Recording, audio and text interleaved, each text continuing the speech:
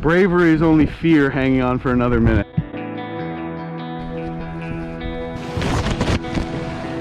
Oh, fear getting stuck.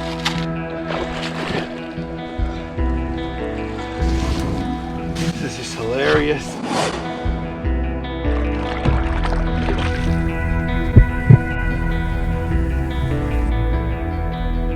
That's a good figure.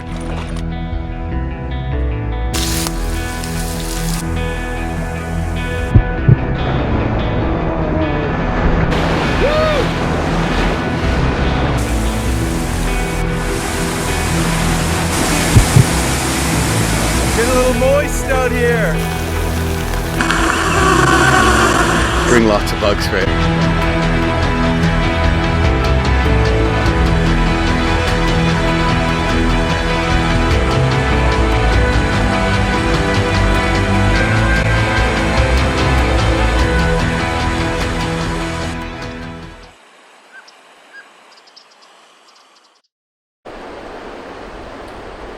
Hey, bud. Hey, bud. Hey. Yeah, alright. I'm gonna miss you.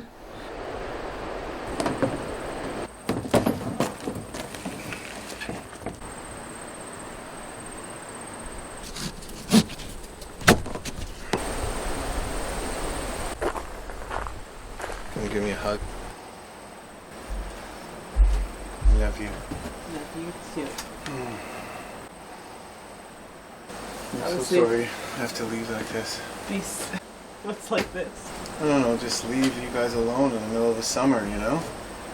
Makes me want to burst into tears. I love you guys. Yeah. You know? It's part of your job, honey. I know, yeah. Yeah, it's like leaving my family to go on a canoe hunting party like back in the day. Yeah, there you go. I really should start getting at that wood over there. Like we're gonna Yeah, my hand's feeling better. Bye, hon. Bye.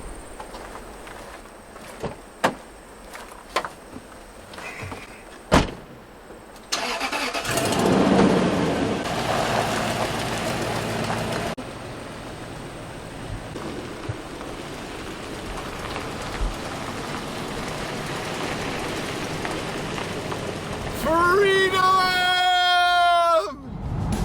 Just kidding. Beautiful town of Temagami. Ways to go still, that's for sure. Latchford Bridge.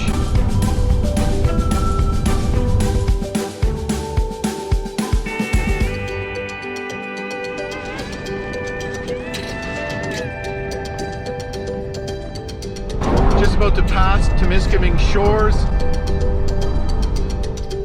Crossing into the Arctic watershed.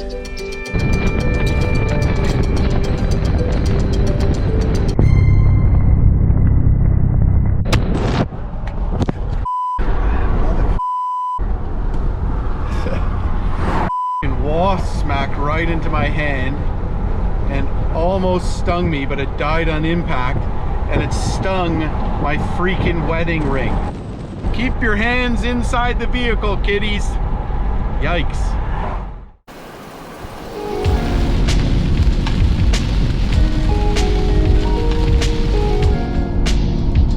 We're about an hour and 20 from Cochrane. So the plan is I'm going to stay in Cochrane tonight. Then luckily I managed to get a great contact up there, and he's going to give me a drive on a mining road and then on a forest access road into a river called the Floodwood, and then follow a chain of ponds into the extreme headwater of the North French River. It drops about 200 meters and 45 kilometers. So we're looking at a serious advanced level whitewater river. Once I'm through that, it's going to be 60K or so to the Moose River, and I'll continue there to Moosonee.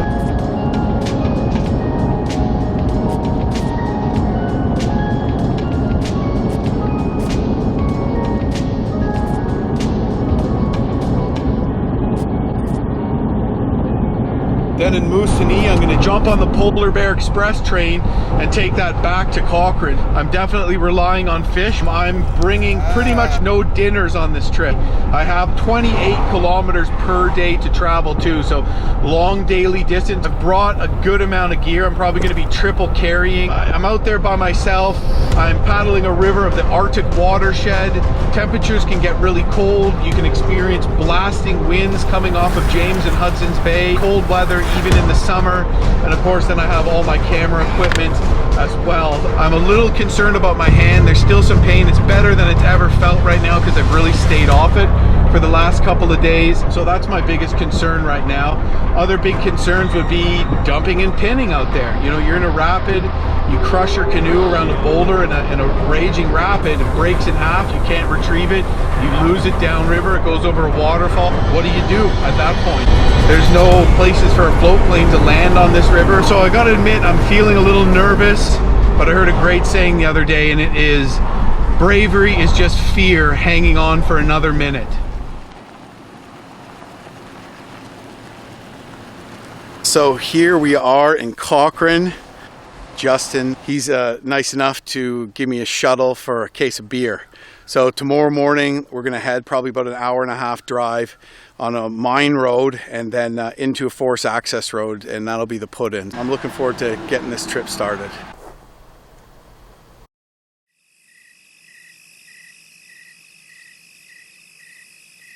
Okay, we are on our way. I got Justin here. He's gonna give me a lift to the put-in.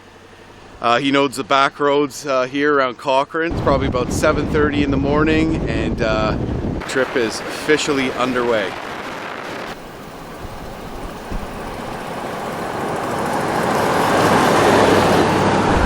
It's the little Abitibi River with the little Abitibi in the survey crew. It's a black fly, the little black fly, always a black fly. No matter where you go, I'll die with a black fly biting my bones in North Ontario. Take it away, Justin. I don't know the song. Yeah. Oh well. With the little Abitibi in the survey crew, it's a black fly, the little black fly, always a black fly. No matter where you go. Other spot. This is where we would have went. Yeah. No go though, eh? No. Potential other access point there. Justin went in and checked it out, scoped it out a bit, but it was a no-go. The road just turned into a gong show. So, I mean, at one time when they were logging up there, I probably could have cut off the chain of portages, and I'm going to have to walk through a clear cut too that'll probably be pretty overgrown by now. But at one time you might have been able to just get in that way and cut off this chain of portages that I have to go, but as of now it's like ATV access only pretty much. Here's the turn, and this road's a little bit more interesting, as you can see here.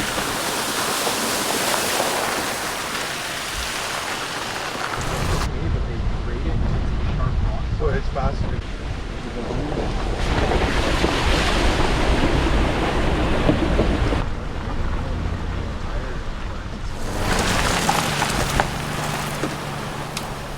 Truck. Someone's back here fishing.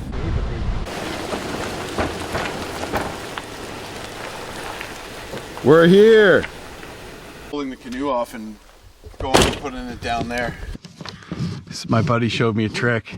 I used to not ever use these because they vibrate. Yeah. And he's like, one twist. Yeah. And they don't vibrate. Which I didn't realize. I just hate that boom, you know?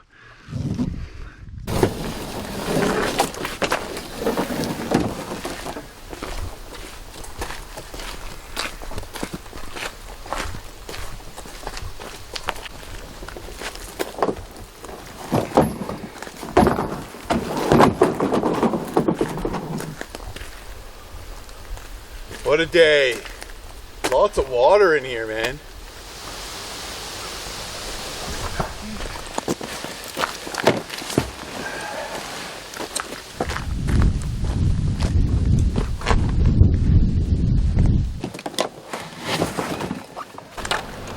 I hear that boat coming.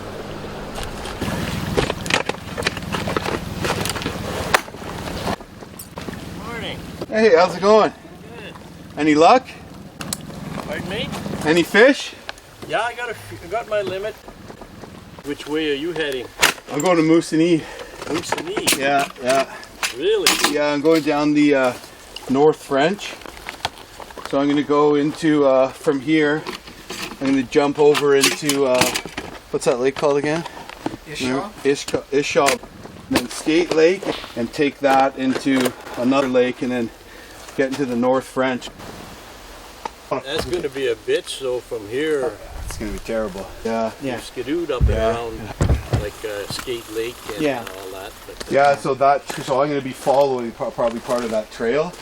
So once I jump off here into Isaw, between Isaw and Skate, there's a big cut. So I'm going to be following like a skidder trail, like a quad trail, there's basically. no more skidder trail there. No. Nothing. Anyway, it should be interesting. Yep. Yeah. Especially the heat's supposed to get pretty hot. That's why I'm coming out now. I don't like that heat. No, well, I'm a ginger too, so you know, it's just it gets you.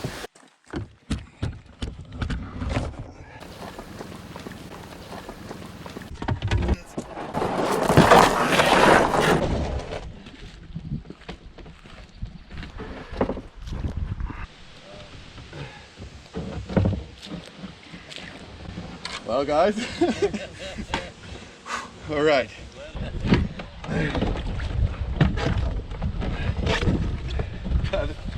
You can live vicariously. Thank you, sir. And we're off.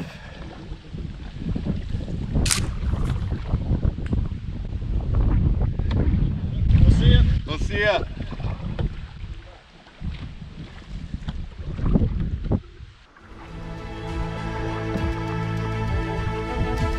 Bald eagle at the put in. Yeah, that's got to be a good omen.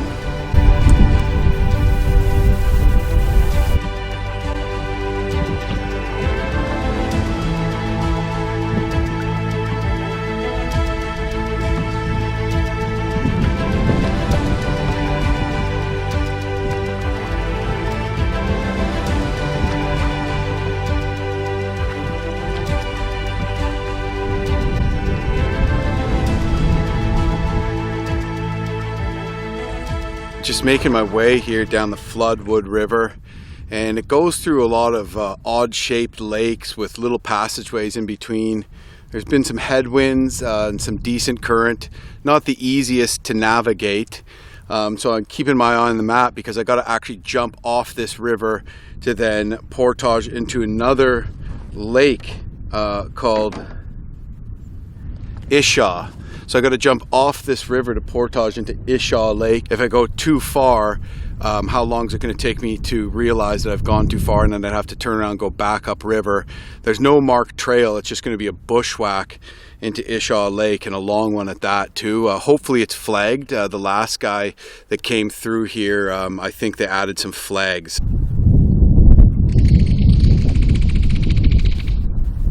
Kingfisher.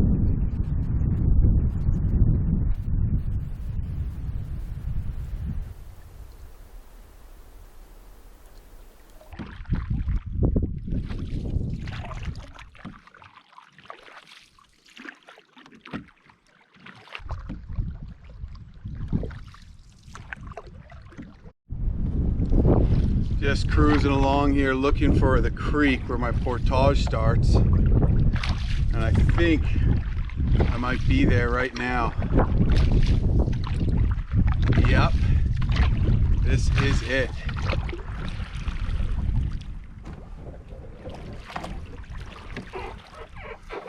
I'm just looking at my map here, making sure there's no other tributaries. And there's not, so this has got to be it. Time to say goodbye to the Floodwood River, and I'm gonna start portaging up Isaw Creek. Absolute bushwhack, it looks like. So that's gonna be a tough slog right now. It looks like it's probably 800 meters, so this might take me a good chunk of the day just to do this.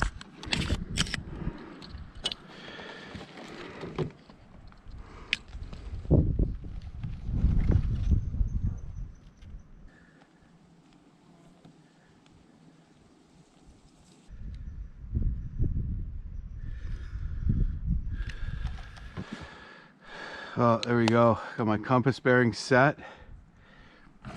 Yeah, no time like the present. Wonder how far I can make it up this creek.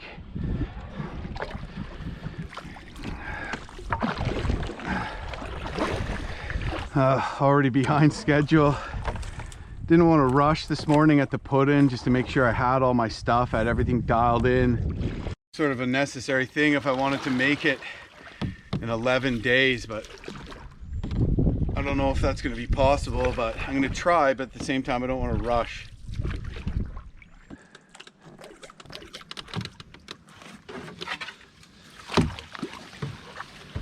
So this is Isaw Creek. I'm sure I'm going to find some bugs in here. Can't really get in any further. Oh Lord. Total bushwhack. This is going to be brutal.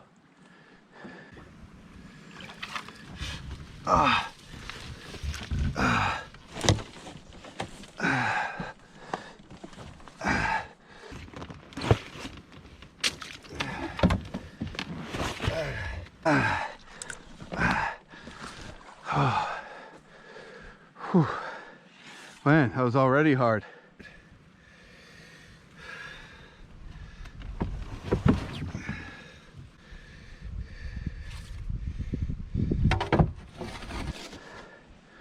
Brutal.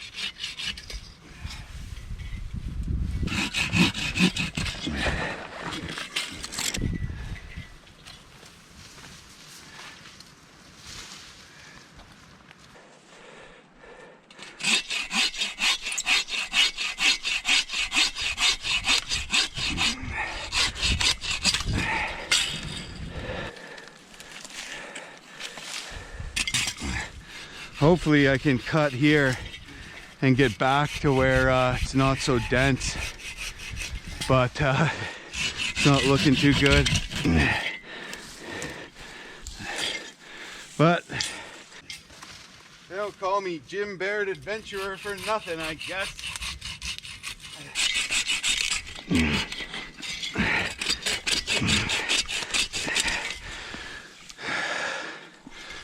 Look at that, alders can be killed. Oh, that's as good as she's gonna get. I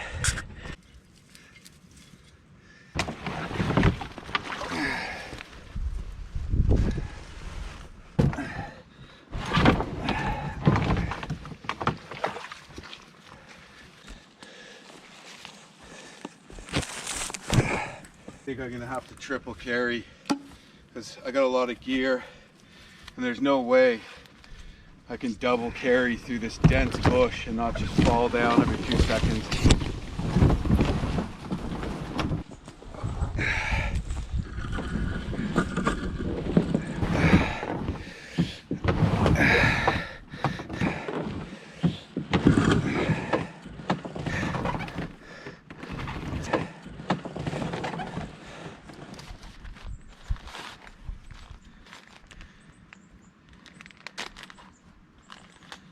Great thing to bring, flagging tape.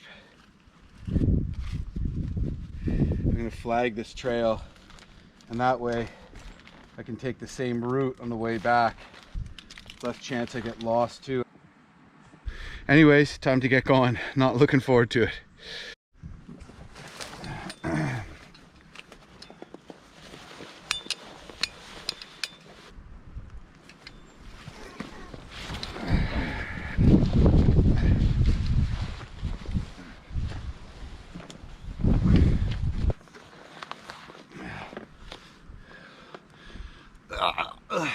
here we go.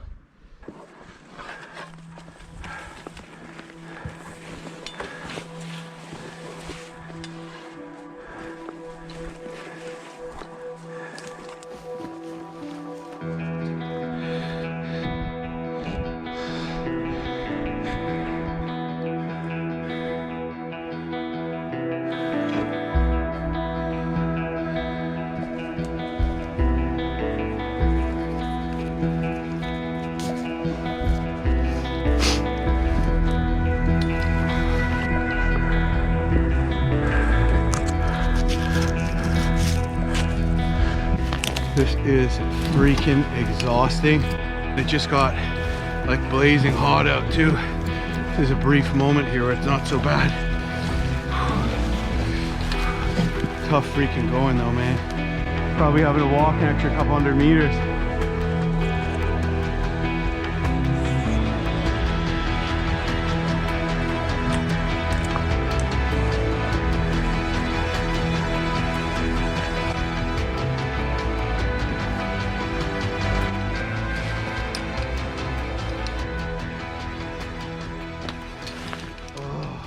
Oh no, I forgot my bug spray. Black flies are out in swarms. I'm gonna go back because the black flies have just found me and it just got roasting hot out. So I'm gonna walk back on the trail I flagged, get my second load and bring it to here. This is tough bush to walk through. Ow. Ooh. Ooh, that hurt the hand. Not a good feeling. Just leg breakers and down trees everywhere, so total gong show. Flagging the trail takes longer. I am now off the road system. There's very few roads, if any, just ATV trails beyond this. And once I get into the North French River, I'm well off the road system. And the only access back to civilization is by train. So, I mean, Moosonee on the James Bay coast is a frontier town. And that's where I'm heading. Oh, whoa.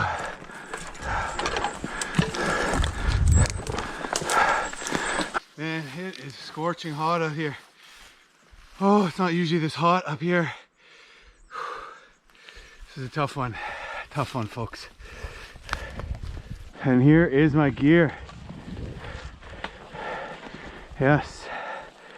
I'm gonna run out of water too. Just pound this whole thing.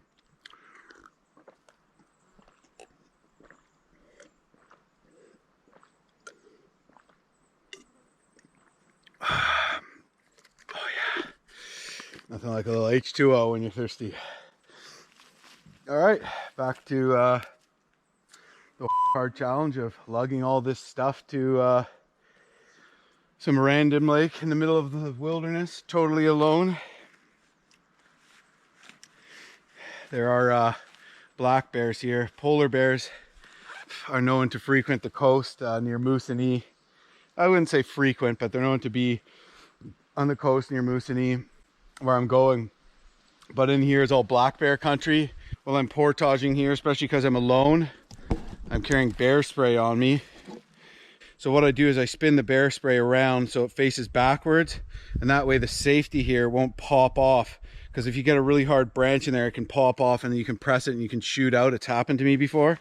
But when it's backwards, it's going to actually push it on harder when you're bushwhacking. So I think that's a pretty important tip.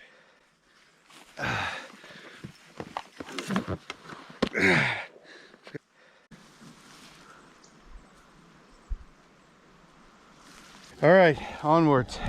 Oh man, my bearing puts me right into a massive bush of alders. Freaking terrible, man.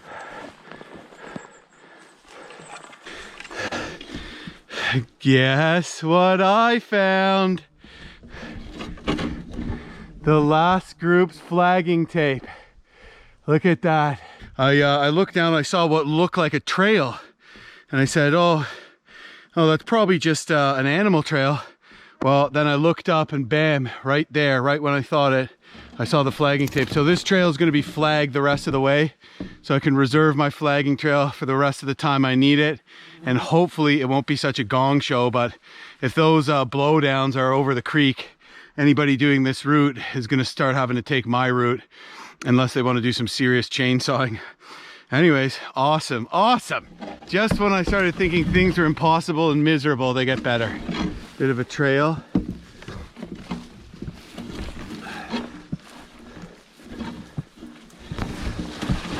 More flagging tape. Right in the tree there. Aha. The old logging road. Now the question is, do I follow this? I'm gonna flag this tree here.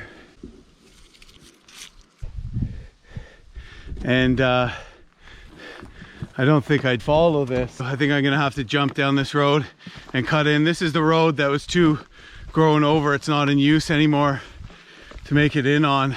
I'm looking for flagging tape for the last group's sign of them along the side of this old logging road. That looks like it, but no flags, huh?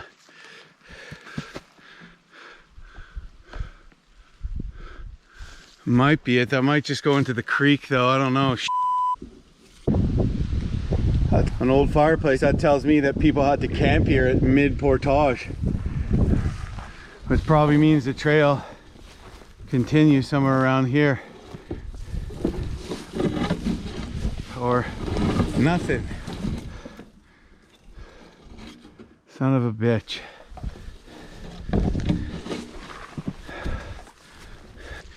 Maybe my excitement was premature. I'm gonna drop my bags because I'm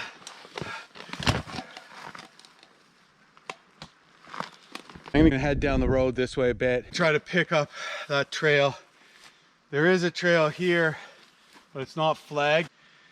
So I'm gonna search around. I'm not gonna bother searching with my bags on because it's just too exhausting and demoralizing, but hopefully we can find those flags because they didn't last long.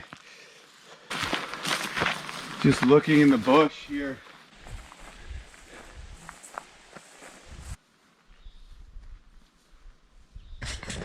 Like this is a possibility, but usually though it'll be flagged. If guys are flagging it, they'll flag it, you know, where it picks up off of a logging road, an old logging road. Nothing. Nada.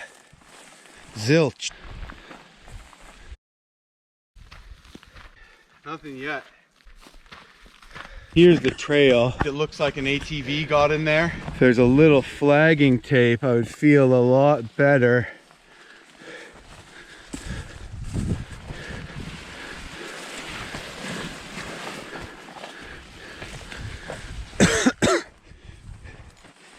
Pretty much following my compass bearing.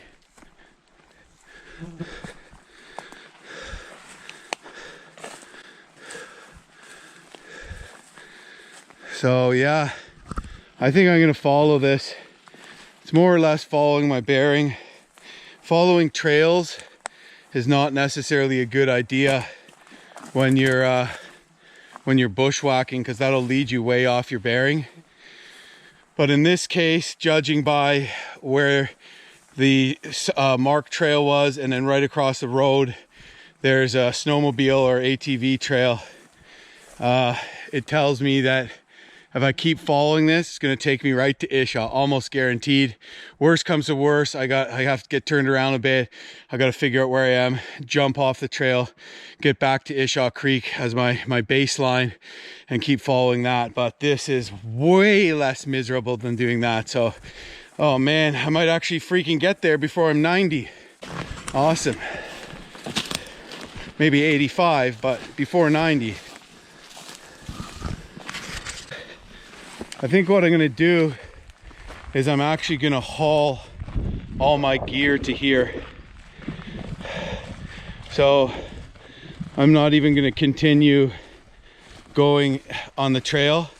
I'm just going to go do 2 more loads and bring the canoe here as well and just leapfrog it. Then I'll be closer to all my gear and hopefully it's a little easier going.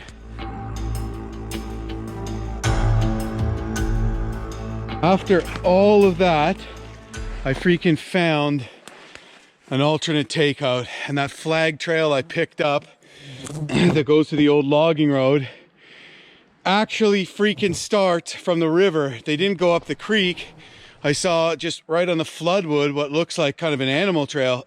So basically everything I did, cutting these trees, bushwhacking in there till I picked up the trail, completely unnecessary. So because I portage both paddles, I have to bushwhack the canoe over to the trail.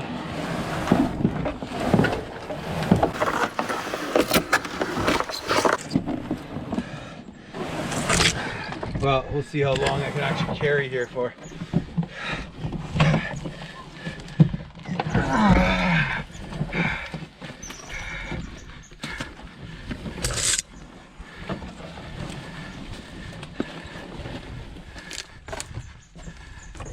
Hard to follow the flags.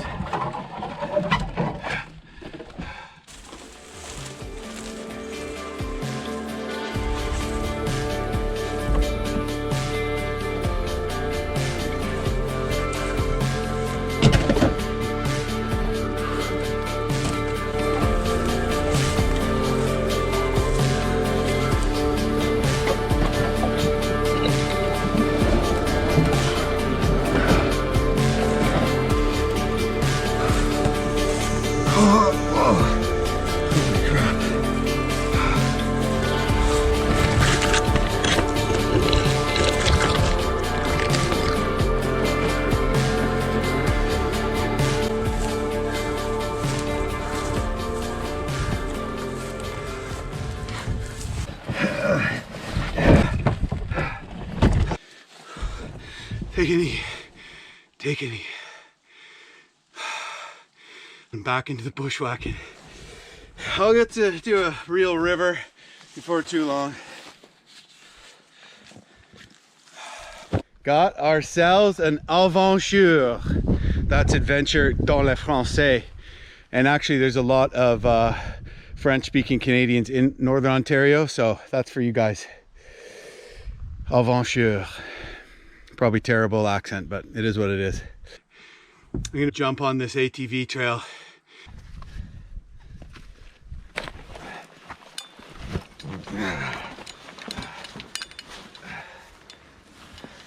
I honestly don't know if this is the right trail. I'm trying to get to Isaw Lake and I'm not sure if this is gonna take me there, but it's worth a shot. Here we go. Hailing some black flies.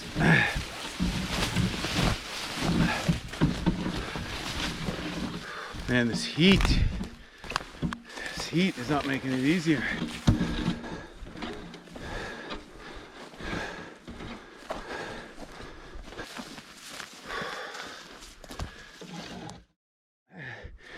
This trail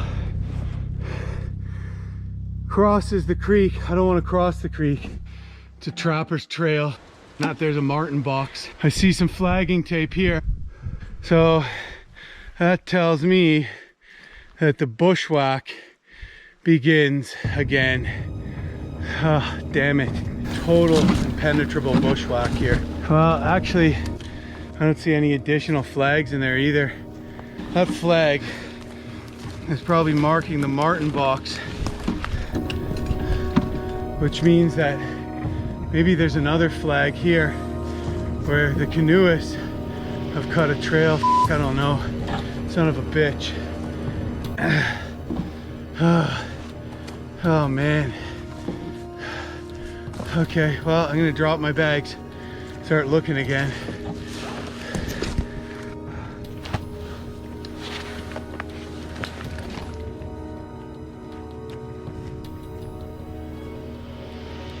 Hallucinating. Thought I saw water. I didn't.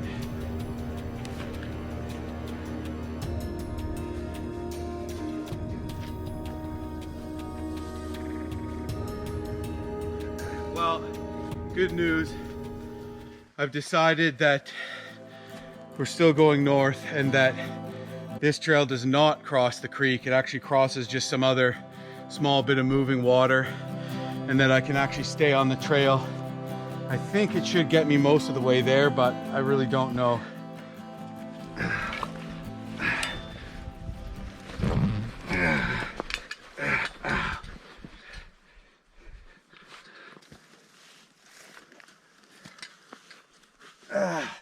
Yeah, sometimes the tendons are sore back in my wrist, so sometimes when I go like this, putting the bag on, that motion hurts.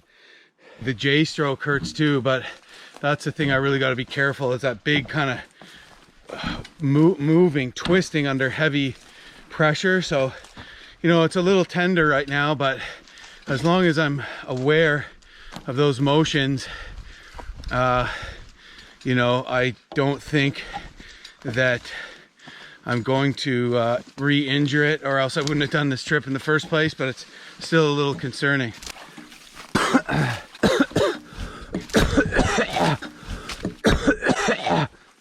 Black fly into the lung.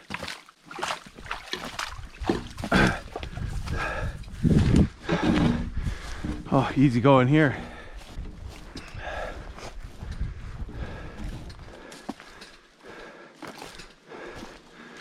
Gotta keep checking periodically that this trail is following my bearing. Bang on. All right. Awesome. This trail is still going the right way, so hopefully it goes right to the lake. Hopefully.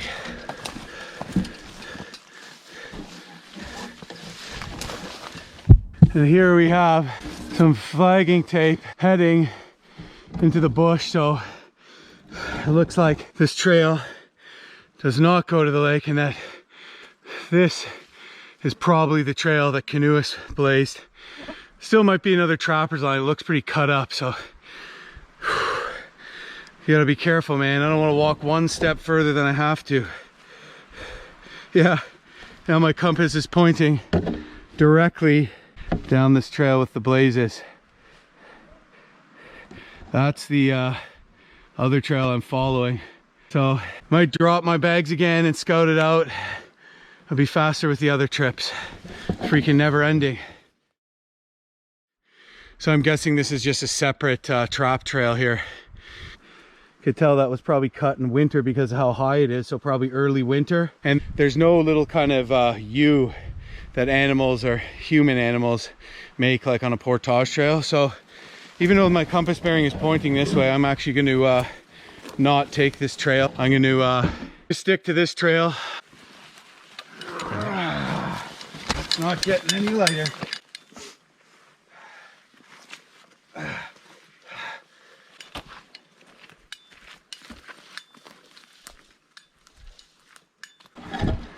Yeah, see, now this is going off my bearing, but it's turning.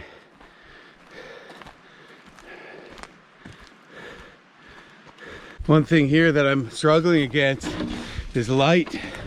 So this is August and it's getting dark at about 9 o'clock. In the Yukon, didn't get dark, barely even got dark. Nearing the end of my trip, it was dark for maybe 3 hours. So it gives me a much shorter window where I can travel. Definitely you end up, when you're pushing, kind of struggling, trying to find camp before dark, trying to make distance, and it adds another layer of stress that you don't have when you're north of 60. Wolf print right there. Seen some wolf scat along the trail too. Scat is the nice way of saying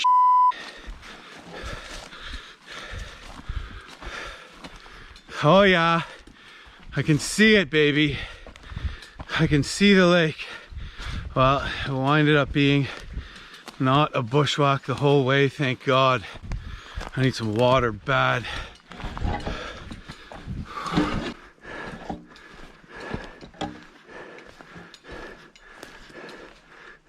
Another marten box there.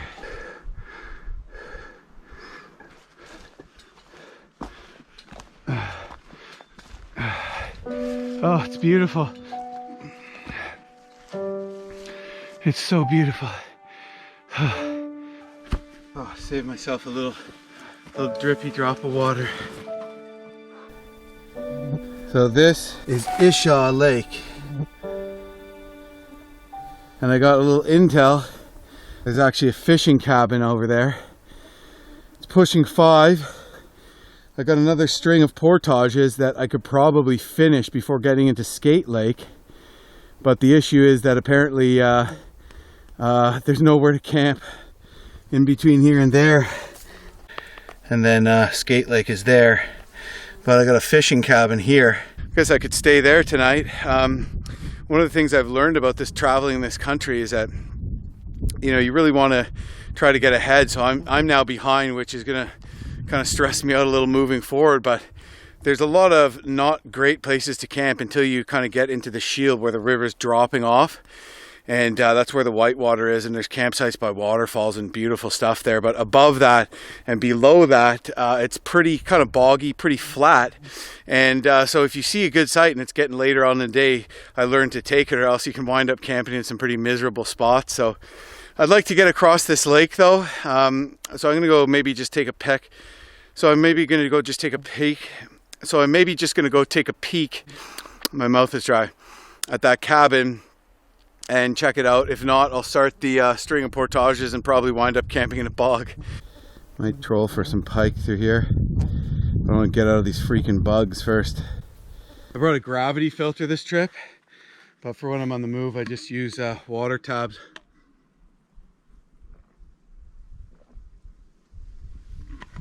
I'm gonna fill these up and tab them.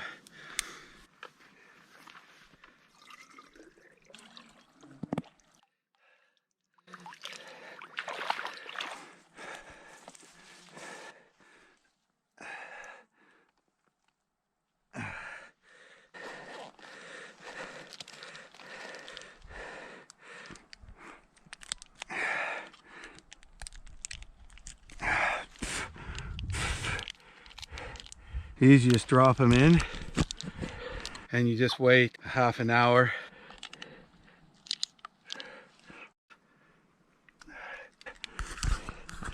They bubble. Back for the next load. So probably carry one back with me in hopes that about a half an hour will pass by the time I'm midway through with the next load. So yeah, no more unknowns, just follow this trail to the lake. Sunny times.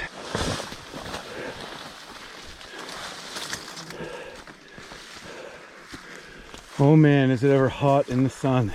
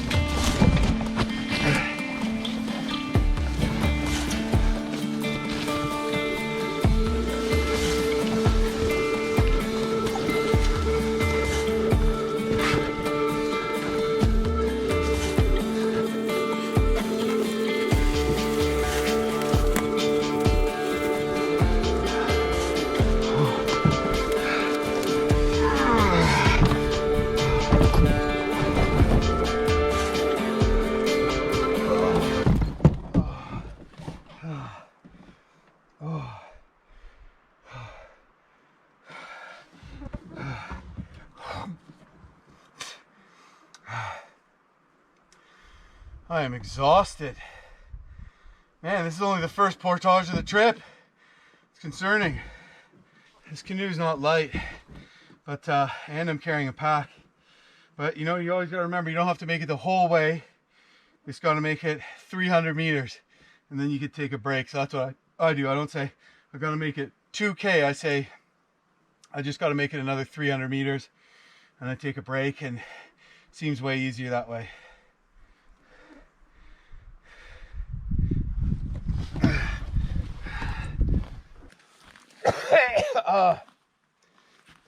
Black fly in the lung. That didn't feel good.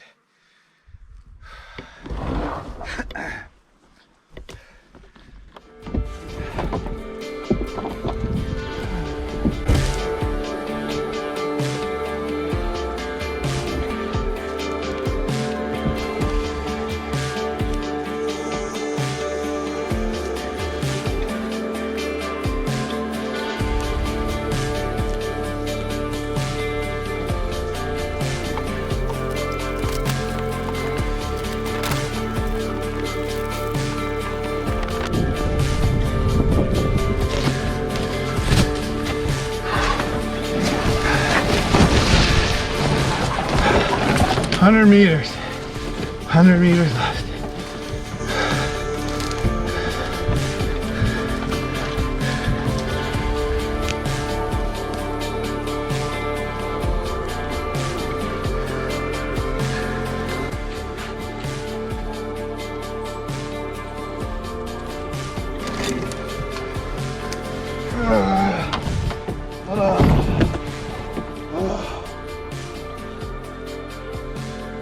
Oh man, it's gonna feel so good to get back in the water. Whew. Exhausting. Back for the last trip. Joy. One thing I like about portaging is the walk back. If you just single carry, which I do on shorter trips and what some people get very proficient at, not really something you can do on a whitewater trip where you have a heavy canoe, all kinds of whitewater specific gear that can weigh a lot, and many days of food and more survival gear. But one thing you can't do is enjoy the walk back, and sometimes you see some pretty cool stuff on the way. Past waterfalls, good fishing holes, you see animals and stuff like that. So as much as I hate portaging, I don't mind the walk back because it's just like a fun hike. However, at this point I'm absolutely exhausted. This portage is 800 meters.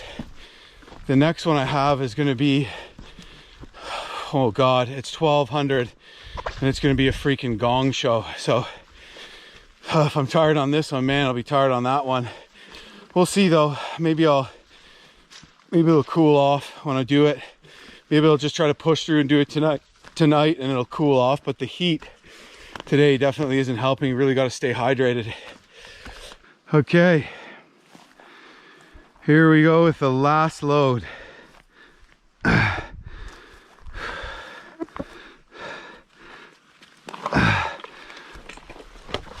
And then we have another portage that's worse than this almost immediately.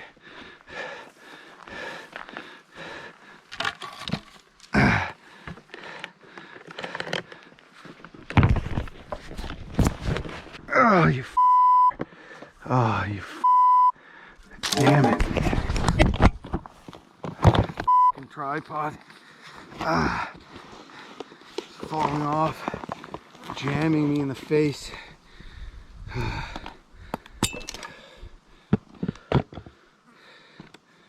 Okay, attempt number 2.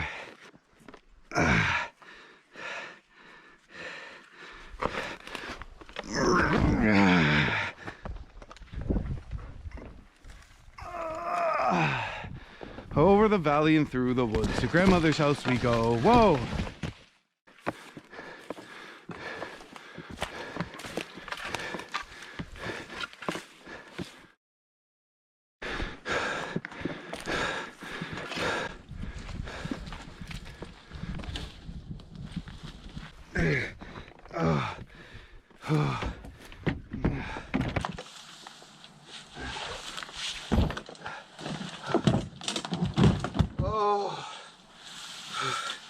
Done.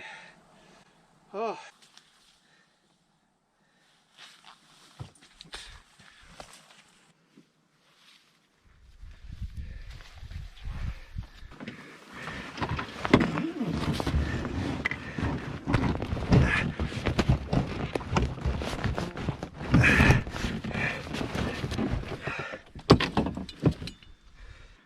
Bugs are thick.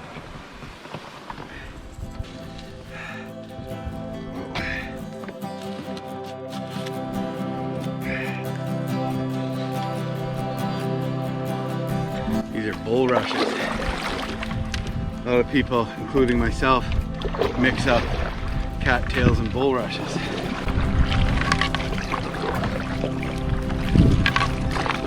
Oh man, away from these bugs. God.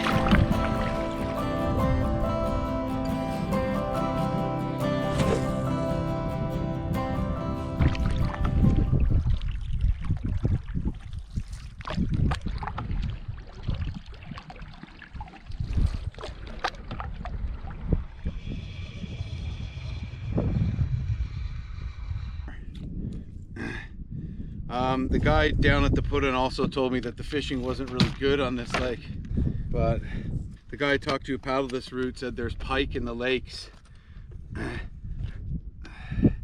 So because I've brought maybe 11 days or so worth of food, and I also planned on eating fish for dinner every night, and probably gonna take more like 13 days. It'd make me feel good if I could get a fish dinner tonight and save that other chunk of food.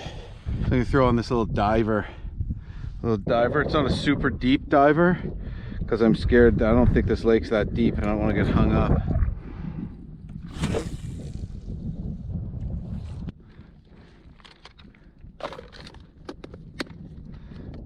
Well, it's not all tough to navigate portages and bushwhack slogs. Sometimes you just cruise along with a line in the water and a tailwind. Look at this. Living the dream right now.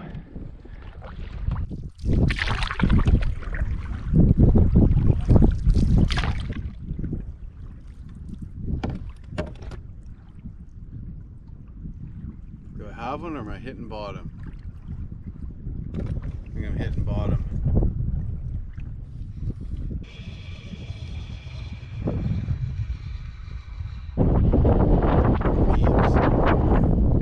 Big weed bed here. Pike hang out in weed beds, except it's hard to fish them without getting horrifically tangled.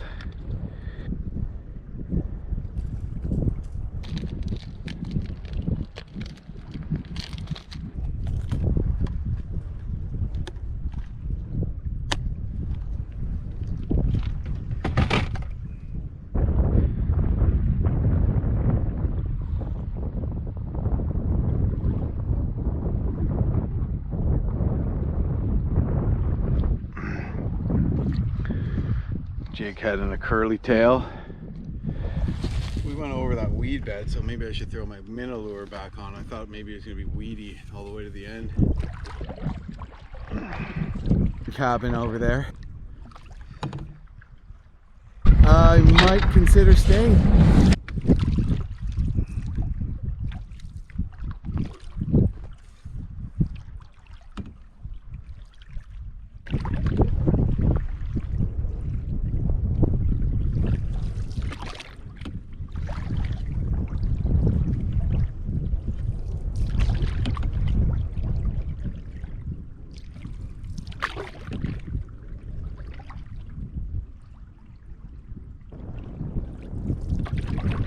Whoever owns this cabin, thank you for giving me a spot to rest my head this evening after the portage beat the living piss out of me. Anyways, hopefully I can catch a fish. No luck so far, it's a little concerning.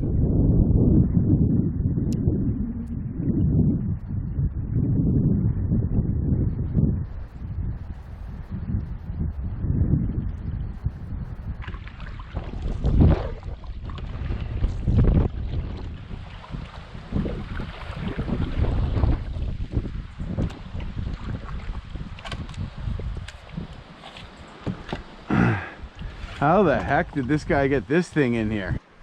Wow, that's impressive. Dock looks like it may have seen better days. I'm not gonna lie. I don't know how much stepping on it I really want to do.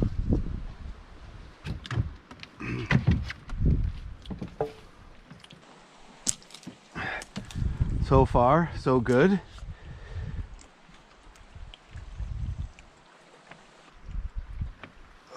Yeah, pretty sturdy.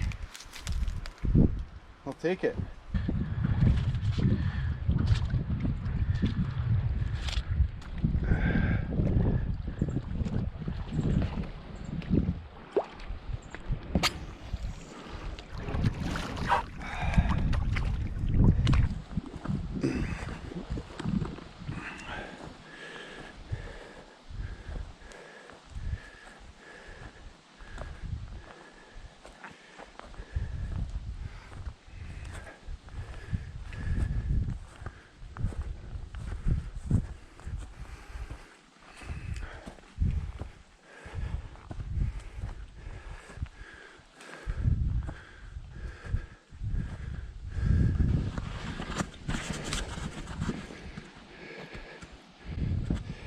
And the cabin is locked. Oh well, plan B. A lot of the time people leave their cabins open. Beautiful little spot this guy's got here. And yeah, I'm getting later in the day, so I'm gonna have to find a spot somewhere. Might go and check out the Portage trail. It's about 6, so cutting it a little late here.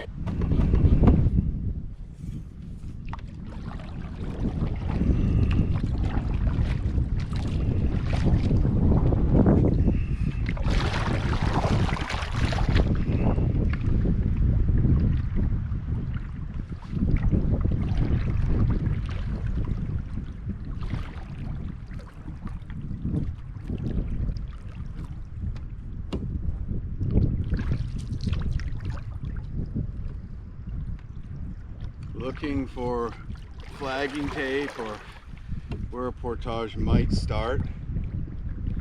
Aha! There it is. That's it. That's gotta be it. It's nice that someone flagged this, or else you know, I'd be just basically bushwhacking through. There might be old trails or something like that, but I can imagine for the most part they'd be overgrown. So yeah, interesting route this is, but that's got to be it. I don't know what else that could be. It's not exactly where I have it marked, but it's just down from it. So I'm gonna jump out. I might actually just camp here, or we'll see. I might carry some of my stuff down, maybe the canoe, and then make camp. But like I said, it's getting late in the day.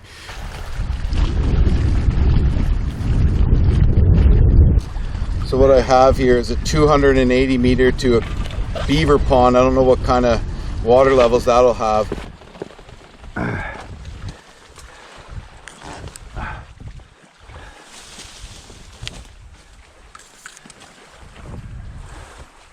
Look at that. A real takeout and everything.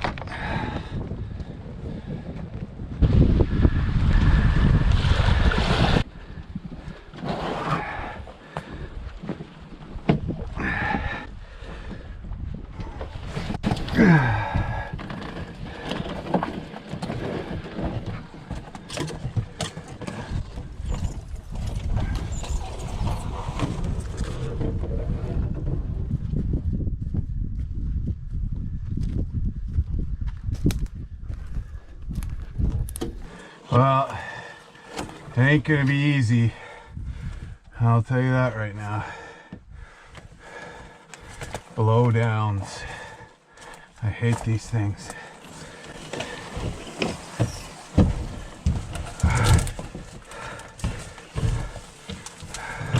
It's like someone's come in here and cut a little bit.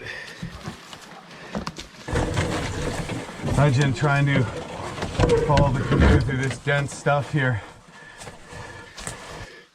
Borderline impenetrable. You can't do it unless you cut.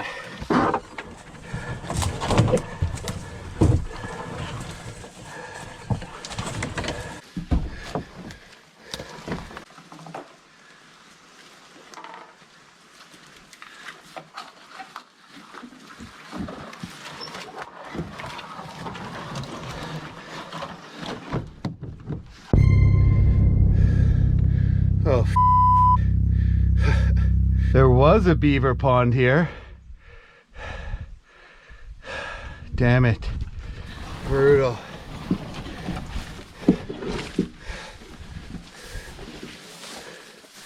Oh my goodness.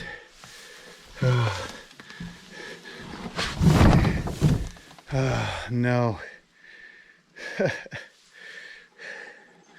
This is supposed to be a beaver pond. Clearly times have changed. Well, I think that's going to be it for today then. It's getting late. They smell wild mint though. Well, this is home for the night. Didn't catch any fish, which is concerning. So I'm gonna have to dip into my dinner rations. I started doing the portage where I thought was gonna be the put-in. There's a beaver swamp that you're supposed to be able to paddle across, but it was drained, so it's just like mucky, gross, like mud that I'm gonna have to wade through. By the way, this is my axe. Same one that I cut my hand with. But the sheath was the only one they had in the store, so I stitch it under here so it's super, super tight. Now that breeze coming off the lake is helping keep the bugs down.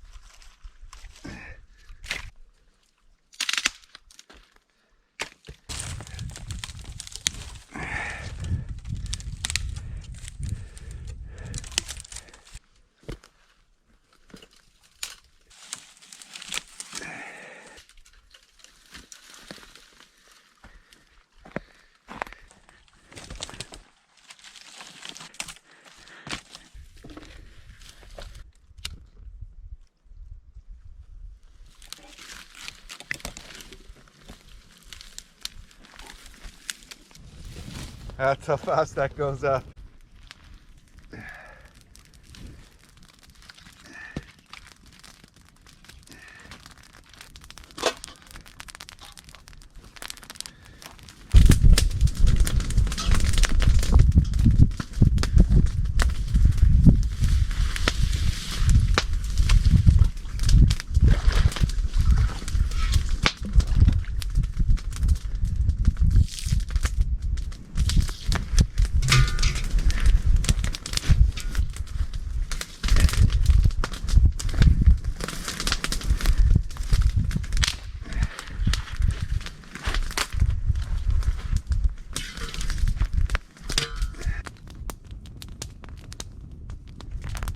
Dinner tonight is pasta, and dinner every night is gonna be pasta unless I catch fish, and then there will be no dinner because I didn't bring very much pasta.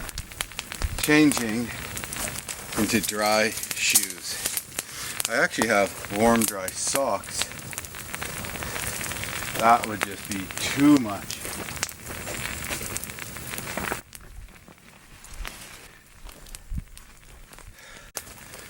Well, I have on neoprene socks under here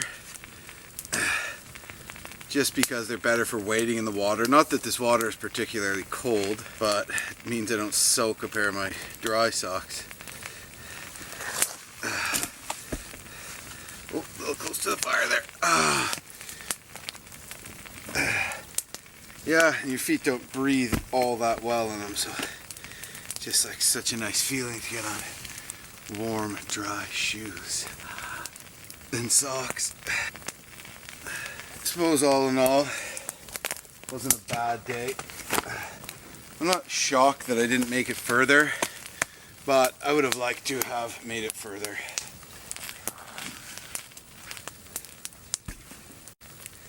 Just letting them dry out right now. Yes, dry tootsies. Dry in the wind. Oh man, freaking good workout today though, I'll tell you that much right now. Can't tell you how much harder it is walking in that squishy sinking moss than on like a trail that's kind of more beaten down. Just like every step is like double the amount of work.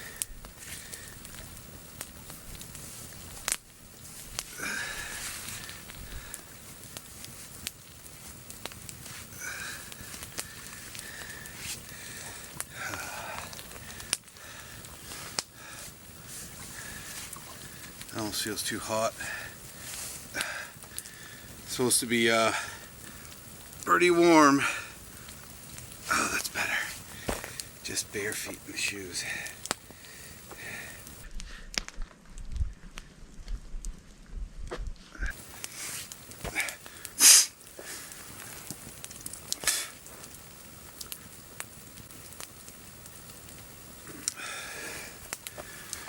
Oh, dry shoes. Dry shoes.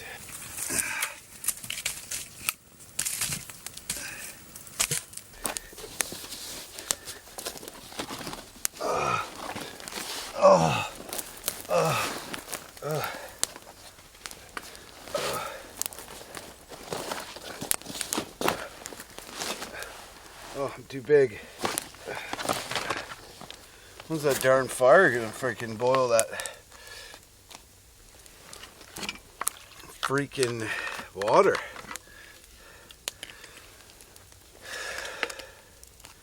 Must be punky wood.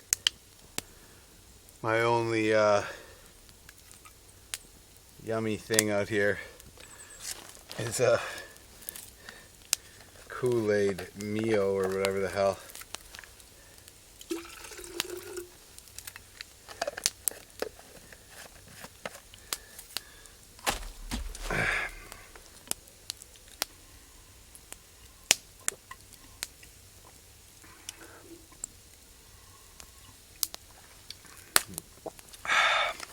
Well,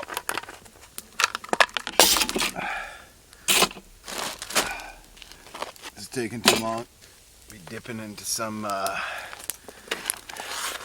summer sausage.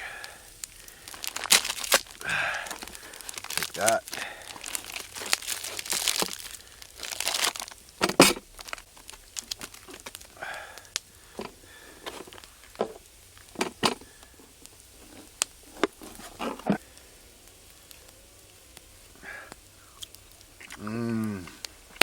Real summer sausage can last in the summer.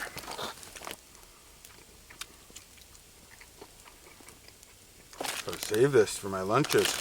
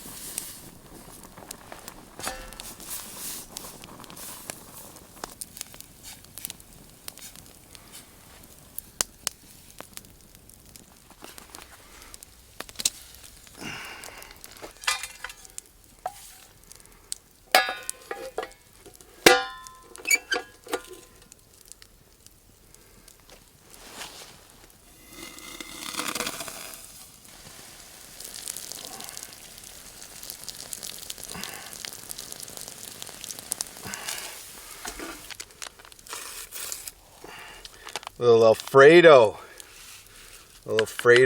pasta sauce for old Jim.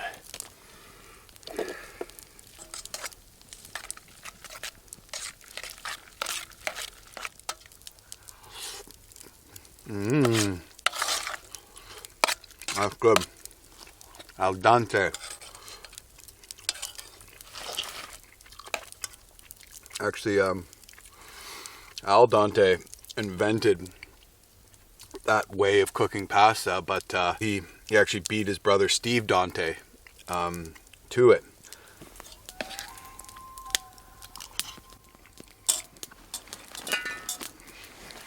Well, it is almost dark. Feel pretty good. I'm not 100% sure that I should, because I was really sucking wind. Like, that portaging was hard. More portaging right now to get into a lake called Skate Lake, and then get into the headwater of Wildlands Creek. So yeah, that's going to be super, super interesting. I don't know what I'm going to run into, but once I get to the North French, it's going to be easier. It's getting there that's a big challenge. So yeah, so a little concerned, I think, that it took me so long today to only get, you know, a pretty small number of clicks. But I'm feeling good. I know I'm going to catch fish, and I think it'll all be all right. So ready to tuck in for a well-deserved sleep and maybe a few ibuprofens.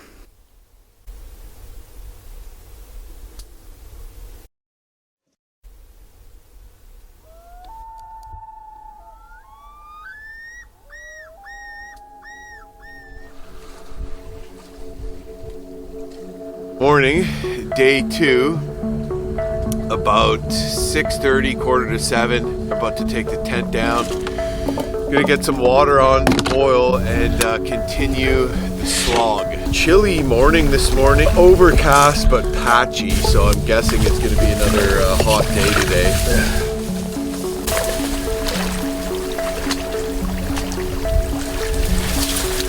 Little sand, never hurt anyone. So yeah, the slog to get into the headwaters of the North French continues. I'm gonna protect that from the wind a little bit. Just a little breeze, but the wind can be notorious for blowing away all your heat. And yeah, I'm just gonna get some oatmeal, some coffee in me, and start giving her. Basically, take the tent down, and that's about it.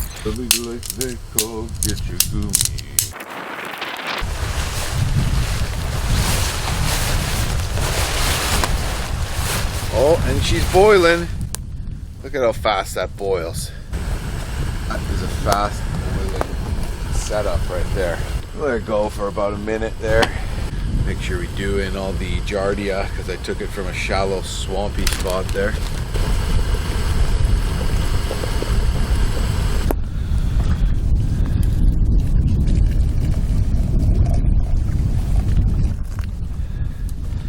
The rest I will save for my oatmeal because it's oatmeal or no meal out here.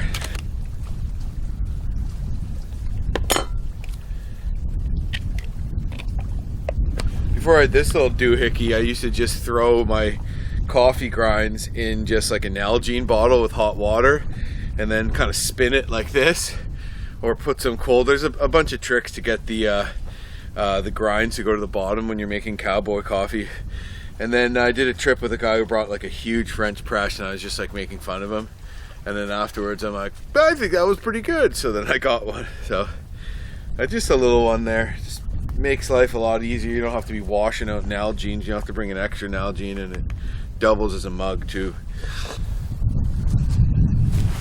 Big Joe Mufferaw paddling the Mattawa all the way from Ottawa just one day. They say one day Joe drank a bucket of gin and beat the living tar out of 29 men. Mufferaw Joe. Yeah, so my morning routine is wake up, go back to sleep about 3 times usually. Got to get better at that. Then I stuff my sleeping bag, get dressed, clean up whatever's in the tent, charging equipment, that kind of thing, camera gear. And then I jump out and I throw all my stuff out of the tent, my sleeping bag, my ground pad. And then I jump out and I get the water boiling. Then I take down the tent, and that way I don't actually have to wait for anything. By the time I'm finishing a tent or midway through, I can brew my coffee. That way my coffee's brewing, so when I'm done packing my bag, my coffee will be ready and I'll be ready to eat my breakfast. And also at the same time, that way I have like the maximum amount of energy. If I just woke up, ate breakfast, and then break camp, I might start to get hungry by the time I start traveling. So I want to capture the maximum amount of energy from my food. I line my big dry bag with a carpenter's bag, contractor's bag, and that gives me an extra line of waterproofing.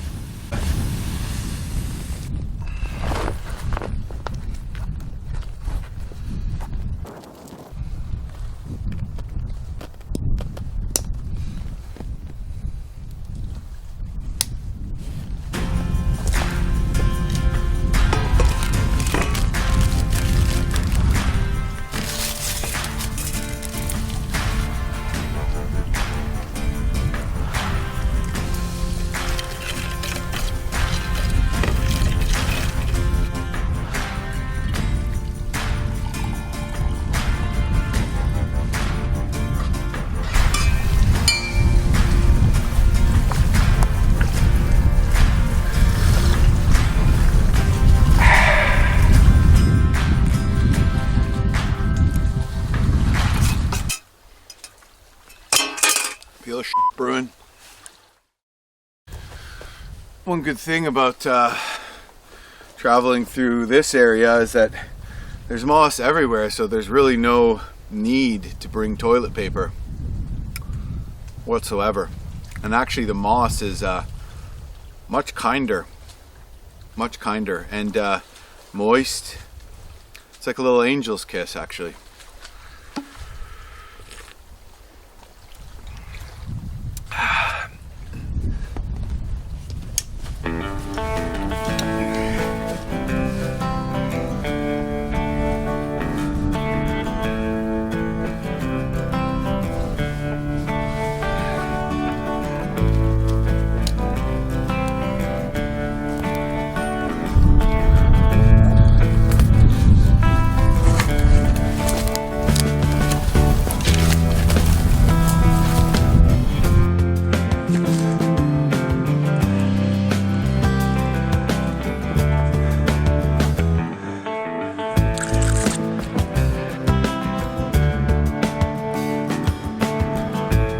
Here we are back where we left the canoe yesterday. I think I'm going to leapfrog my stuff and bring everything to here.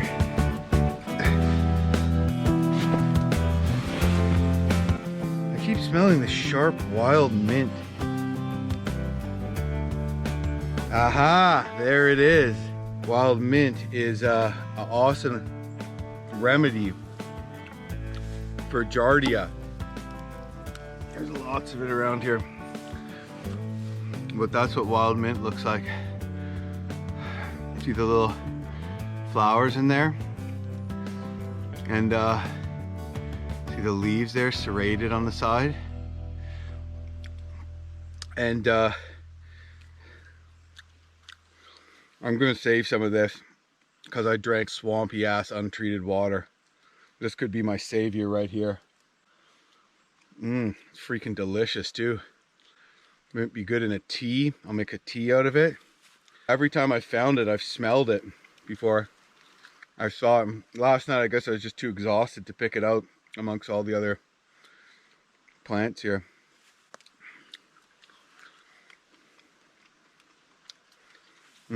That's delicious.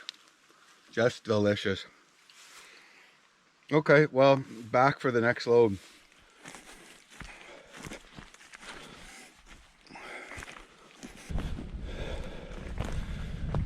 Here we go.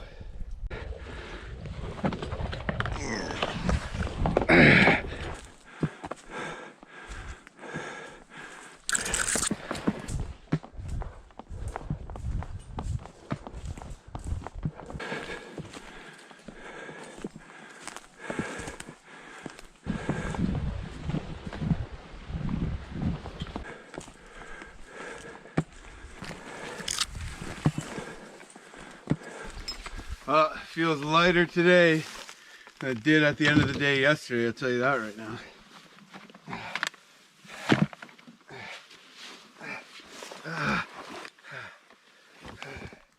Tons of wild mint around here.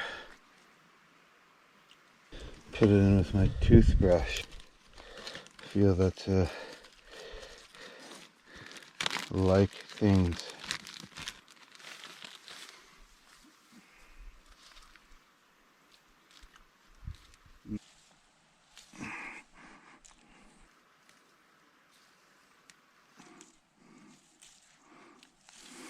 The flies are finding me.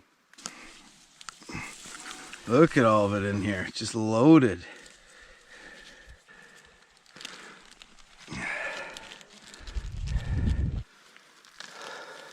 Decent stash of wild mint right there.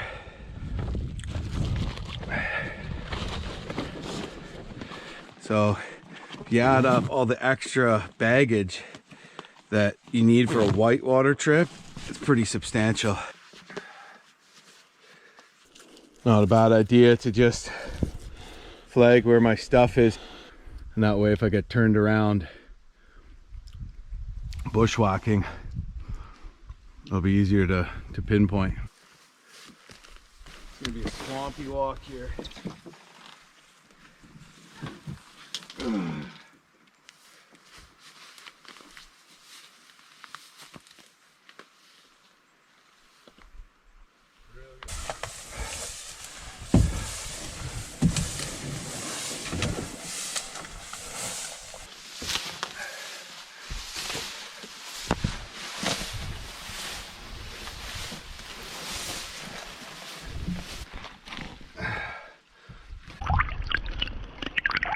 Well, here's the creek.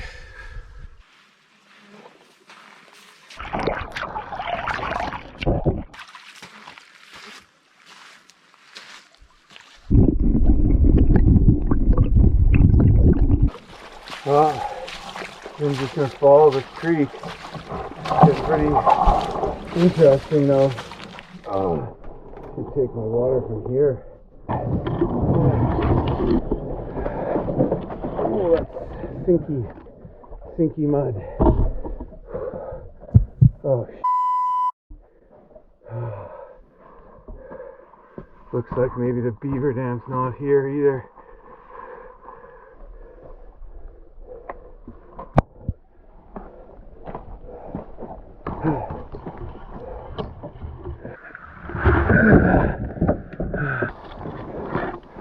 Yeah, so all of this was supposed to be a beaver pond. Look at what we have now. So yeah, that's gonna put a dent in my time. I can probably wade up the creek though. But yeah, I was supposed to just whip right past this, and now it's a gong show, so not ideal. You know, you look at maps or notes and then 5 years later could be very different, especially when it comes to beaver ponds. So good thing to take note of, that don't rely on anything like that that's not super fresh. Like this was like basically a lake about 5 years ago. That's nicely. That's a little better. Sometimes beast mode is the answer.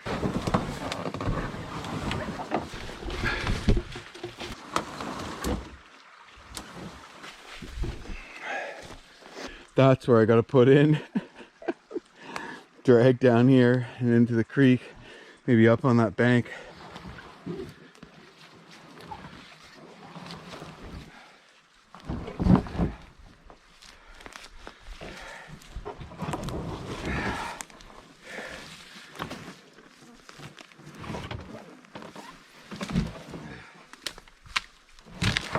Oh, that is muddy.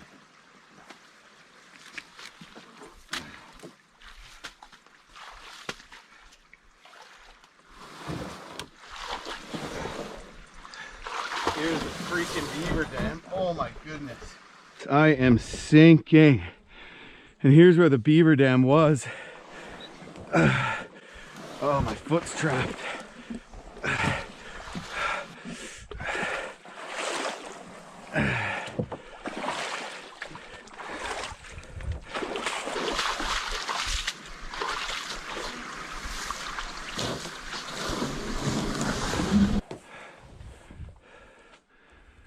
Yeah, so this was a very deep beaver pond when the last group came through. You could see what's left of the dam there. So that's a bitch. No better way to put it. Look at how high the dam was. And up to there. So massive beaver dam. I don't know what the hell happened, whether it was bombed or like, hard to imagine that just all blew out. The dam, you can see the remnants of it starting way back there. Looks like there's a super old one maintained for many years because there's big trees growing out of it. Look, and there's the canoe.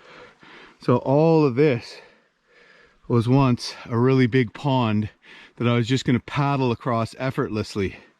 Now I'm going to have to wade and drag up the creek and probably portage.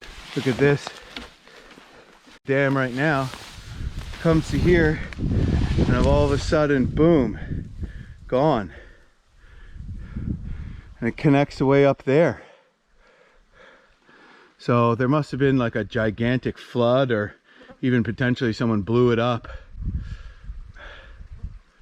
Or maybe the beavers got trapped, it wasn't being maintained and the flood came and pushed it through. Who knows? And the flies have joined me. This here is a kind of lichen called old man's beard, or technically usnea moss. It's a great tinder, and me and Ted actually used it on a loan almost solely. We get big bundles of it and we dry it out till it was bone dry, and we tuck it in a dry spot with our clothes, and it would just take a spark from a ferro rod. If it's dry, you can usually find it at the edge of like a pond where it's gotten a lot of light. And usually there it's the driest, even not long after a rain. So this will just take a spark and light up. So I'll save some of it and get a fire going with it later. Usnea moss is also edible, but it's very hard to swallow. All right, so heading back for the next load. And you know, I'm not too bummed out about this dam being gone. I mean, what are you gonna do, right? The trip ends up taking me a couple more hungry days, then so be it. Whoa, Jesus, there are some deep muck spots along this creek, man.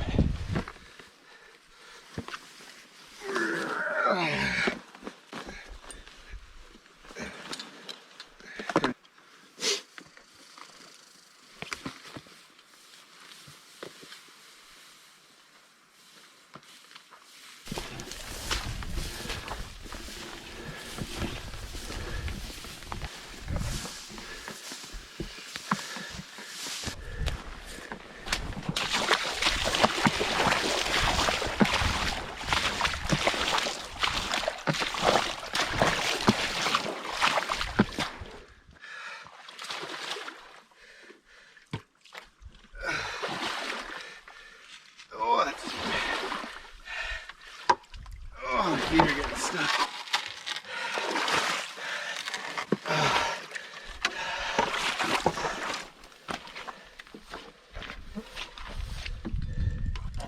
Gonna be freaking dragging. There's a bunch of logs to haul over. I also can't really use my left hand as heavily as I want to.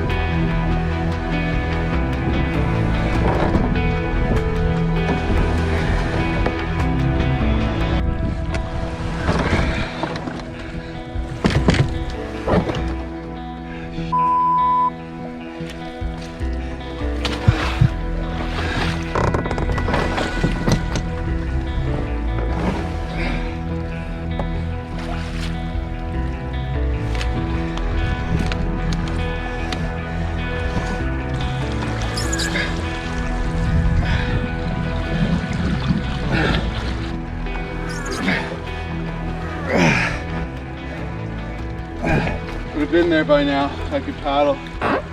Terrible, terrible news.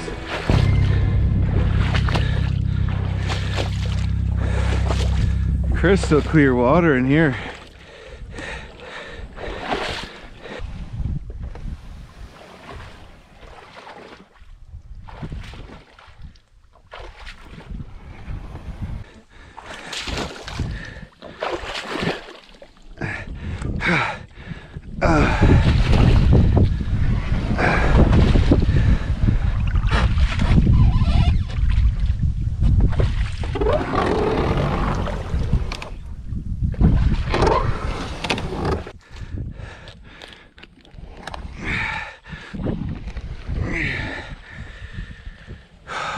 It's real slow going.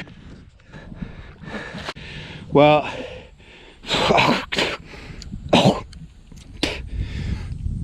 it's just gonna go on and on and on like this. It's better than portaging through the swamp muck though, where it goes all the way back in and around there. So a really long ways I'm gonna be slowly trudging along through muck. And if that beaver dam was there, paddle the whole way there. So that's what my map shows a pond, and the last guys had marked it this as a full beaver swamp. So I was kind of like, whatever, I'll deal with it. But now that I'm into it, I'm like, this is a disaster. This could end up adding an extra day to my trip. On my boat, trying to help balance me.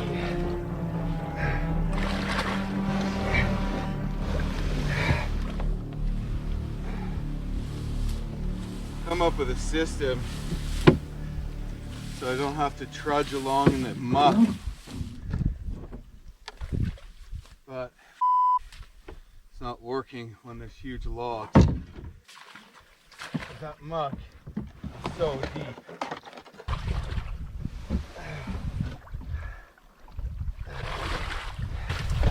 Oh man, starting to think I just should have portaged this. Oh, that's dick deep right there. Yeah.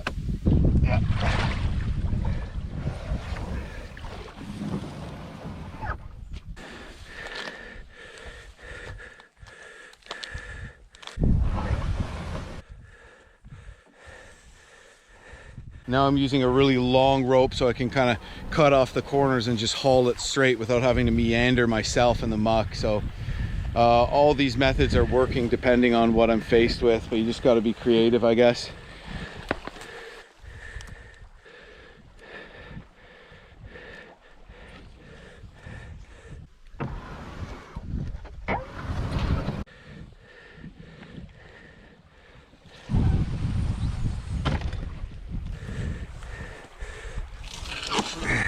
I found this super old bridge. It just goes to show you how much these kind of beaver pond areas have fluctuated. When this was a full beaver swamp, this was completely underwater. You know, with dammed up creeks and beaver swamps, beavers will move out, they'll get eaten by wolves, they'll get trapped, they'll move to where there's more food, and then they'll come back, and that can make a big difference between you know, large fluctuations and turning creeks into full-on ponds. Trapping doesn't really put much of a dent in them though, I've learned, as long as you don't really overdo it. Maybe that was an old clear cut that came into the pond, that at one time people could access this area by snowmobile or something, or by ATV, I don't know. There's a bit of old beaver dam here, and looks like at least in there I might be able to paddle, or at least push off the bottom for, I don't know, 20 feet.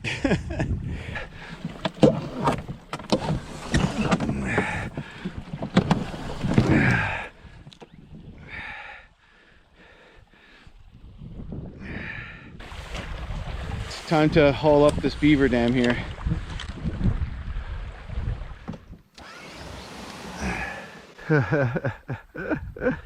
I don't think I can sit in here and paddle. It's going to be very, very interesting. Oh, am I floating? Excuse me.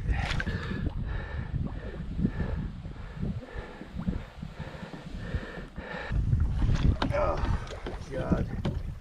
Futile.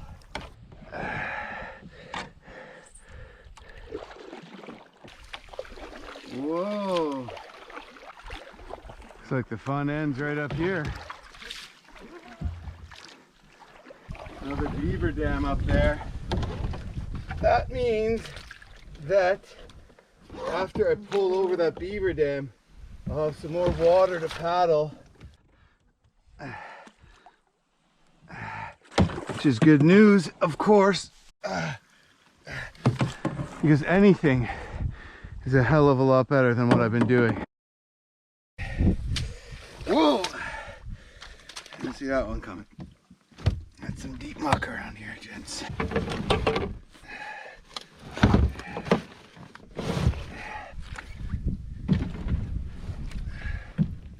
And I honestly think that was easier than portaging through this mucky beaver meadow.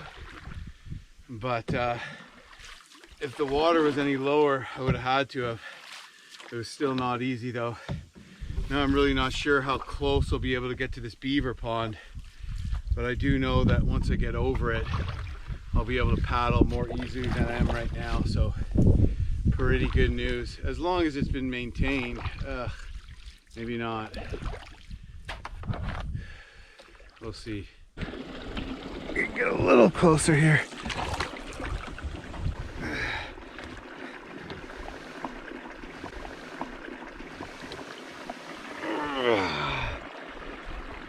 Well, this should be interesting.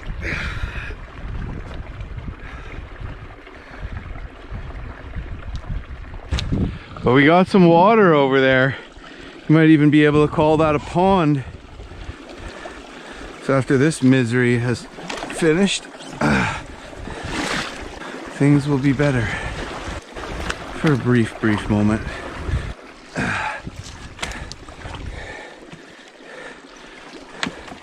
Little tip for hauling up beaver dams: whip a bunch of vertical logs.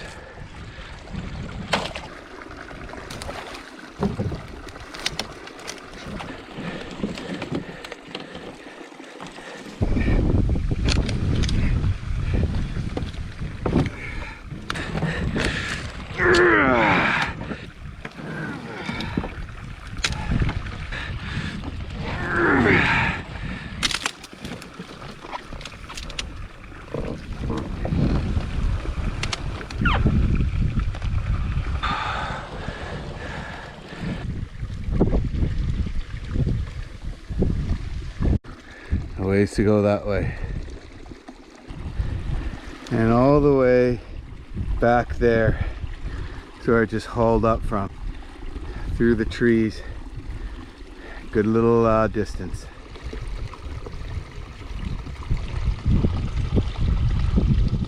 This is the clearest beaver swamp water I've ever seen.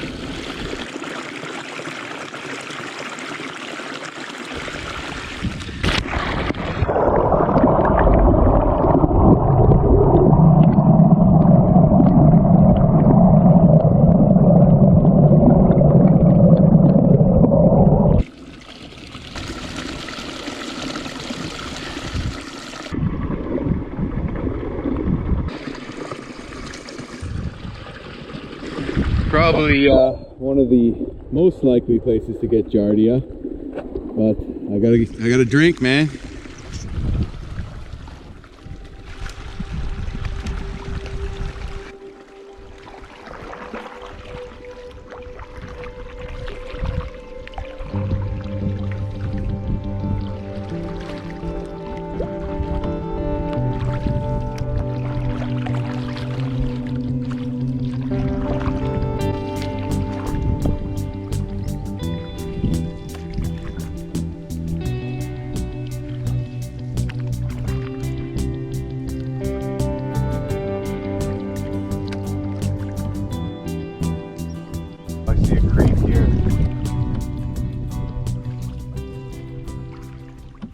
I don't see a trail or any flagging tape, unfortunately.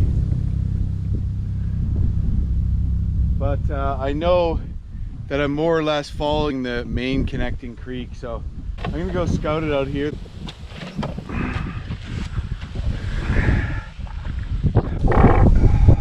My stomach is not feeling great right now.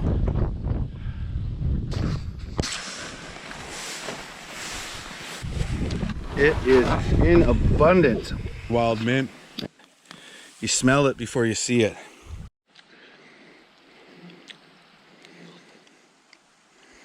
Never seen it in such abundance. It's helping my stomach. It's a little upset. Like, helps immediately. It's amazing.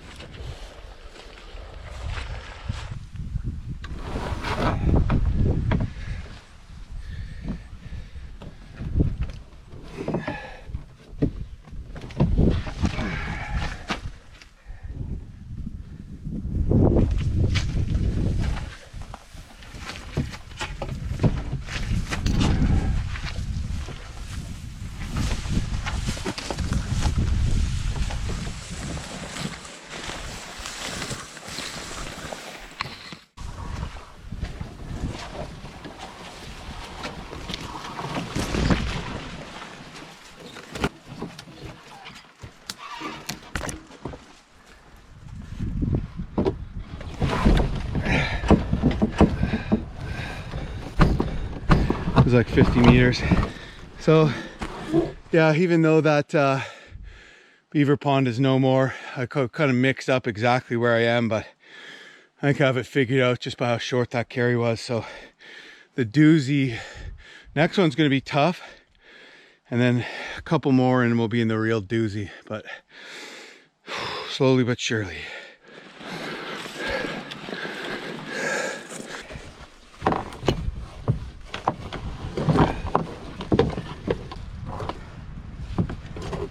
Again, just a short paddle. This next one coming up is a 570 that goes to another pond.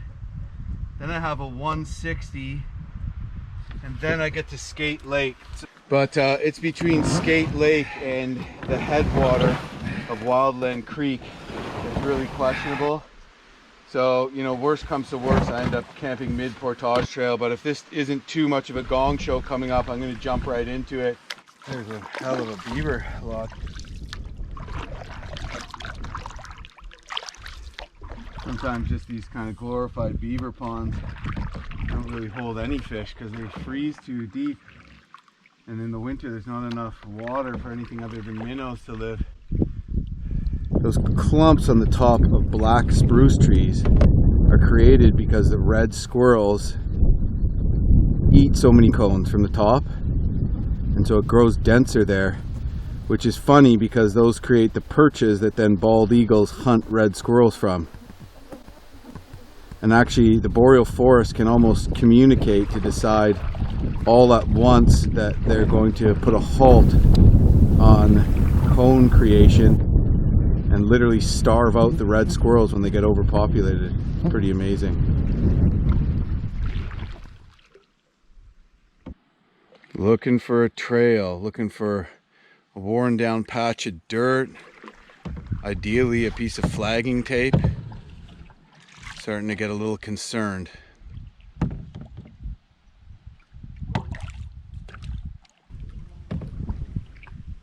Aha! There it is.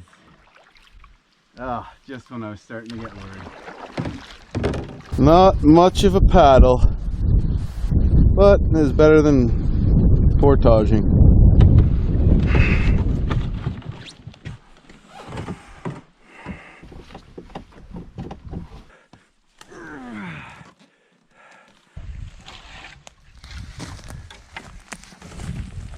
A half decent trail that goes up abruptly. The word up is an abrupt, I've noted. Apparently this trail meets up with an old logging road, so Probably just gonna carry everything to there and do the portage in 2 stages.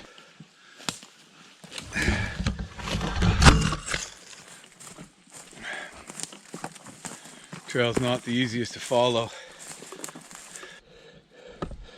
Like that.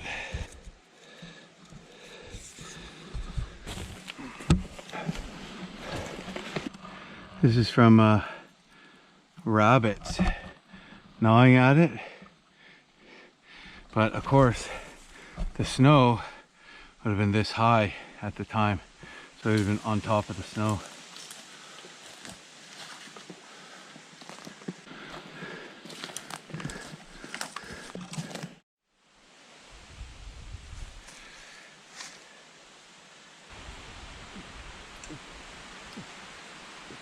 I can't believe that beaver swamp water tastes delicious, so clear. Some old logging activity for sure, just because of the smaller types of deciduous trees in there.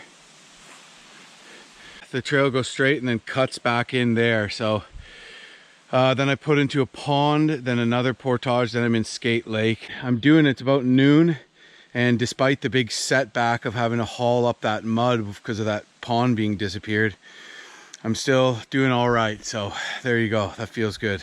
Back for the next load, whatever. I don't mind leapfrogging. Makes me feel safer because I'm closer to all my gear, and also it means I don't have to carry one load the whole way, so it's probably actually easier on the back too.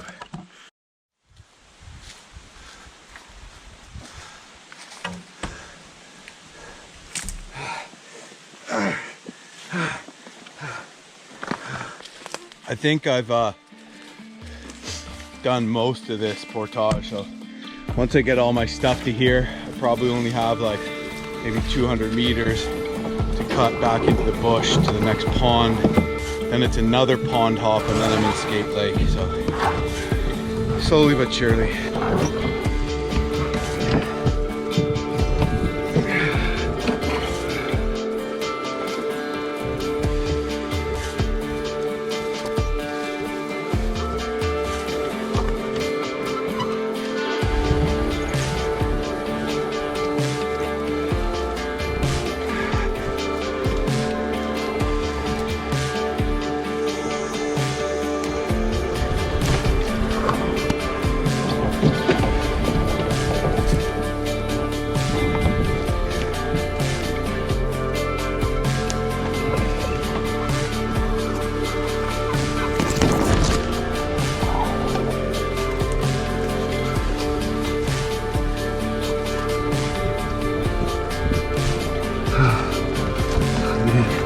Get a bite to eat, I'm starving.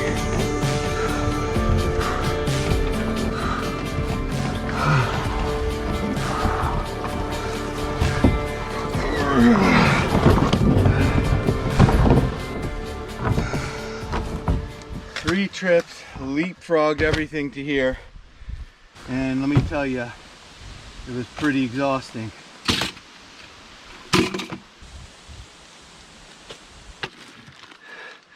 Trail mix, baby. Little summer sausage. One of the good ones too, like the legit, like Amish ones.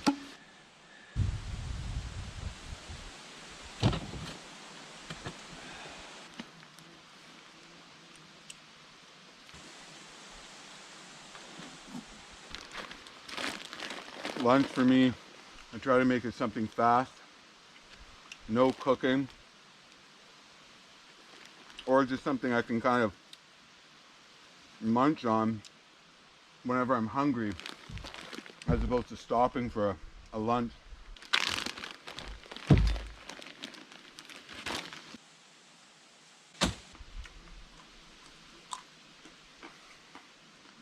So, well, better get back at it.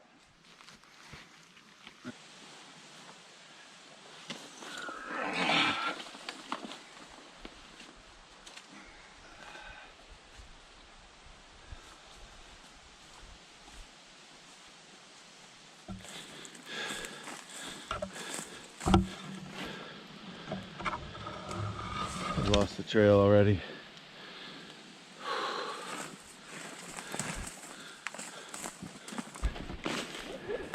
Should have known to bring more flagging tape, because this piece is kind of a joke. When you have to flag, it's good not to bring the canoe first, because the canoe is the hardest to put down to tie flagging tape onto things. All right, now I can't see the damn trail for the life of me.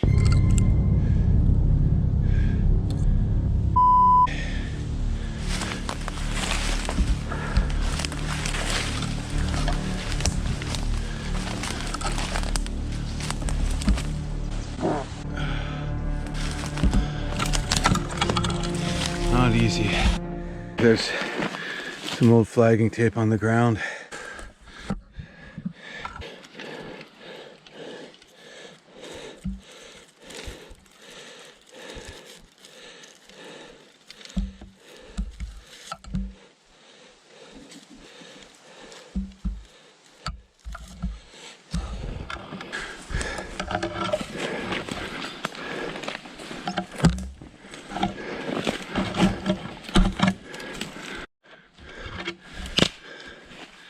Here we are.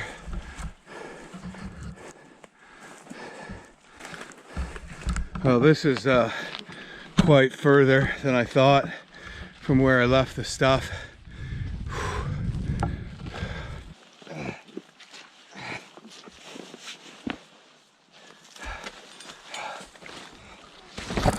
Oh. Skate Lake lies 1.2 kilometers that way, through that and a bunch of hell, godforsaken, tormenting, disastrous stuff. So if I can get through that today, I'll be pushing it. It's going to take a long time, judging by the fact that this one is taking a long time. The other one's double the distance. It's going to be a challenge, but I'm going to go for it. Anyways, back for the other stuff. Oh, I just don't have it in me to take the canoe yet. Oh, tired.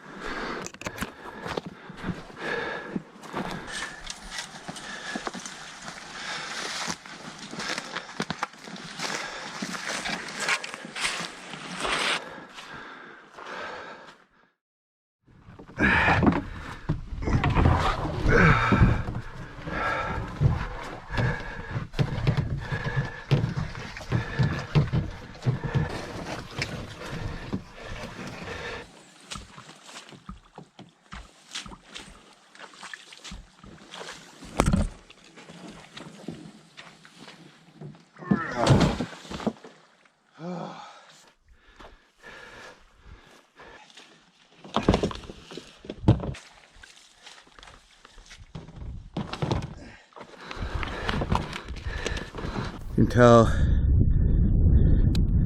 you're far north when you see all these black spruce trees.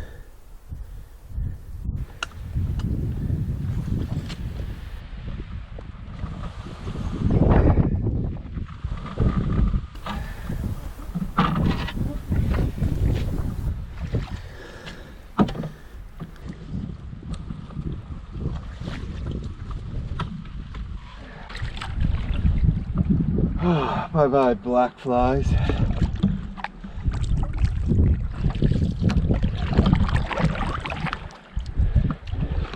It's almost like really just a portage all day. Like, do you even count these little paddles as anything?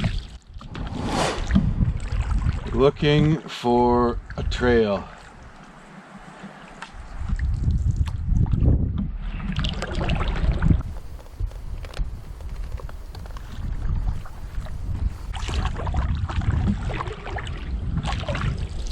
Aha!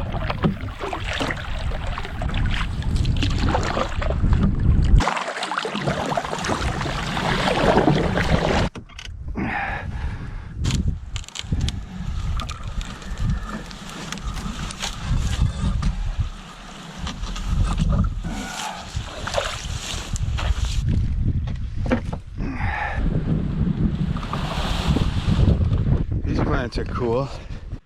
They're like a water jug, they're a pitcher. They hold water inside them. And I believe they also use the nutrients of bugs that die in that water. See the bugs dying in there? Really cool coloring and texture on them.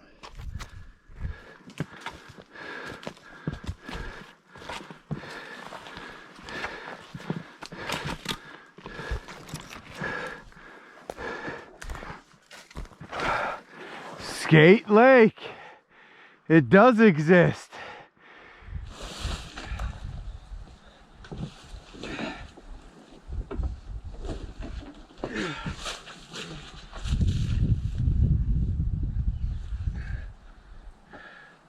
Not the most graceful.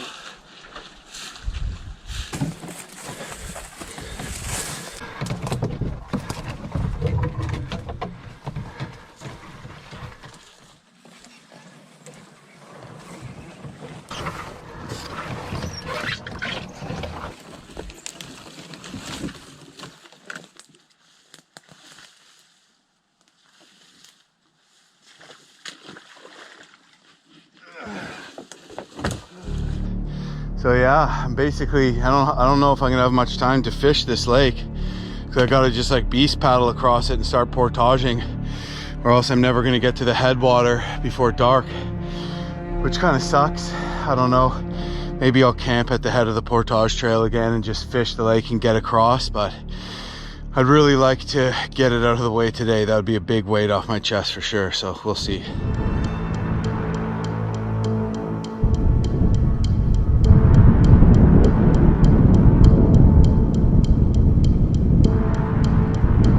We can do something about catching dinner.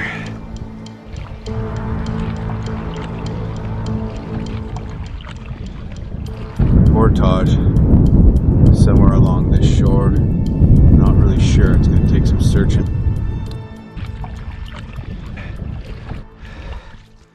Well, I trolled, and then the lake got like a sandy bottom and only like 2 feet deep very quickly, so I reeled in before I got snagged. So no fish again, which probably means there's going to be no fish tonight, which sucks.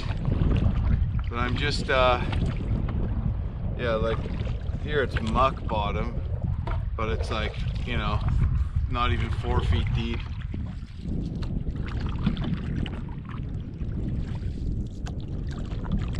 So I'm just searching for the trail again. I think it's around this point I'm looking at.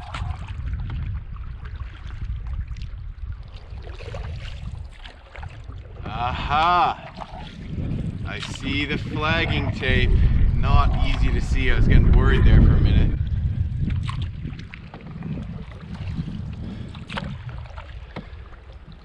But it looks like we have a trail. So this is 1,200 meters through, I don't really know what. Apparently there was some logging way back here. The connecting road has long since disappeared, and we just have no idea what to expect. There were some skidder trails and stuff like that in there when the last group did it, who I talked to, but that was quite some time ago, so it's probably just totally overgrown now. So yeah, here we go again. Oh, I don't want to. I don't want to. I don't. I don't. I don't want to do this. Fucking North French River better be spectacular. It'll be laden with like hot chicks and ice cold kegs of beer.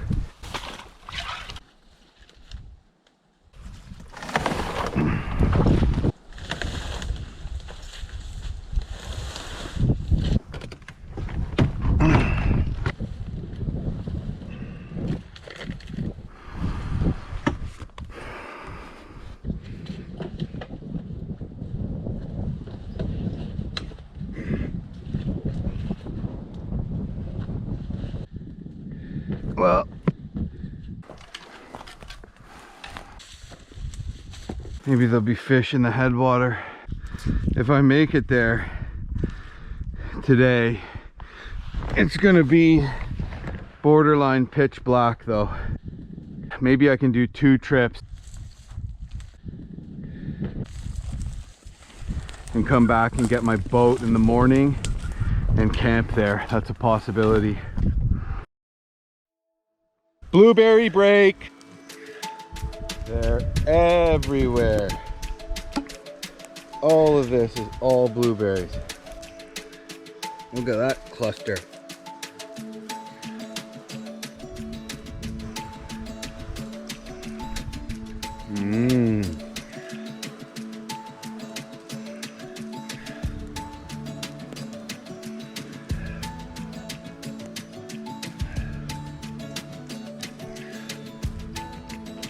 Some raspberries too.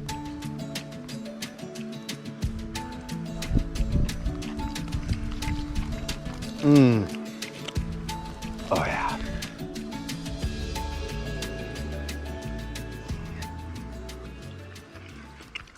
There are flags here. This is quite growing up here. I've taken a compass bearing. This was an old cut. That's why there's so many blueberries and all these stumps. So I see a flag, but I've lost the flags. Don't know if it makes the most sense to just start giving her or like just follow my compass bearing, or should I try the trail? The notes I have, more raspberries. The notes I have were from a time when this wasn't nearly as overgrown.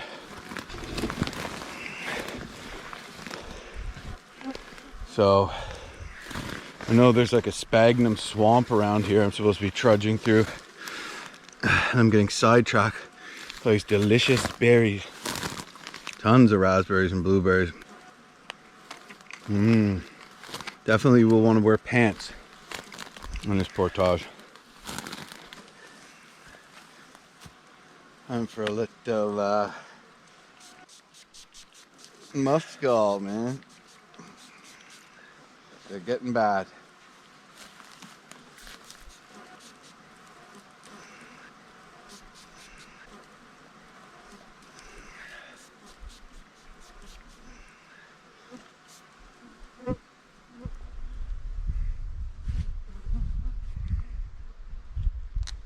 Well, blueberry break is over. I've found another flag, and I'm gonna try to follow the flag trail as best I can. Because for one, I don't have that much flagging tape left myself, and unless I go right to the end, either way I'd want to flag my own trail coming back. So I'm guessing that the trail that is already flagged is probably best than just a random compass bearing. I should hope so anyway. So yeah, it's just once in a while you can't see the next flag. This one's totally hidden. It just goes to show how much this is growing since my last since the last group came through here. Well, this actually isn't too bad.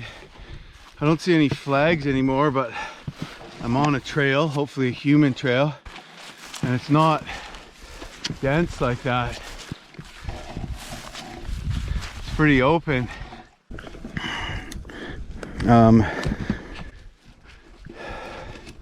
So I don't know, maybe we'd be done this faster than I think. Some tricky navigating though on this trip. This is a sphagnum swamp that I'm going through, basically a big bog.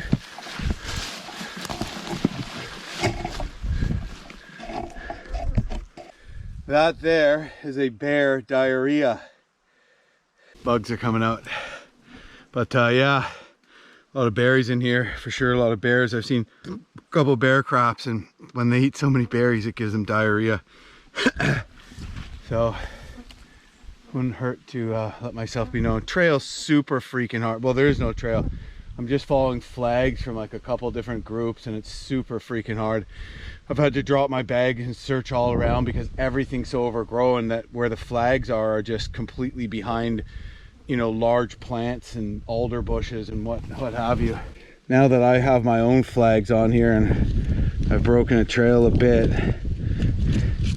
I'm thinking the next time I come through, it'll be a little easier. Couple big setbacks time-wise there.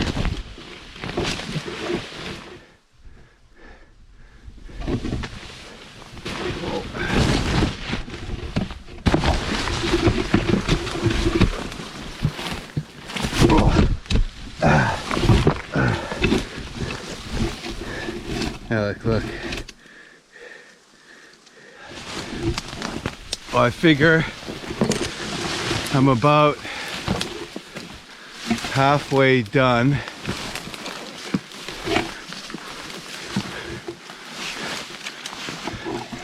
And that means I'm pushing it to get my second bag here before dark. Like, it's gonna take me almost 2 hours because how many times I'm getting mixed up. Like, look at this.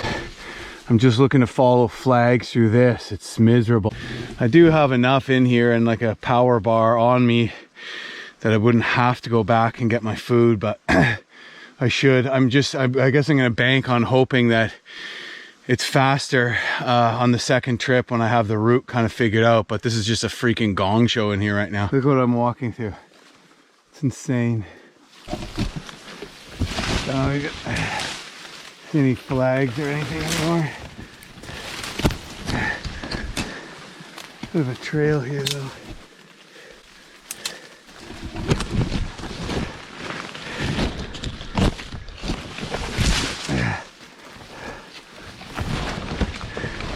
Oh, wow.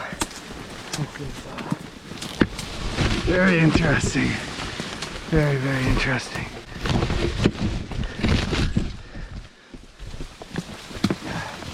This is growing up a lot.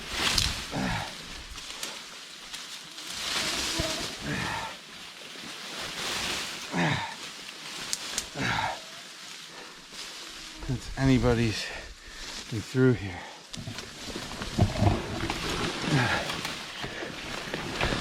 This is crazy. Wow.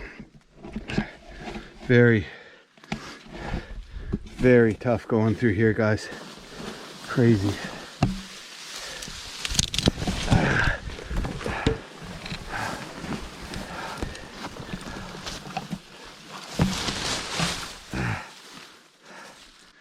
Oh my God, there's a flag. Holy shit. This is the trail.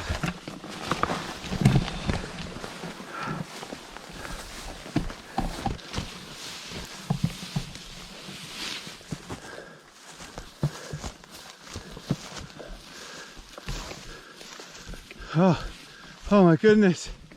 Oh, it's easier for a moment.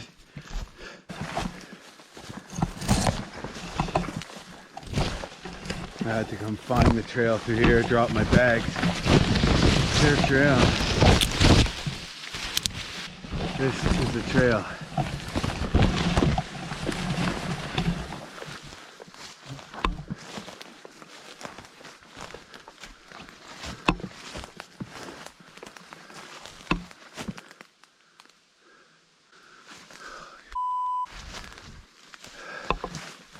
Oh man, I keep losing the trail. Where the is it? Well, it's just getting so crazy to try to follow the flagging is almost impossible, but I've run out of flagging tape too, so I've just started snapping branches and that. I keep completely losing it. Some of the flags are 20-30 yards from each other, so sometimes they're very challenging to find. I need to drop my bag and search around for a long time, and I'm starting to really doubt that I'll be able to go back for my second trip and get my food, which means I'm going to be having no dinner except for a power bar in my pocket. So hopefully I can see. I'll check the time when I get there. I'm still a ways. and hopefully we can make it work. But yeah, this is proving to be quite an interesting ordeal. Bugs all around my bag. They like the black, eh? Don't wear black. Just swarming. They're all around me too. Have to bug spray up. Look, there's one, boop, and then 3 there. They're pretty thick.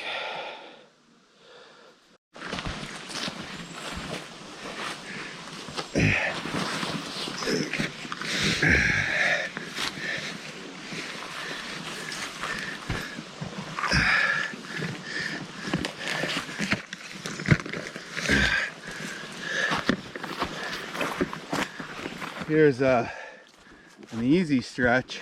I feel like I'm still pretty far. Such slow going.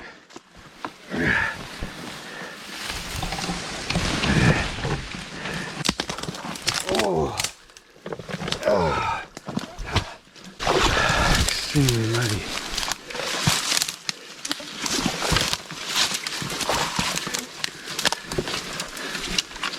This is absolutely never ending. I can't believe that I've even managed to stay on the trail.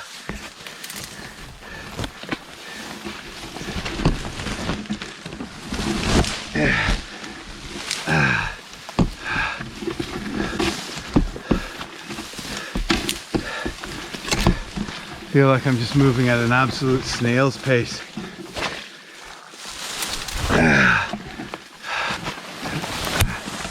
It's got to be pushing 7 too. It's taking me 2 hours to get, only 2 hours to get 1.7 kilometers. That's how tough the going is through here. I can imagine that when this cut in here was fresher, it would have been way easier, but that was a long time ago.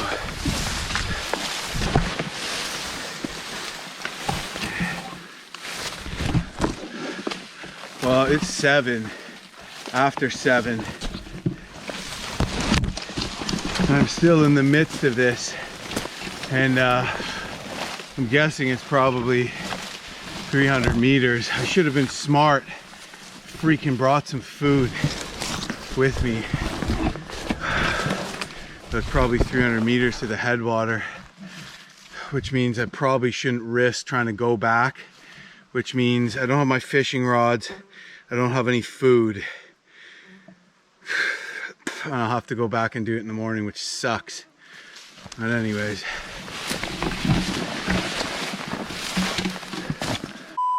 Man, lost the flags again. Really fresh moose prints. I probably just scared it. Got a little bit of an easier stretch here after coming through some crazy thick stuff.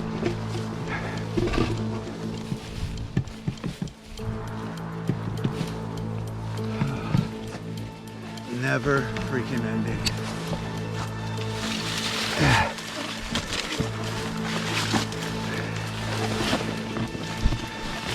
No flags anywhere. I really hope I haven't f***ed up. It's on some damn moose trail now.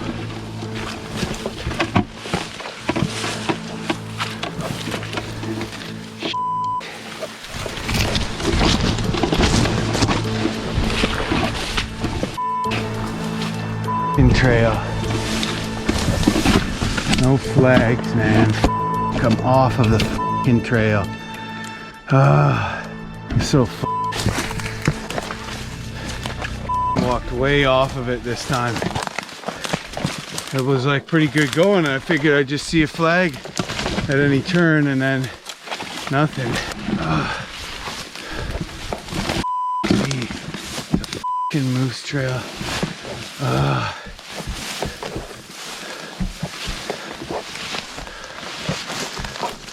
Holy shit. Oh man, that's I gotta walk all the way back, or do I just go? Problem is then I don't have any flags. I don't know the way. that I came and I don't get to the end of the Portage trail, so I might have to search for where my shit is. Oh man, I had no idea it would take this long. I'm going the wrong way too. Oh, God damn it. I gotta walk back like quite a ways. If I can even find my way back. I might be compass bearing, bushwhacking the rest of the way in here. I'm running out of time. Just looking at these sticks, and they're cut with a saw, and they're intentionally laid down over this mud to help walk over them. But ATVers do the same thing. So it's a tough call, man. I guess there's just no way I'm getting my dinner. Gotta draw up my bags and go and scout around again. Damn it.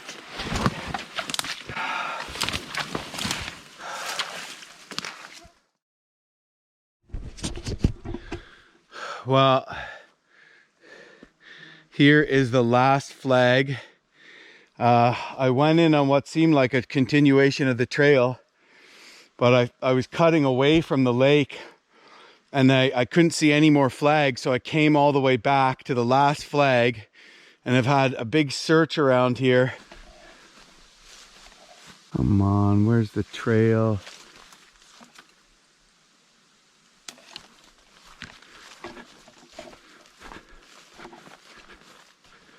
Where's the flagging tape, damn it? Can't see it. I can't see any more flags anywhere. So I guess I'm just gonna have to kind of follow a moose trail and then bushwhack into the lake and just try to break branches, because I'm out of flagging tape now, and just try to break branches wherever I can to mark my trail. It's just gonna be tricky with my second load to get it all together at the lake. Anyways, bummer. And I'm definitely really hungry and going to be eating a power bar for dinner. And this 1.7 kilometer portage is probably going to have taken me 3 hours for one trip. I'm already starving too. At least I have a flashlight, I have some water tabs, and I do have a power bar, and there's tons of freaking blueberries. They probably won't be down by the water, but tomorrow morning for breakfast on my walk back, I can snack on some blueberries. So there's been two groups that have come through here since 2016. I've seen both of their flags the whole time. One's older and orange, and one's new and pink. And all of a sudden, past this point, no flags at all. So maybe back then the trail was just a lot more visible. I don't know. Anyways, I'm going to just start giving her. Like, I have notes that say like a trail crosses here and now like none of it is even discernible. I guess that's not a surprise, but considering how long it's taking me, it's pretty insane.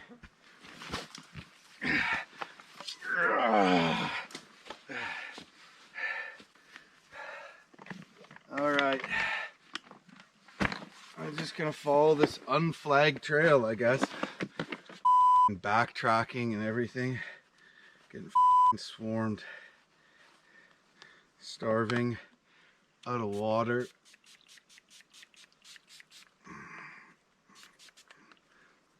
Tough day, man.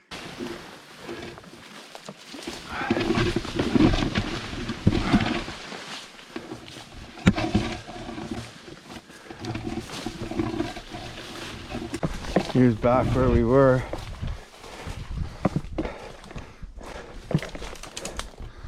This is where those cut pieces were, but yet no flags. All of a sudden, both other groups decided to stop flagging at the exact same time. This doesn't make sense. So I must be off the trail, but I must be off their trail, but this is the only thing I can see, and I'm gonna have to follow it.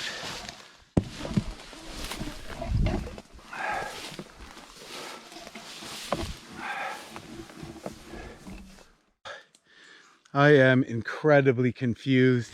It definitely looked like somebody else went through there, where on that trail, it was a trail, and then there was stuff down but not flagged, Then I came all the way down here. It kind of looked like there was a trail into here, but then it just turned into this. 7:45 to 8. I have two choices. I either start bushwhacking and then do what? I don't know, camp in the middle of the bush at the lake, or I go back up all the way back to the last flag and try bushwhacking in a different way. I don't know, but I just think that this is freaking futile and insane. I mean, I'll have a bit more of a look around, but I basically have an hour and 10 minutes till it's pitch black. So everything I just did, I got to do again. It's just the way it goes. I ripped my brand new net. Before it was, oh geez, am I gonna not have dinner? Boohoo. Now it's, am I even gonna get there before dark? Am I just gonna camp in the bush and have to figure out the best way to bushwhack in tomorrow? I'm not lost. I know exactly where I am, so I'm not concerned for my survival or anything, but like, man, this sucks, you know? The notes I had were straightforward. It's just that everything's completely different today. You know, if I was able to paddle across that beaver swamp as opposed to having to haul up it, I would have been there by now. I'm gonna have some cramps tonight from dehydration.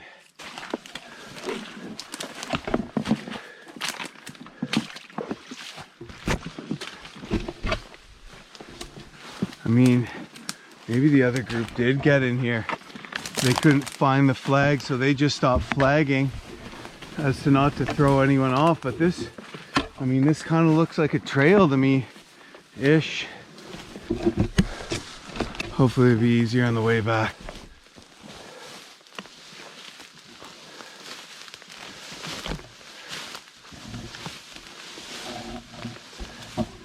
Note to mention that a winter skidder trail crossed an ATV trail. People can get way back here by ATV off logging roads. So I can't just tell what the hell is what is my issue right now. Okay, back at the last flag.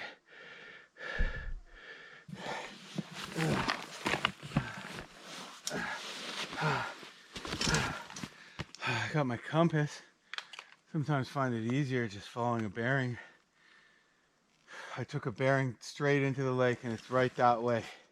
So if I'm gonna bushwhack, it's that way. And it's an ATV trail. Portage curves northwest.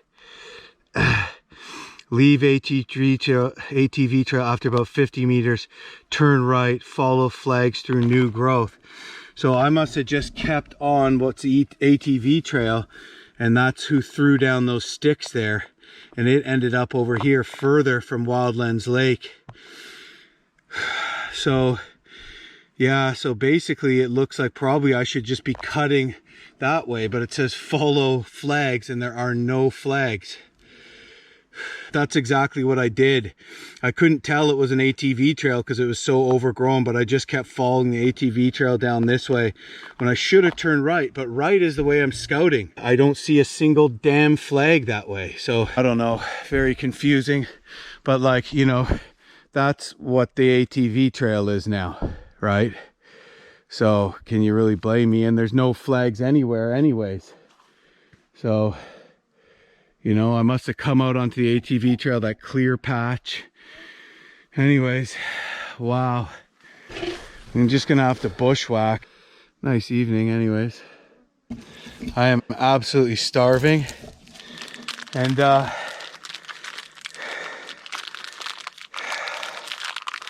very, very thirsty. There's a mud puddle back there on a moose print that I'm considering drinking. It's 300 meters to the headwaters, and it is 8:21. If it's dark at 9, I'm gonna go for it. Okay, here we go.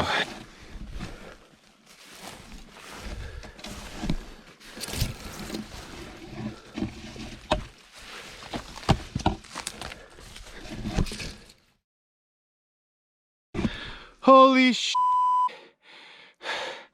I found the trail. I started bushwhacking and bam. Yes. Yeah, bud. All right. We really got thrown off there, but I think this is gonna lead me there. Who knows? It might turn to shit though. Awesome f***ing news.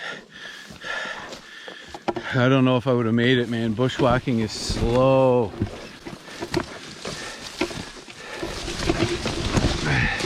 Look at that.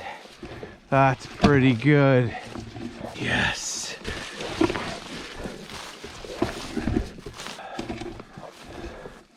We're about to enter the bush again here.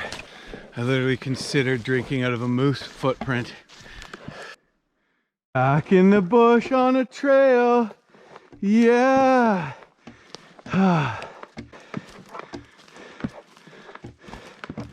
It's funny how your perspective changed.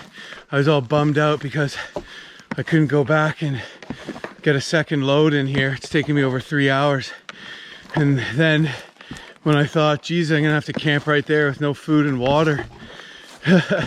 Just making it in as is like the best thing ever. Oh my God, I see it. Oh my God, it's the headwater. Wildlands Lake, baby. Yeah! What a nightmare. Look at this beautiful sight.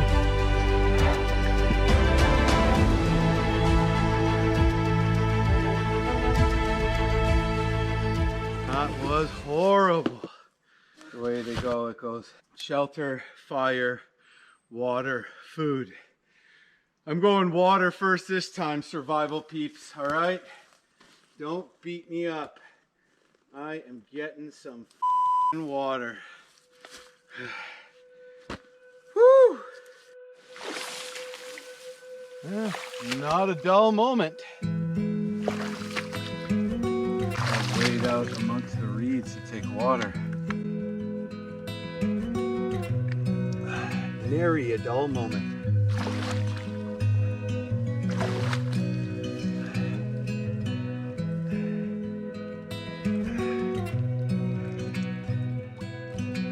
Ooh, a few chunkaroos in there.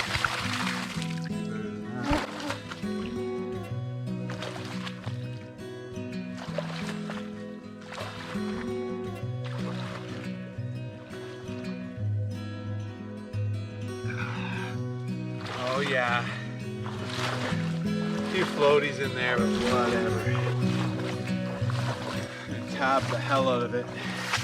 Get that tent set up. No dinner, no fire. The hell am I gonna do? It's too bad because we still have some light. There's just no way I have the time to go back for anything, so that's okay. When I was on a loan to find my brother, I had to do a hike and I ate nothing but mushrooms. I foraged for 8 days straight and walked my ass off with a heavy pack. So this is gonna be nothing compared to that. Plus I have just like endless amounts of blueberries and raspberries. I was just picking them as I went along the way today, and like I honestly don't even feel hungry after I ate that power bar anyways. So yeah, awesome. Well, I'm feeling good. Get that tent set up. We're gonna bang this off tomorrow and do the North French. It's happening, baby. Right, shoes. Now I'm sticking to the survival rules, although I would like to put on my dry shoes. Shelter comes before dry shoes. It goes shelter, fire, water, food, dry shoes. I think sometimes dry shoes should be first though. Crazy day. I don't have anything to cook. I had one power bar for dinner. My water is almost done. Let's just have a little sip.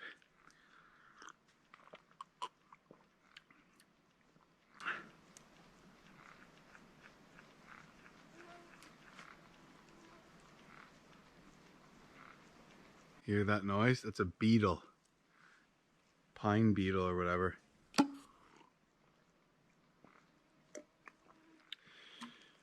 All right, ladies and germs, nighty night. The adventure continues in the morning.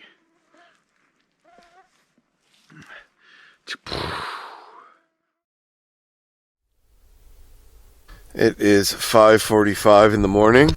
There is a persistent hum of mosquitoes outside the tent, which is kind of slowly, maybe slowly dying off. So yeah, I have no food here, and I'm at the headwater, but I still have 2 trips to get my stuff here. So yeah, hungry, tired,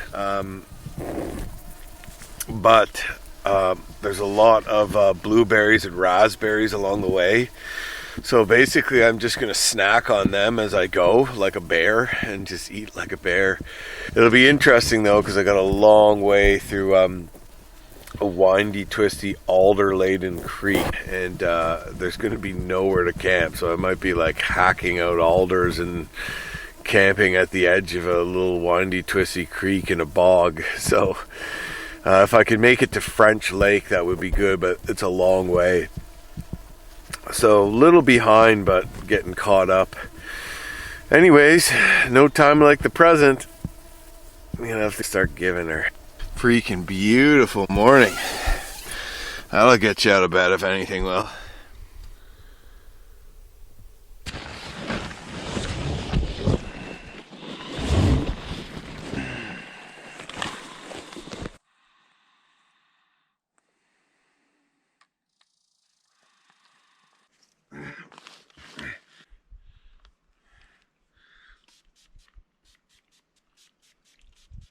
Probably just gonna leave my tent here set up. I'm not even gonna take it down.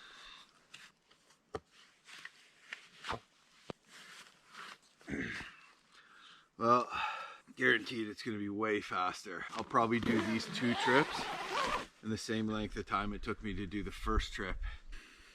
Here we go, starting to walk back. Hungry.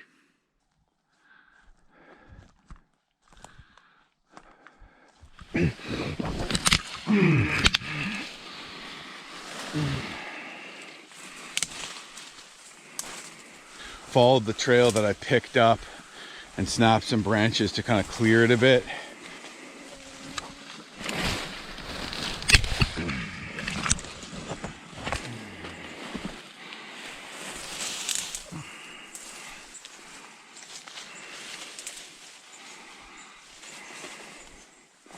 So this, I must have walked right by. So this is where the flag turnoff was to go through here. This doesn't look like a trail at all. So someone must have flagged to the end here. I guess this is the ATV trail as my route notes show. I guess back in 2015 when there's a more recent cut here, logging roads allowed ATV access, but clearly there hasn't been any for quite some time. And then, yeah, can you blame me for missing that hellstorm I just bushwhacked through? So I guess probably somebody else bushwhacked to further down and then flagged it, but decided to come back and head in this way. So I think that's just what threw me off, is just everything being overgrown. So it was hard to make sense of my notes, and just the flags ending. That was kind of a trip.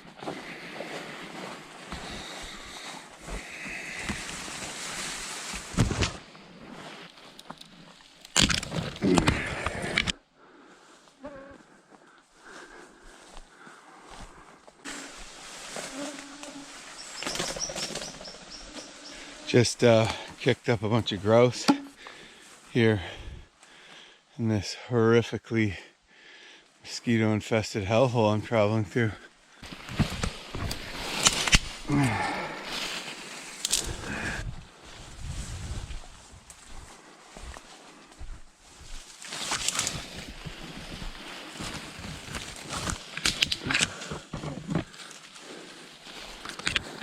This is an absolute wild goose chase. Look at what I'm coming through. Even though I flagged it and broke branches, I'm still having all kinds of trouble finding the trail. There is a worn trail in some places there isn't, and all there is the flags, and it's horribly overgrown.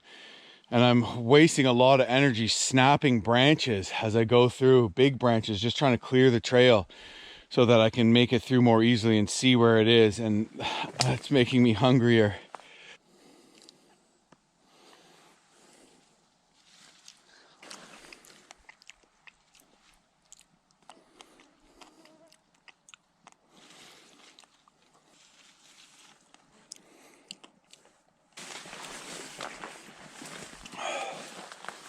I'm gonna eat breakfast and have a coffee when I'm back at the boat. Oh man, I can't wait till this is over. It's like everything from this point on is gonna be way better. Maybe I shouldn't tell myself that, but I mean, how could it be much worse?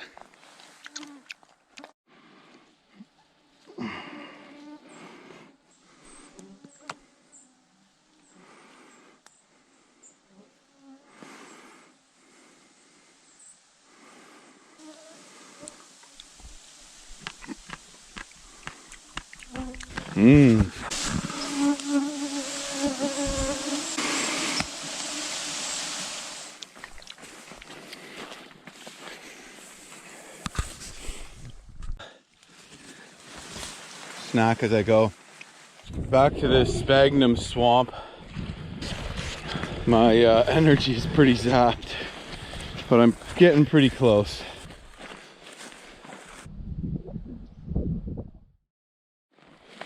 Well, I just spent a bunch more time bushwhacking around. I was following the flags and they ended before I entered the tall trees. And it didn't look familiar to me. And I looked around for a while, obviously starving, hungry, and exhausted.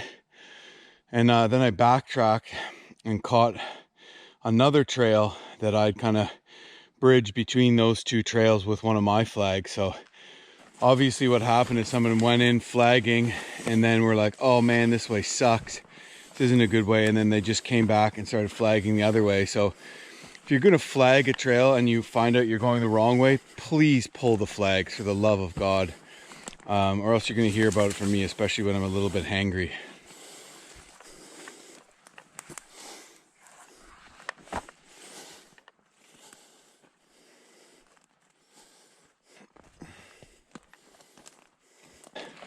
I can see Skate Lake, so looking forward to some coffee and some oatmeal. I don't think I've ever looked this forward to instant oats before. Way harder coming back than I thought it was going to be. Skate Lake. Nice little breeze here. I'll keep the bugs down.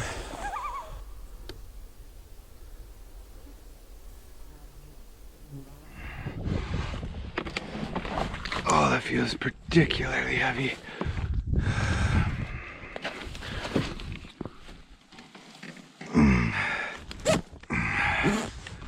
Get into a little vitamin I here.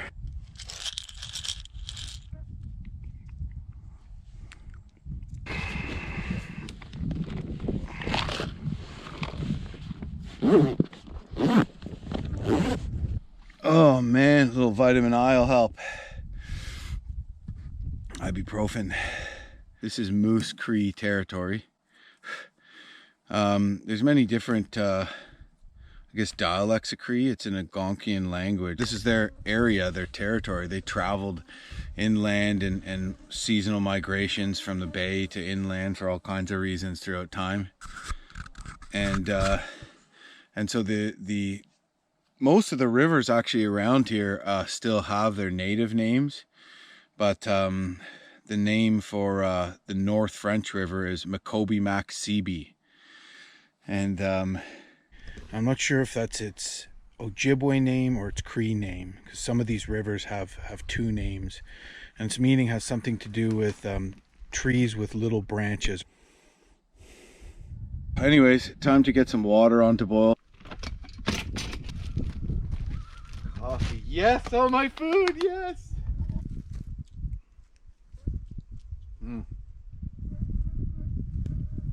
Yum.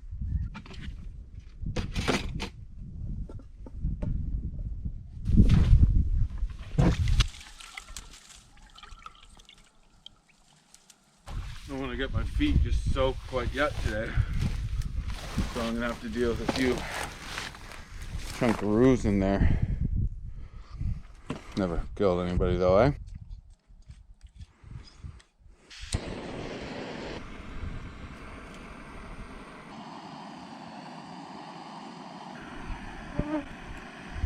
It's got to be on a level ground or else it can topple once it starts to boil.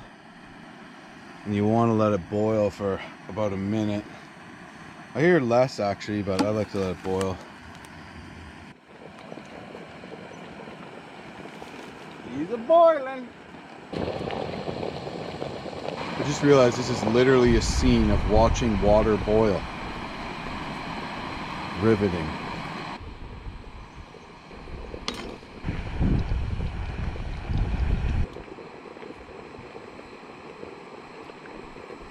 Best scene of the whole series right here. It's been boiling for about a minute. That should do it.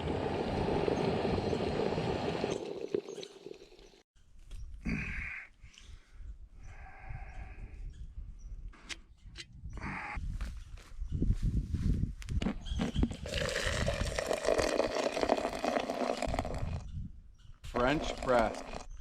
In respect for the North French River, bring a French press. Apple cinnamon, it is. Well, the good thing about blowing it and leaving my food and having no dinner is that I have an extra dinner, I guess.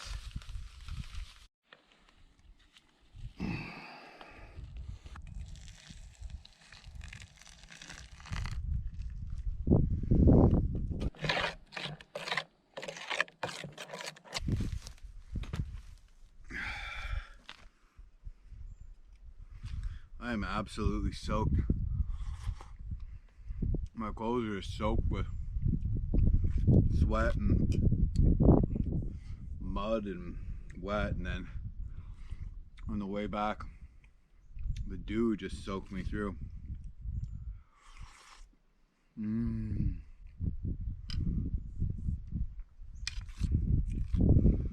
You know, I must be hungry when I think imitation instant porridge is good. Isn't even the Quaker. This is like the our compliment grocery store brand. Jim Baird adventurer eats porridge, with a stern look in his eye.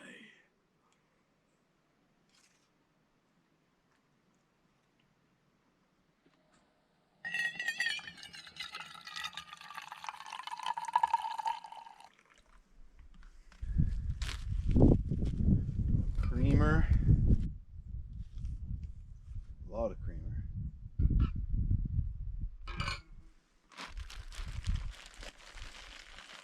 You know, I did bring sugar though. I haven't been taking sugar lately because I'm sweet enough already.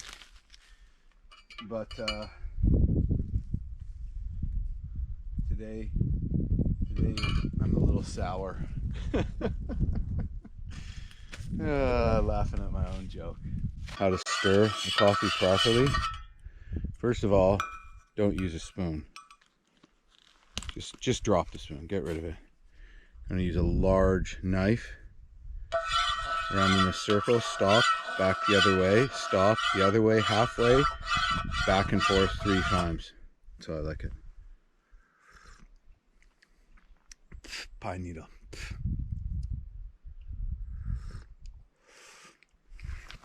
Oh, I'm feeling way better now.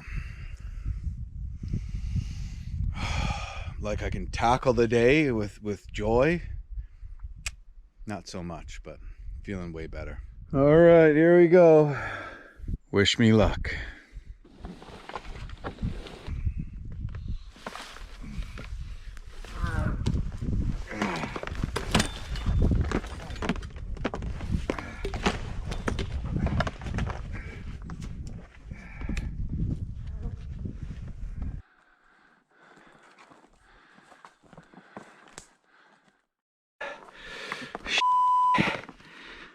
The straps snapped. The stitching came out. I figured this would be good for one more trip before some repairs, but apparently not. That's gonna take some sewing. I feel I can make it to the end of the day, but I don't have the piece. I'm missing the f***ing piece. My barrel strap just snapped, and the receiver piece, or whatever the hell, whipped out and is gone. I'm gonna have to just tie it back together and figure something out.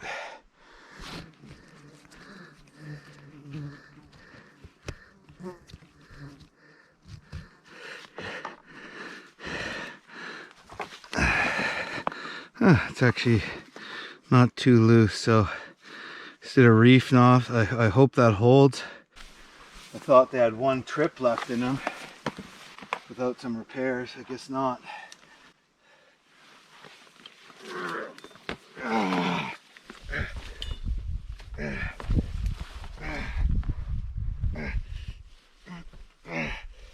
Oh, come on.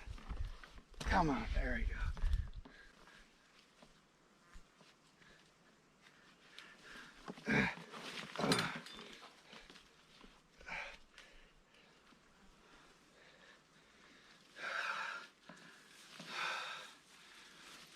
Oh joy. Doesn't feel too bad, I guess. Well, time consuming things like that, they all add up.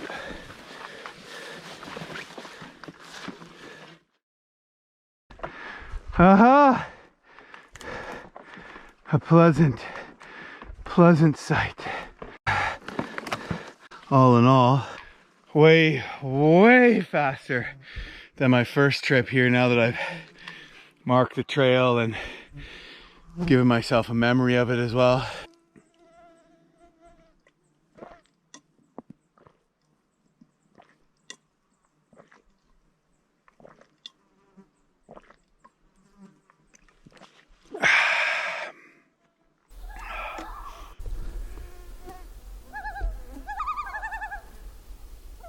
Loons are here to greet me.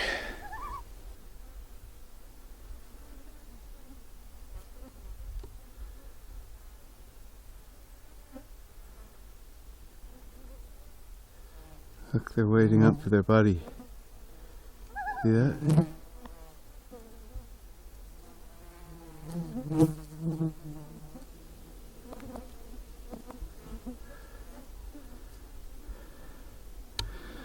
Wildlands Lake. Fitting name. Basically a glorified pond, or even swampy one at that. But it's beautiful. Back for the canoe. Whew, it is hot. One of the things that makes this portage so hard is that there's no big overhanging trees, so I'm just getting direct blasting sun on me, which is sucking the life out of me. Even though it's still relatively early, that sun is coming down hot. That last trip took like less than a third of what my first trip did, and I'm expecting the canoe to take about the same. So all in all, it's coming along slowly but surely. Next time I might take a float plane into this lake though. Just saying. I think I'm going to take my tent down first though, before I head back to the canoe, to just give myself a little bit of a breather there.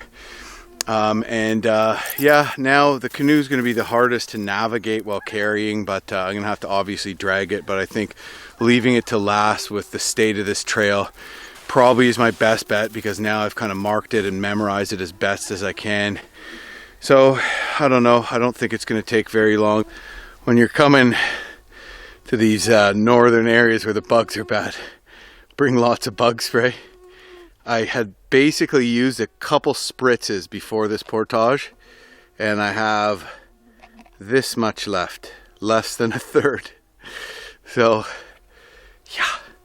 yeah, bring lots of bug spray. I brought 3 of these things, and now I'm getting concerned.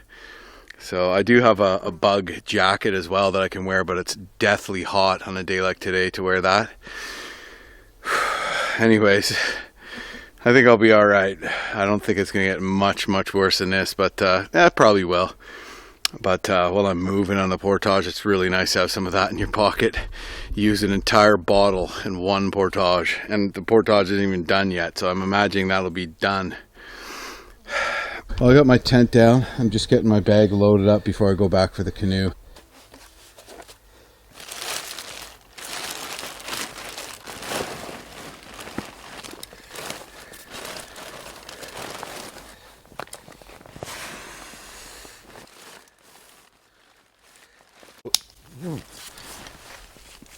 Okay, back for the canoe.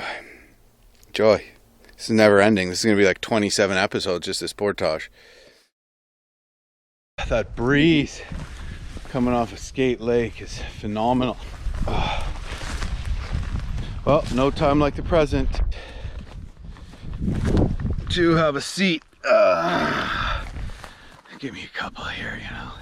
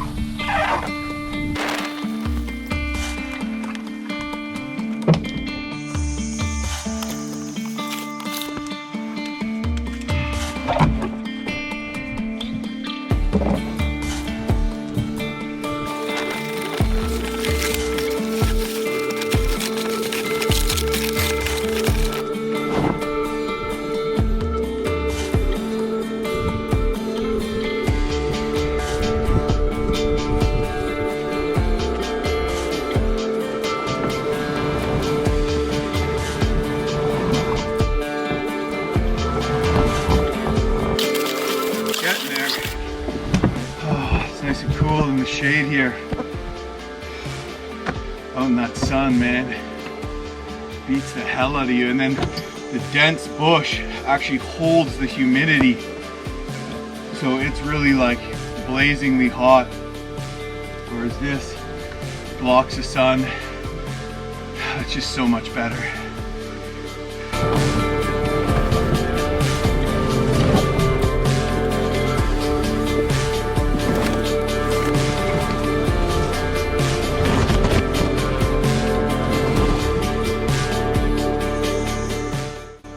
Well, I'm sitting in the canoe. I'm not paddling yet.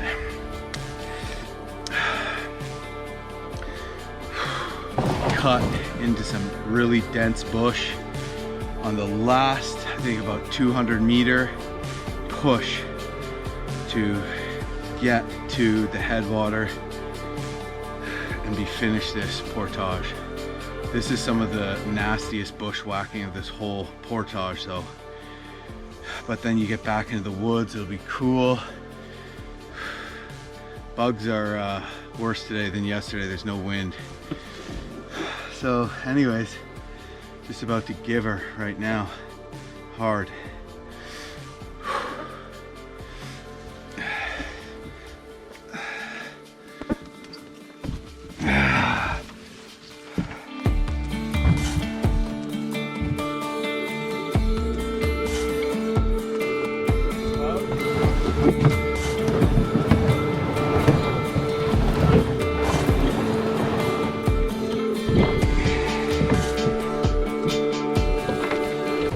Sometimes the trail itself just kind of disappears, usually because there's been deadfall over it and there's not enough people to have worn an obvious trail around it. People go different ways, and then what did look like a trail is overgrown, and then so usually it's flagged. But for example, right here there's 2 flags just that way. So from where I'm standing here, I can't see any of them. When I take a couple steps back, I can see them. So you just gotta sometimes stop and just look closely, look for signs, look for a trail, look for flags, look for snap sticks and all that. Usually there's a little concave where a trail is. You know, worn down roots, stepped on logs, or the bark's worn off. All these little signs you look for. There's my stuff.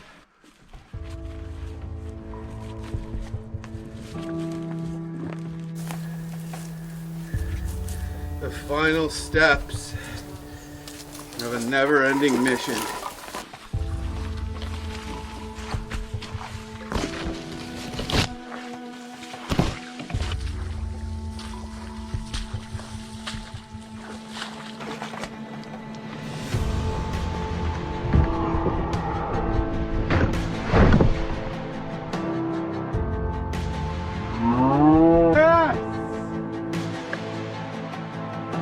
did it. I did it.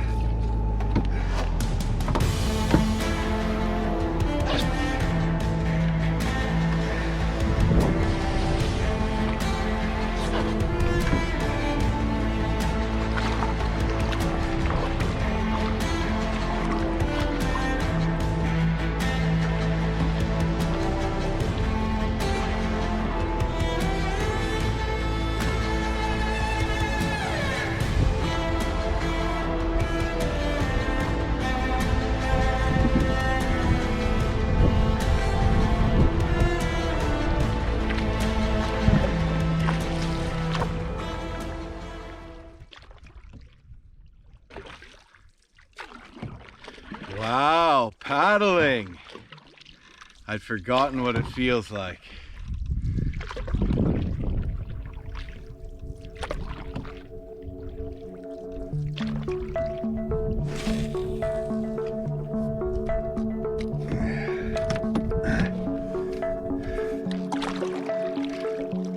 Super shallow lake.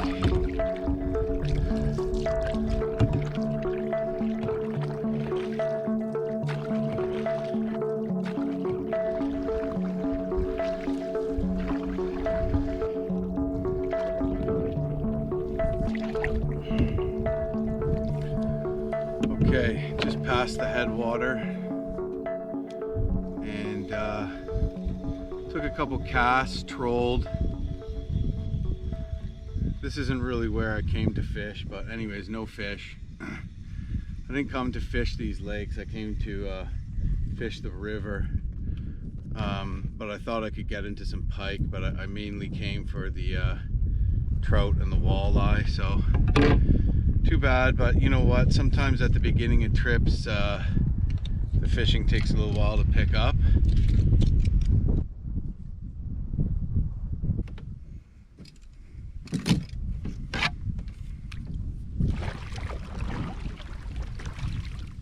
And it's kind of hard to catch fish when you're barely ever on the water and you're in the bush with a canoe over your head too. So, you know, I didn't really have as much time on these lakes maybe as I needed to catch something.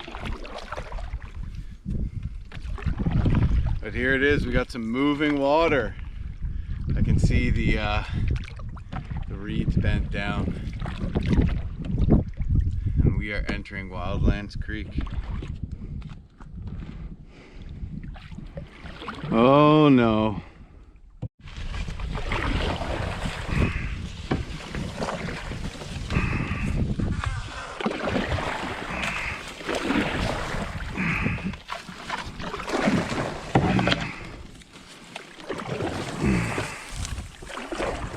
Hopefully this isn't one of these trips where just as you think the hard stuff's ending, it just gets harder. I've now reached a portion of the trip that is supposed to be very interesting. A 14-kilometer long narrow creek, and that's 14 kilometers the way the crow fly, that I need to battle through. There's going to be beaver dams and never-ending alder bushes to haul through before I get all the way to French Lake. Looks like we got some water here though. Very good sign. Oh, hopefully it's just like this. It's gonna take a long time though because it's so windy and twiggly.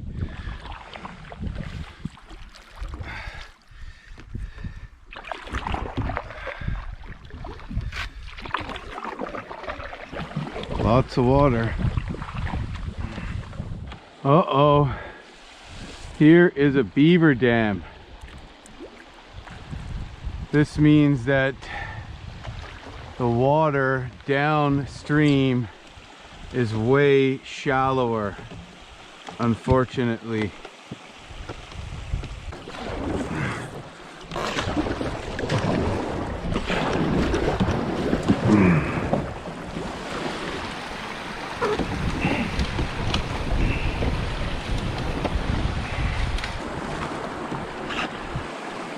Well, we had a lot of water.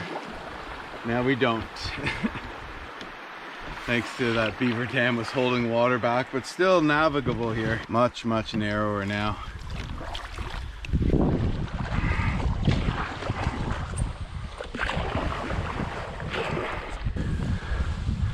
Got a drag.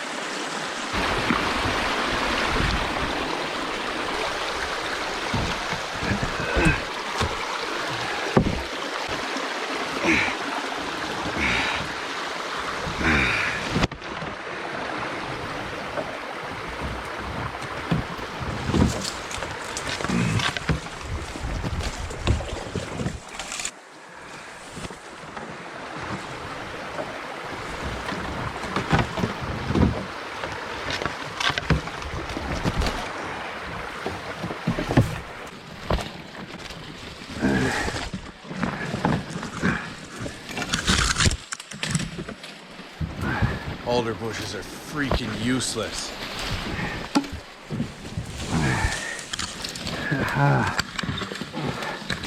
Not impenetrable after all. Well, it looks like this is how it's going to be.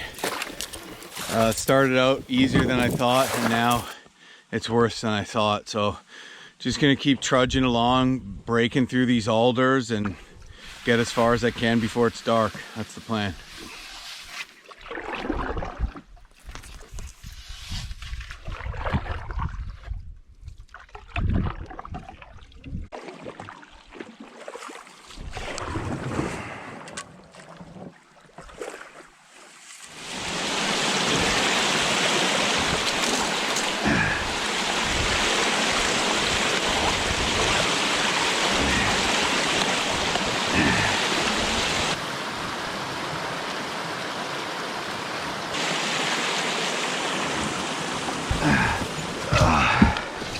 Beavers will probably fix that in 5 minutes because they're busy, I've heard. Just give me a little more water just to pull up a few logs out of that. It makes life a little easier.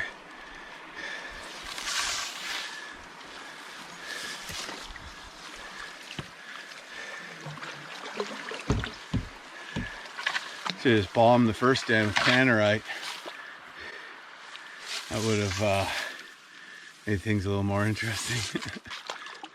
Once we get to the French River proper, it'll be a little more of a normal kind of canoe trip as opposed to one where there's very little water, very narrow strands of water if any, and a lot of walking. Sometimes beast mode is the answer.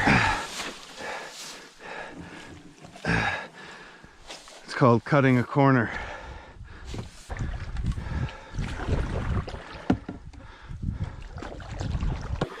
Now we're gonna run this dam here.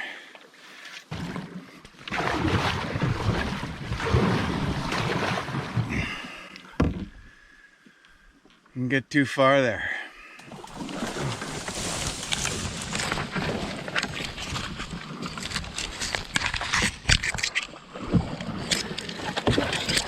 So yeah, maybe I celebrated a little too early that I got to the headwater. Yeah, we're at the headwater, because this is just like a never-ending gong show. I'm not really paddling yet, you know. Anyways, I'm gonna just keep this up, and another hour or so, I'll pull over and get a spot to camp. Probably maybe take the next decent one I see, but I still got a little light, so I think I am gonna push it just to try to get some distance. So there we go, sunny times.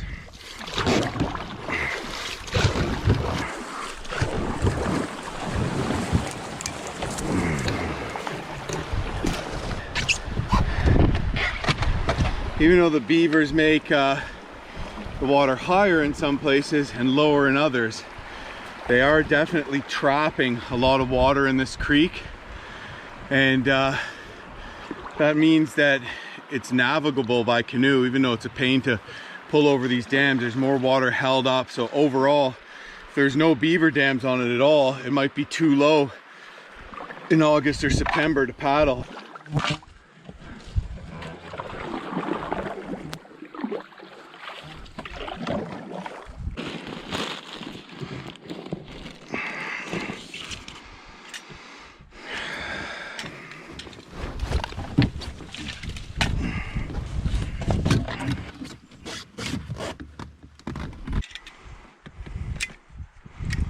Needless to say, this is taking a little dent in the daily schedule.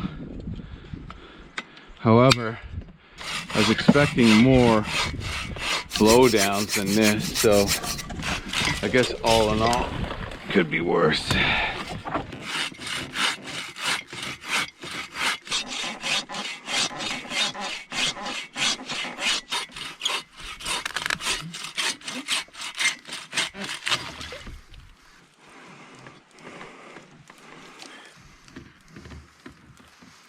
In this case, that was easier than hauling over it. Plus, it'll be a relief for the next canoe party.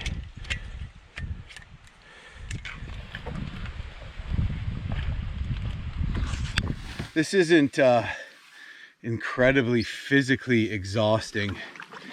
The sun is pretty hot in places, but it's nothing as challenging as portaging. So, you know, I just gotta trust that eventually it'll be done. It might be never ending and then some, but if I just keep going on at a good pace, eventually I'll be through it and on a lake and then on a real river. So just slowly but surely.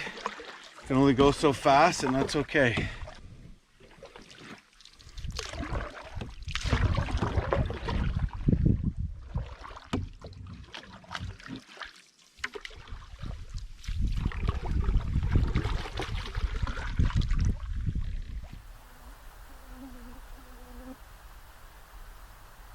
A couple of whiskey jacks just flew overhead. Well,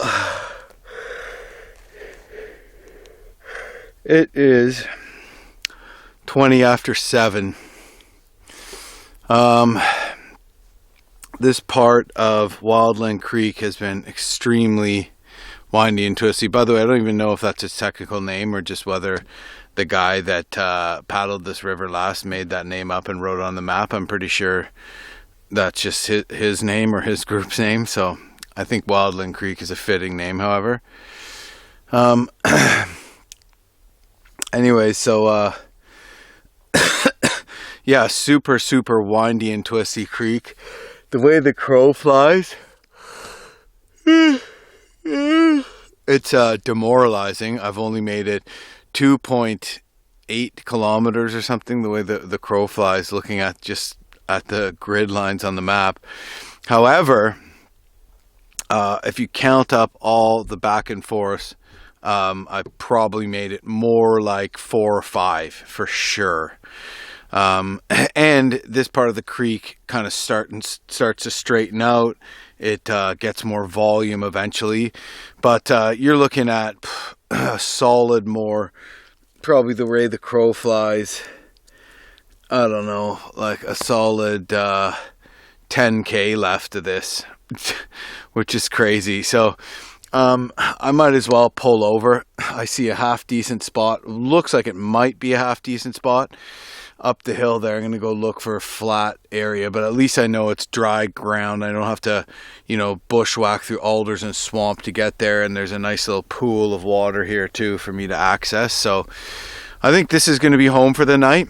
I'm just going to jump out, make my way up that hill, see if there's anything half decent, and even if there's not, I'll probably stay there anyway. So and I'll probably get a fire going and cook up some pasta tonight since I don't have fish again.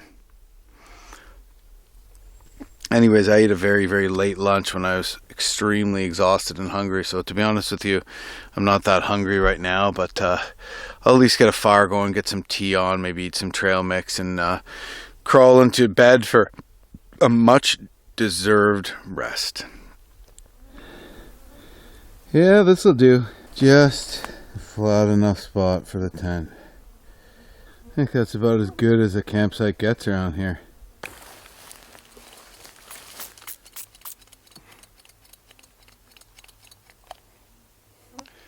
Officially one muskol down. 2 to go. Look at the amount of debris in the canoe.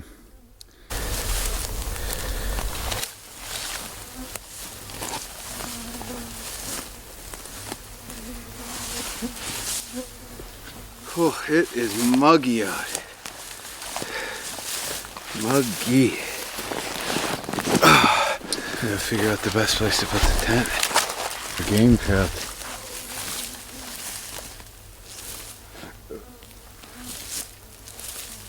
I don't know if it's directly on a game trail, the best place to set your tent up, but I don't have much of a choice.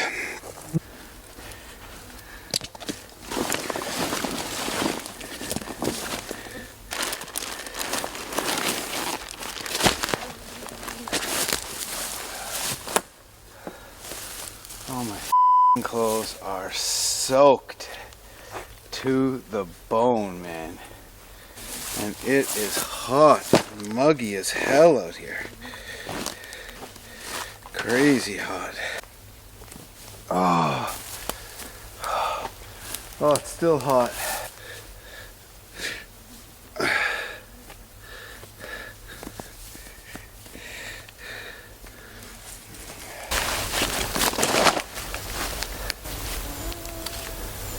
I'm trying to get comfortable. Unfortunately, I can't turn down the exhaustion and the ripping exterior temperatures. Oh, I can't. Oh, put on some dry shoes. Wow, look at those feet. Those are some gnarly ass, wrinkly, beaten feet. Good to let your feet get nice and dry. If your feet are wet, the skin gets tender, and then it's easier to get blisters. Oh, what the f is on my toe?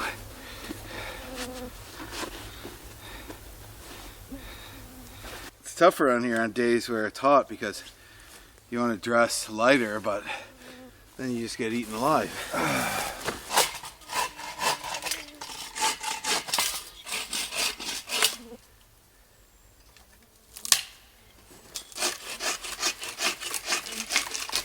Trying to open it up a bit here. Call me the branch manager. Okay, well, day 3 was an interesting day. I got up and had some trouble navigating the trail back to my stuff. Marked it as well as I could. Got everything to the headwater in 2 trips, and then almost immediately started bushwhacking in my canoe up a very tangled creek, which is seemingly never ending. I went at it for hours. I'm not even halfway done. It does get larger in volume and the current picks up as we get closer to French Lake, but tomorrow is going to be all day of just pushing through this creek. And then after we get to French Lake, we'll be actually in the North French River proper. Oh, he goes down, down, water,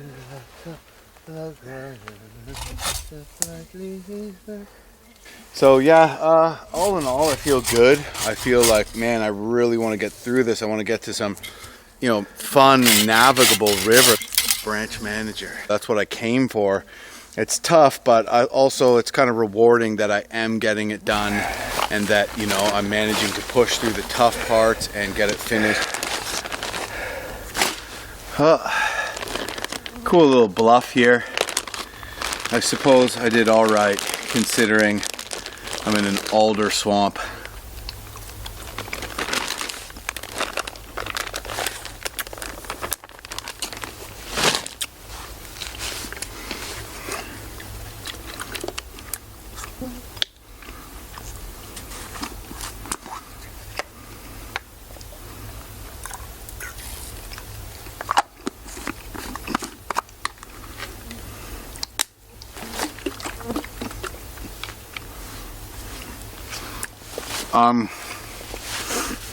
Juice crystals or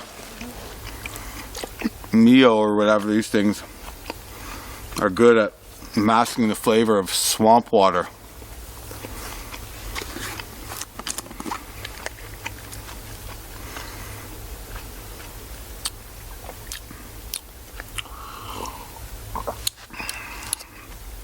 I'll eat a little more.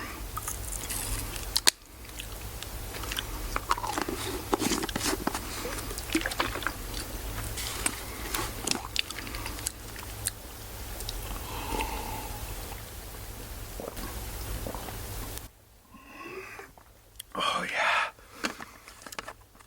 Oh, that's good.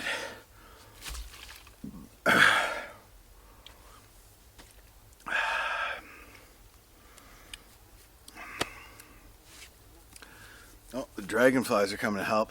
Bugs are coming out, man.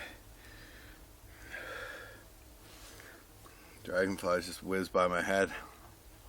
Nabbed a couple. Come over here, buddy. Come on, bud. There he is. Get him. Get him.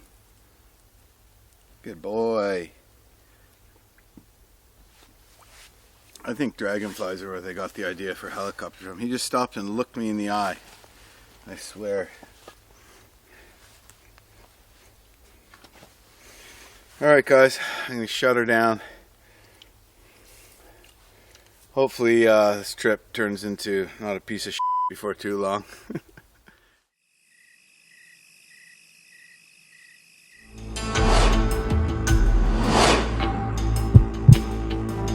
Looks like the beavers upriver have patched the dams I broke, because last night when I pulled in here there was actually a pretty good current and now there's none. So I'm gonna have less water till I haul. Just when you haul over the dams it kind of pushes them down a bit, more water gets over them and the beavers come and fix it right away, so it isn't that all the water's gone out.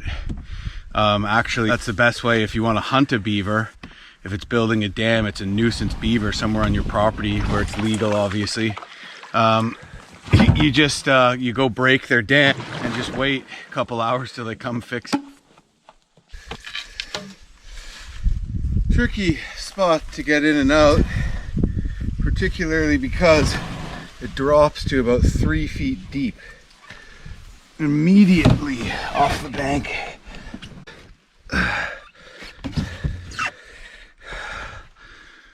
That looks like rain. Huh.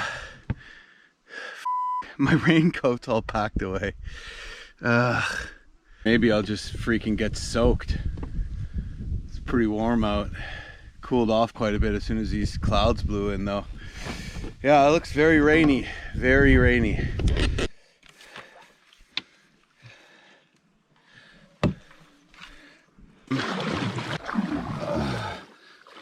Immediately hauling. Already out of a canoe. Well, I don't feel like getting soaked just yet today. Nothing's easy. Nothing's ever easy.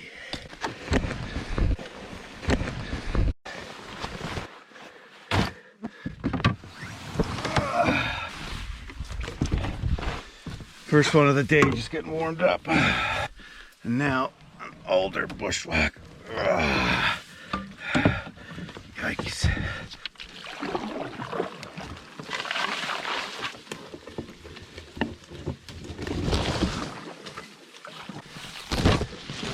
Look at how deep it is back here.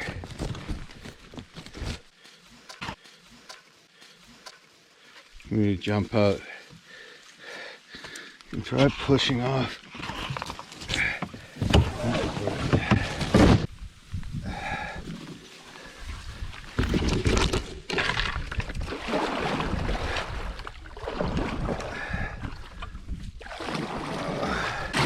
Rejected by the tiny tree.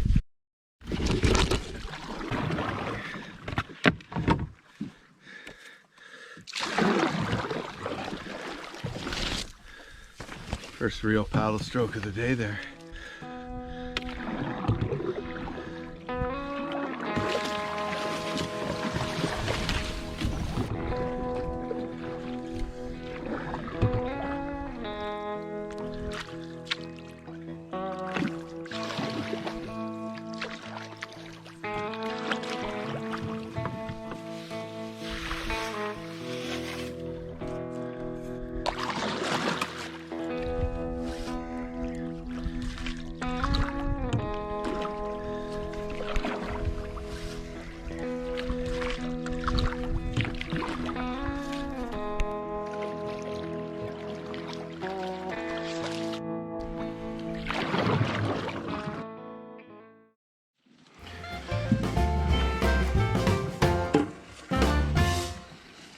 Back to more of this.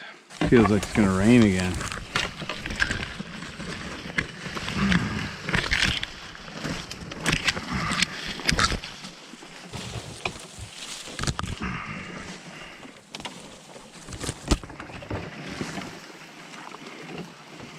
Joy.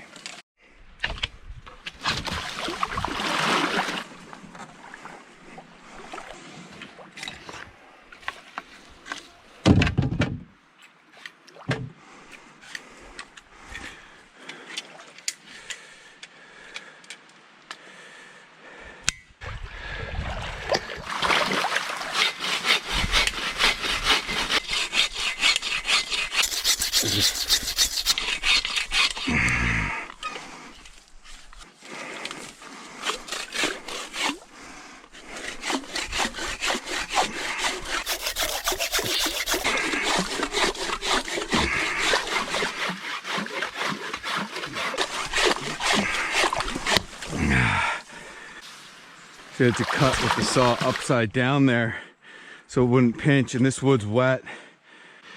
So it'd be better to have a blade with rakers.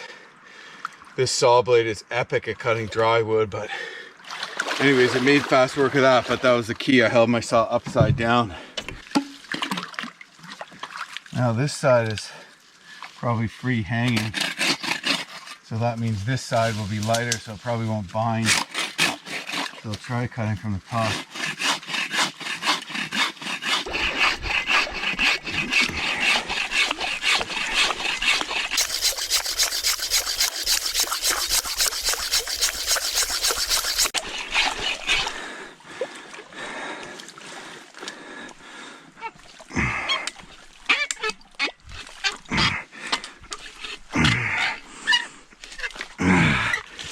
Ah, she's binding.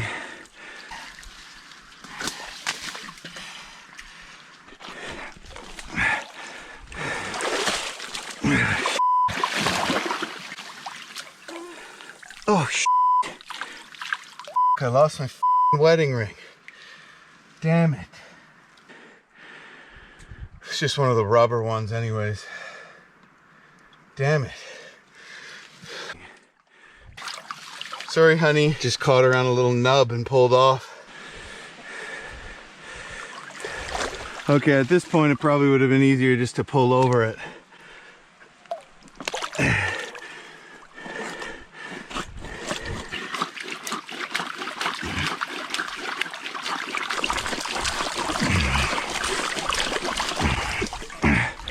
Come on, you bastard.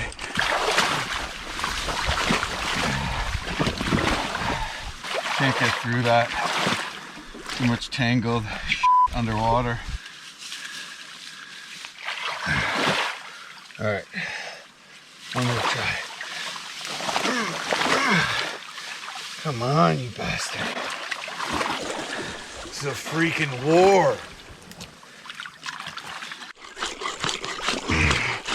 There we go. Yes.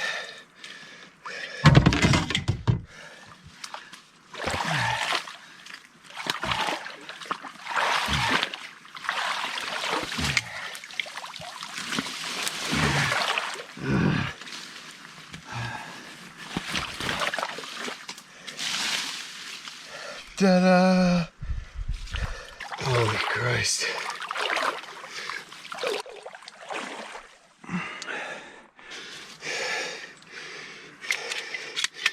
Another substantial dent in the timing for the day.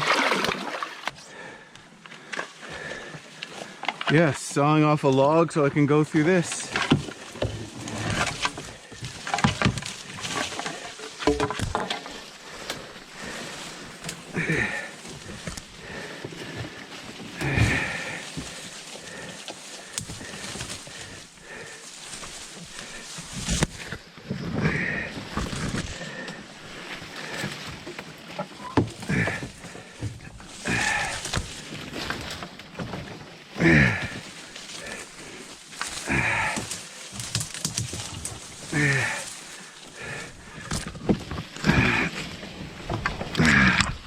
Ow, right in the eye.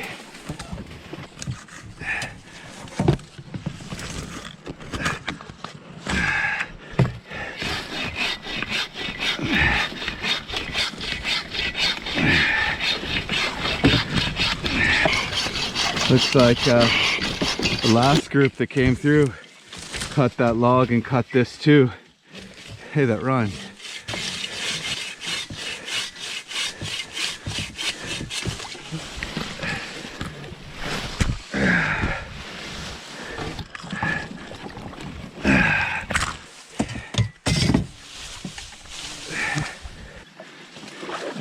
There's still a creek here?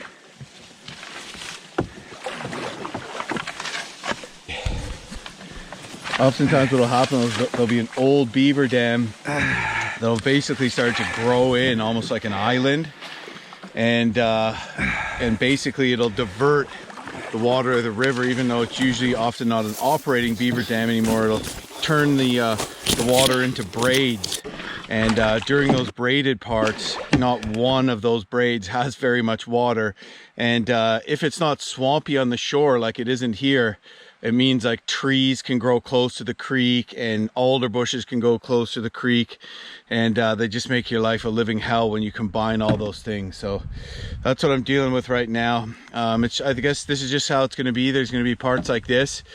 There's going to be parts that are easier, but it is consistently on the whole going to get more volume as more tributaries feed it. But it's going to be never ending. I'm not even halfway through this stuff, and I've been going at it for the entire afternoon yesterday and all morning today. So it's pretty bushwhacky. It's not an easy go.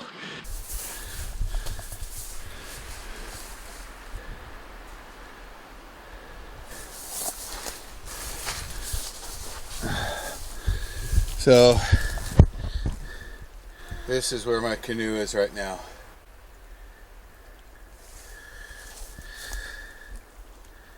I think maybe there's too many beaver dams upriver and they're just holding back a lot of water, but on top of that, even if the water was higher, I'd still have to deal with these alders, and they're just choking the creek.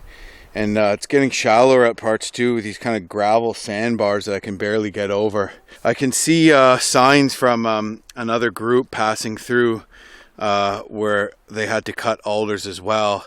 And I have to go and recut those stumps basically because, you know, they're sticking out of the water by about 1.5 feet. And so they're still squeezing my boat or pushing my boat. Alders are just like an absolute nightmare. They can't be killed by conventional weapons, these things. And so I had to recut those stumps just because the water's lower. So I might again be dealing with a challenge.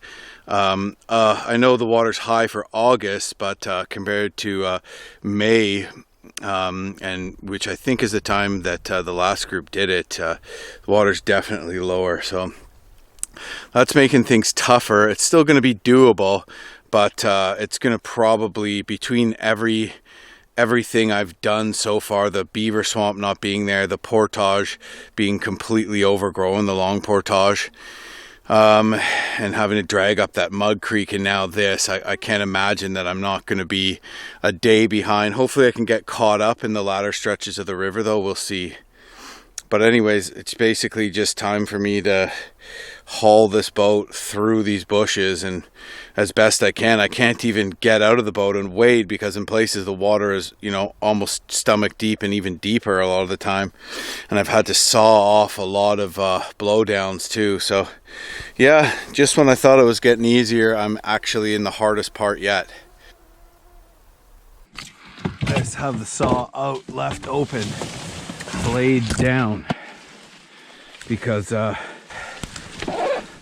having to use it so regularly that I need it to be accessible.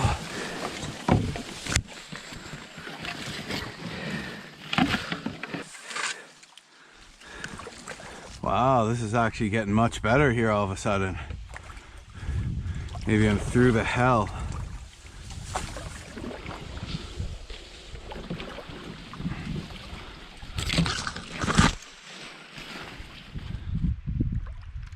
There's just a leech crawling in the boat. Boom, bullseye.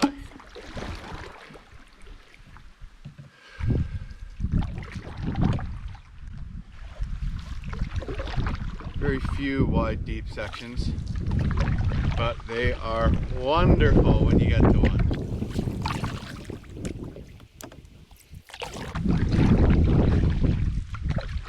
Looking pretty stormy.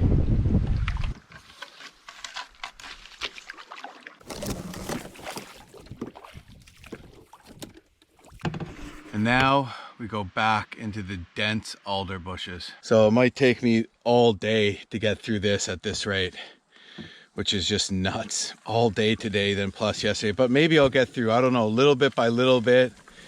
It's not taking a ton of energy like portaging. It's certainly not easy, but it's super slow going. I just got to stay patient and keep going and know that eventually the end will come.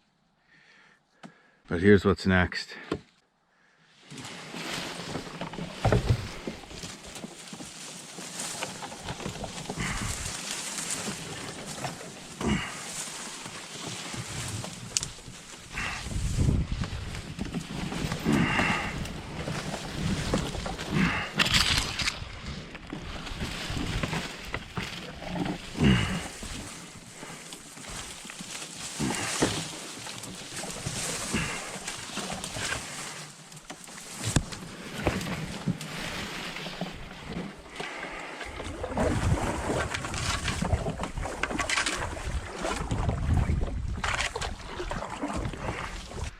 Oh,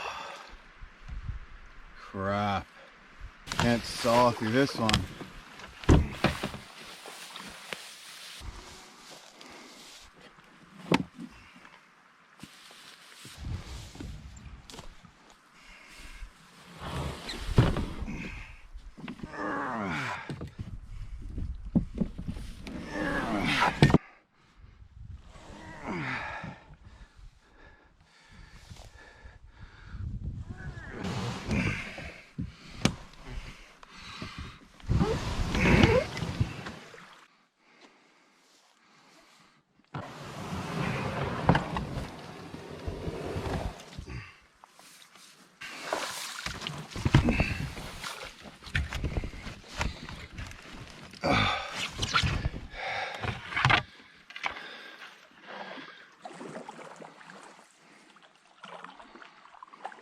I think just the way the crow flies, this whole creek together is like 10 or 11 kilometers. But if you add up all the winds and twists, I wouldn't be shocked if it was double that. So that's a long way.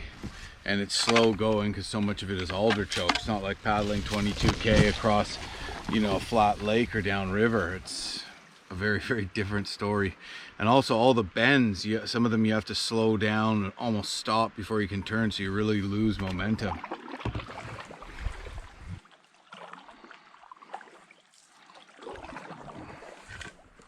Well, I've just come up to another blowdown, and you can see it was cut on that side there, the end, but obviously the water level is up much higher and they were able to just cut one part and then float over there. So oh geez, and there's one right there too. I just looked up and I see another blowdown around the corner. So anyways, yeah, I'm gonna have to cut this in order to get by, and then I'm gonna have another one almost immediately.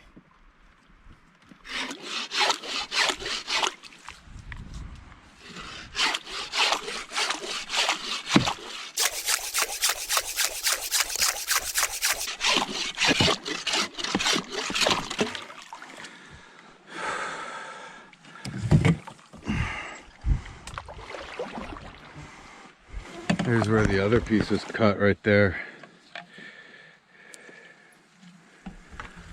Good to know there's some other crazy sons of bitches that attempted this.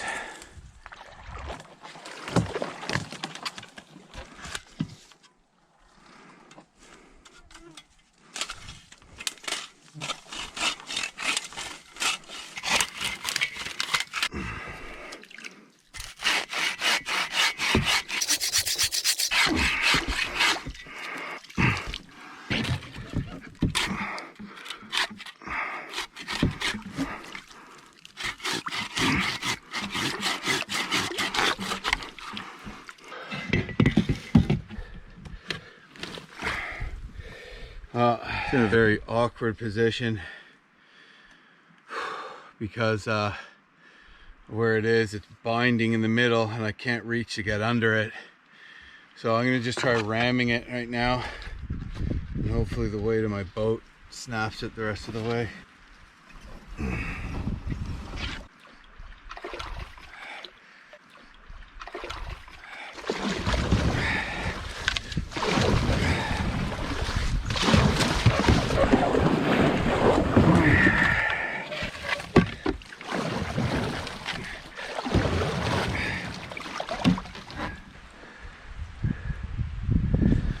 Did it.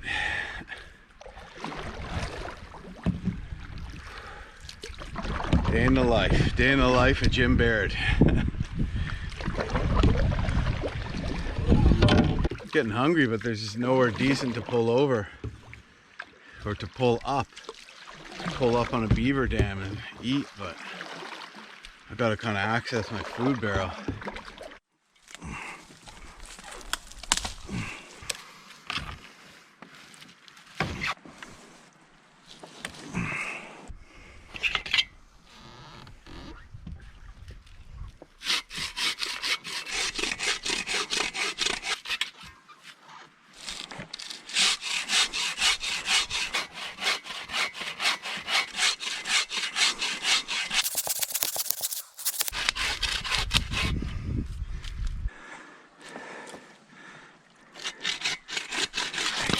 Whoa.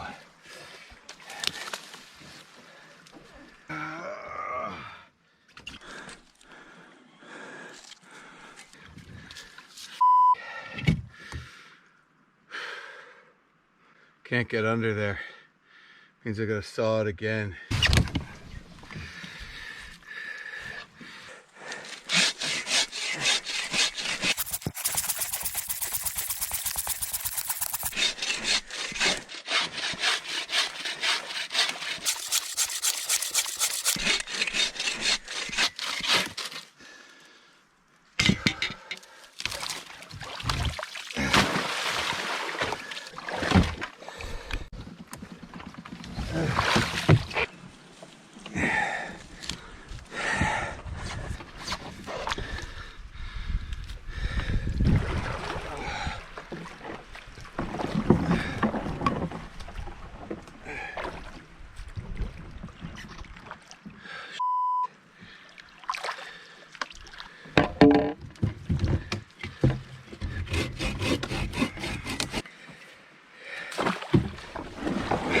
Oh man, I just want to nuke all those alder bushes, man.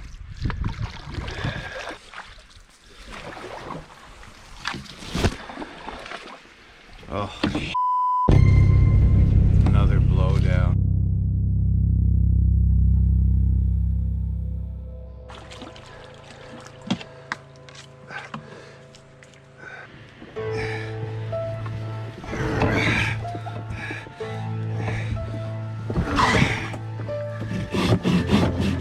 It's all about the experience. There's another down tree right there.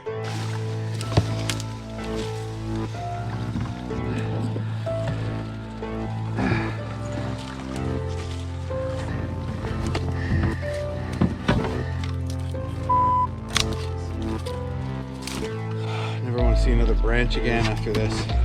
Water is not particularly warm here. Oh, I see another one. Well, this is just how it's going to be. It's going to be logs down, blowdowns all over the place.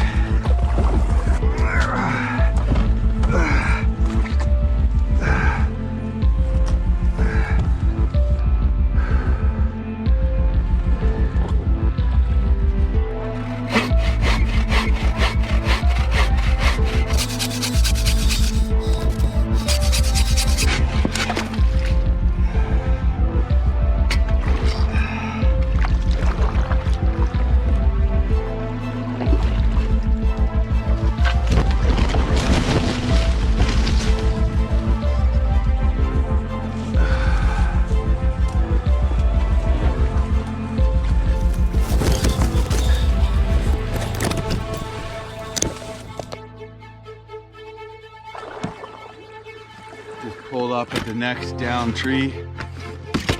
Big one.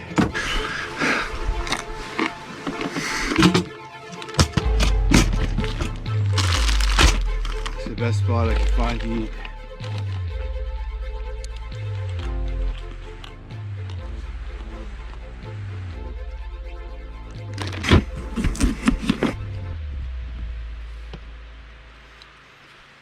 All right, well,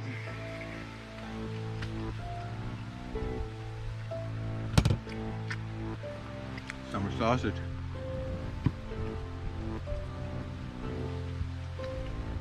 You can keep plugging on like this, honestly, for another 7 hours. Another 6 hours, 6.5.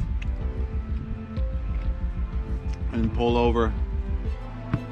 Before I thought I'd be able to make it past French Lake into the North French, run a couple of rapids, but now I'll be amazed if I even make it to French Lake.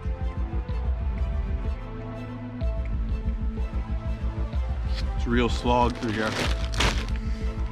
Real slog.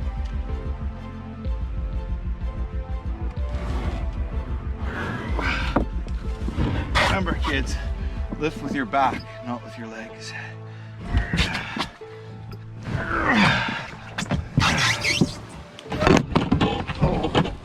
Oh, stop it! Oh, stop it! Oh, job. Tried to pull my paddle, but I couldn't get it out from under the seat. At the same time, the canoe slid.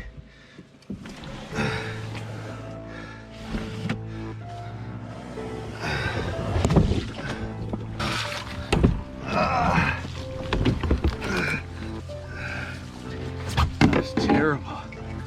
Terrible. No wonder I wanted to take a rest there. Close that up.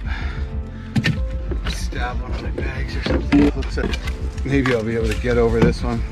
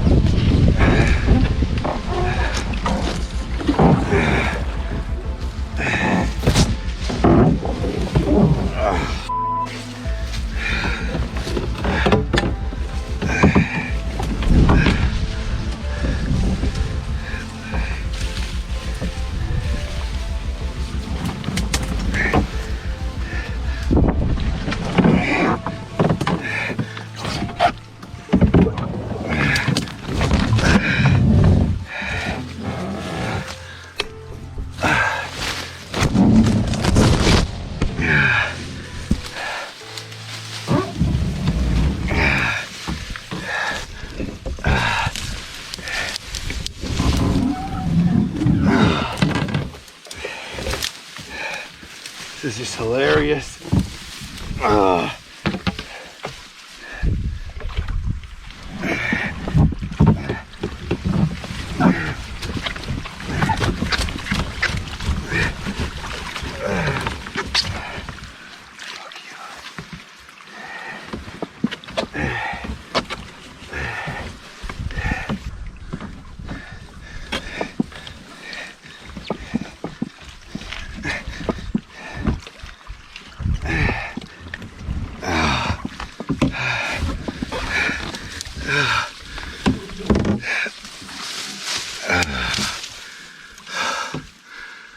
Oh my God. What was happening here? For the love of God. Okay. Please let this get a little easier. Still in a patch where the trees are going right to the edge of the creek, so I mean there could be another down tree right around this corner. There is. But it looks like I might be able to get over it.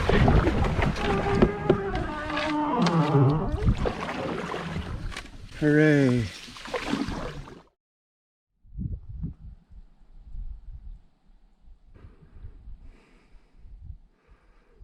Holy crap, guys.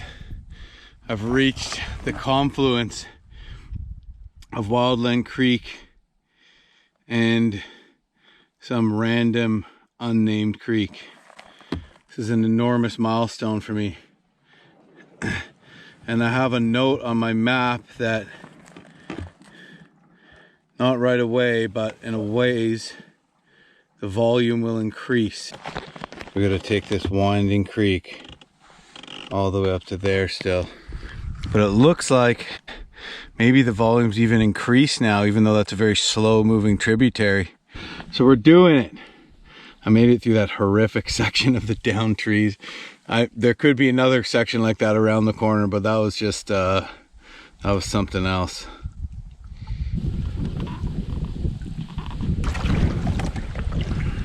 So, more or less the way the crow flies, I've done 6K and there's 5 left. So I'm like just over half done. Now of course it's way further than that because the creek's so windy and twiggly. But it's not really about the distance, it's about the difficulties ahead. So if my notes are correct and the volume increases, that means I'm going to be able to do this next spot a lot faster, maybe even make it to French Lake today. Fingers crossed. Oh geez, another log. River has some more volume though. We just passed another tributary and sure enough, this thing widened up and picked up too. So it's actually, if it gets any faster, I'm gonna have to throw my life jacket on and keep an eye out for sweepers around the corner. And the river is way bigger. See you later, sucker log. A sweeper is just a strainer, a down tree in the moving water. If it picks up, could be a concern. Getting there, slowly but surely.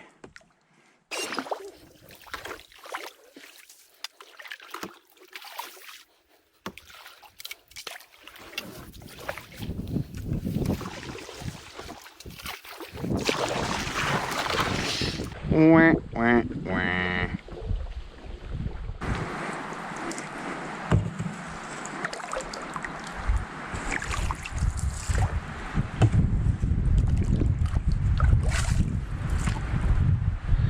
Well, here we have something quite interesting.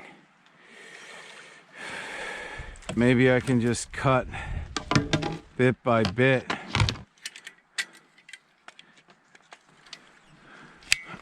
I'd have to literally unload the boat.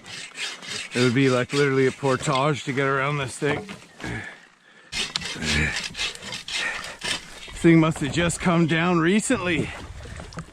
Looks like I should be able to cut a passage under it. Oh.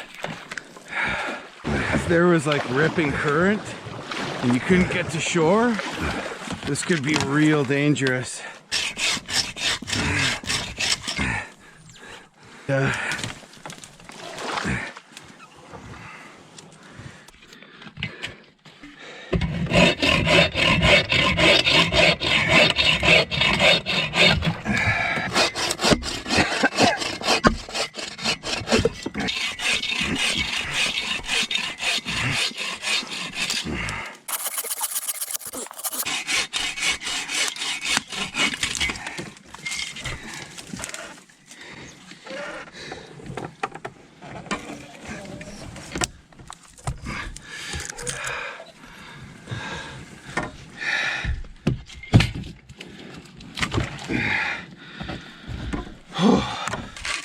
Through. That is a big son of a bitch. Wow, it's almost starting to feel like a river.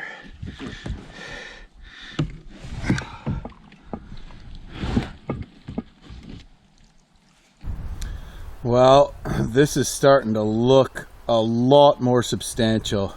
I actually have some water here.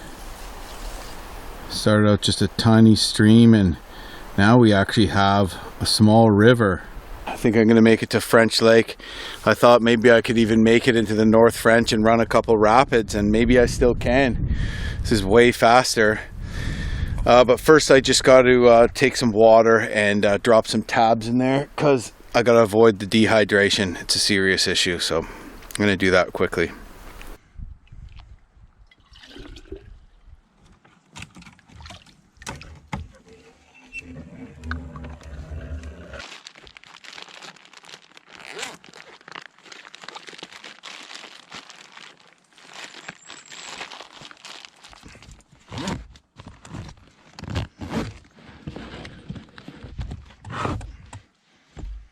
I usually can get away with just putting one tab in the 1.5 liters, but because this water is beaver swamp extraordinaire, I'm putting 2. 2 is not bad for you though. I actually hear that none of it is particularly good for your gut bacteria. That can throw off your ecology and your insides, but not as bad as being dehydrated. Now I wait a half an hour and I got my next batch of water. I usually keep the tabs on me just in a pocket or something. Somebody told me that apparently the tabs, they're not good. They kill certain good bacteria in your insides and can take your gut some time to regenerate. That's probably true. I've used them for fairly extended periods of time and I've never noticed that. I've never had an issue. And I notice when I don't use them, I get dehydrated because it takes too long to pump water or boil water or gravity filter water. And it's just not something I pull over and do, where the tabs are right there. I pop them in. It's just the simplest, easiest way to do things. You got to wait a half an hour before it's ready to drink with the kind I'm using. When you're really thirsty, Bear Grylls drinks piss, so you know, what do you care?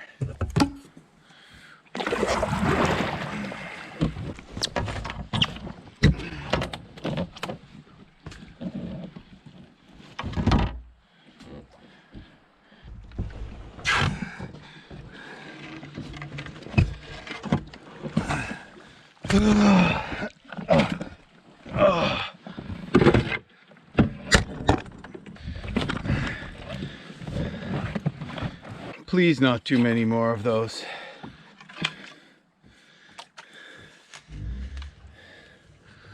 Onwards we go.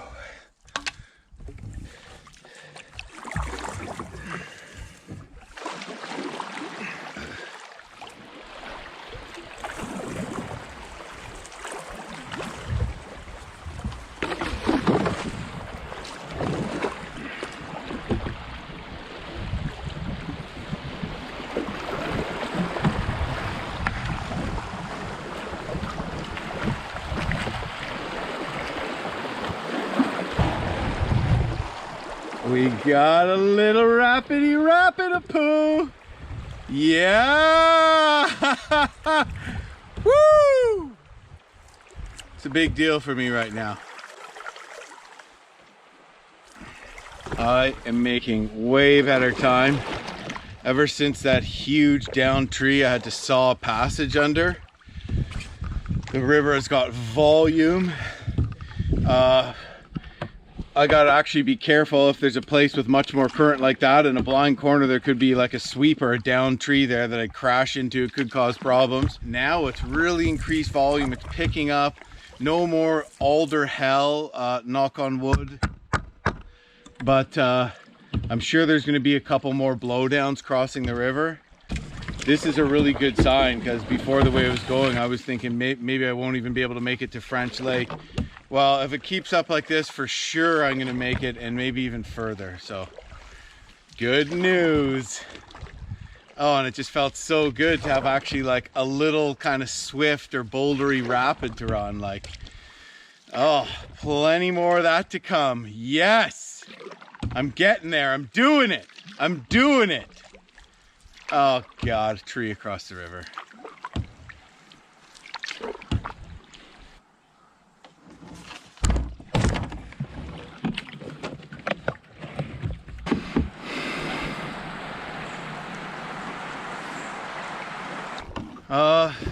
I think I can haul over it.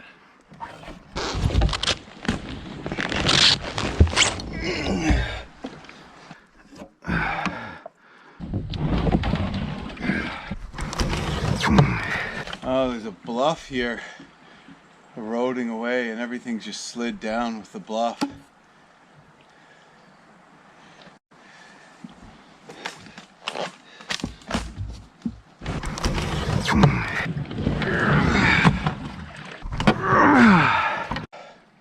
Look at that, right on the balance point.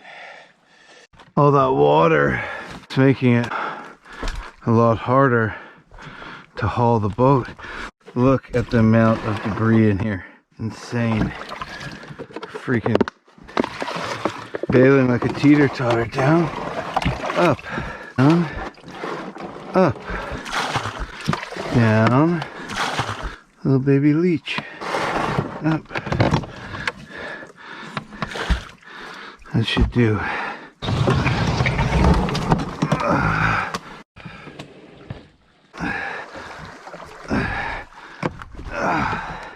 Whoa.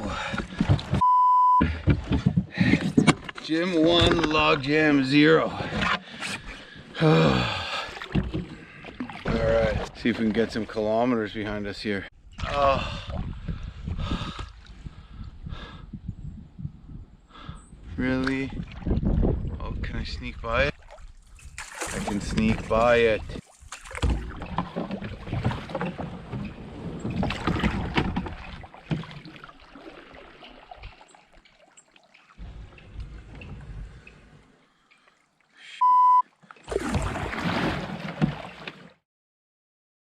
Holy sh**.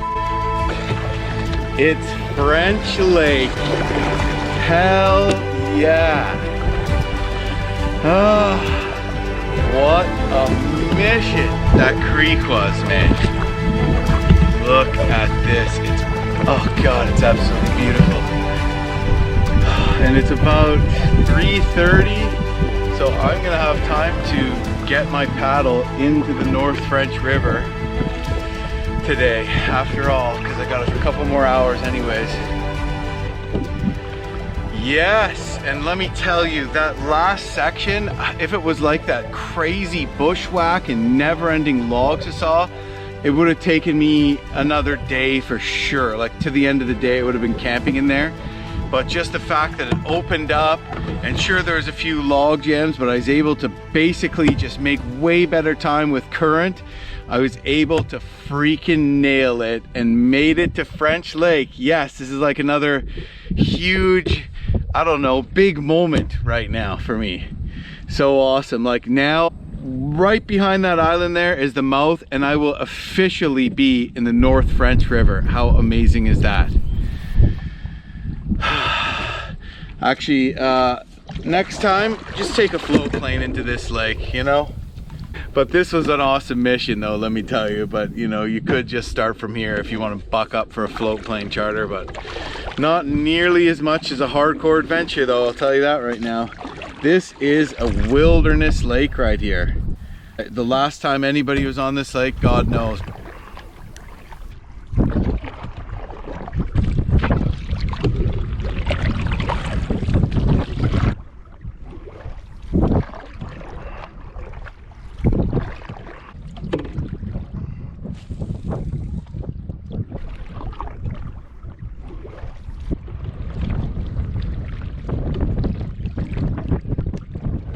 Well, we just left French Lake and this is the North French River.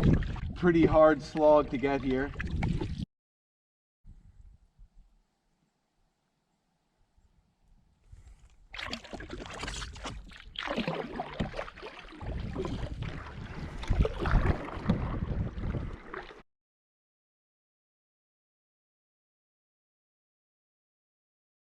Approaching the first rapid of the trip. Looks pretty basic, probably a class 1. Let's just strap on the life jacket and give her.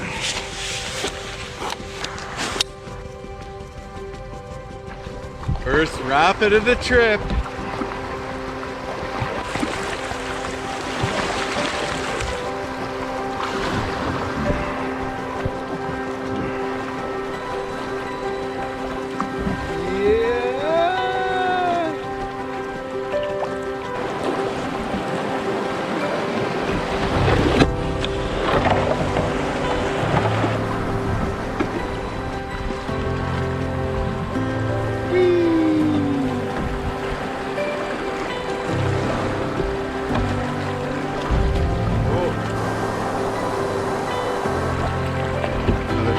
Here, coming right up. Oh, oh. Huh. Pretty shallow. It's pretty straightforward.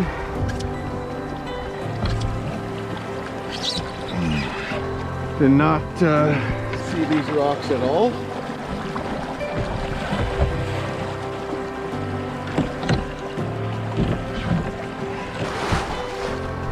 There we go. Oh yeah, yeah, that's a pretty big rock. Ah, and another one here.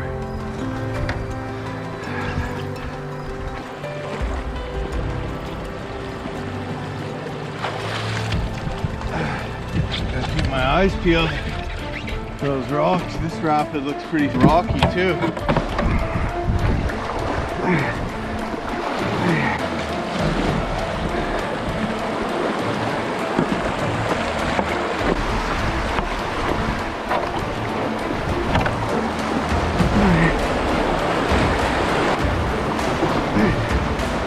Yeah. Oh. Come on. Well, pretty low water. That's okay. Further down river you get more volume.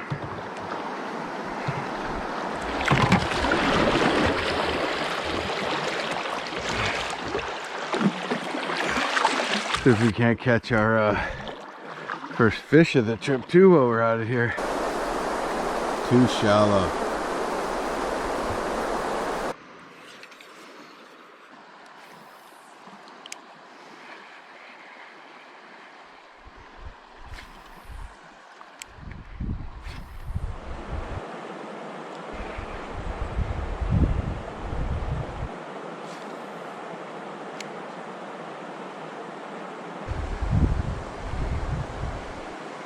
Come on, fish.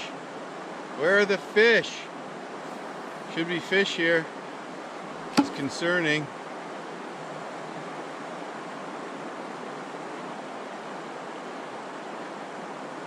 Oh, maybe I should be going. Oh, oh, snag. Damn it.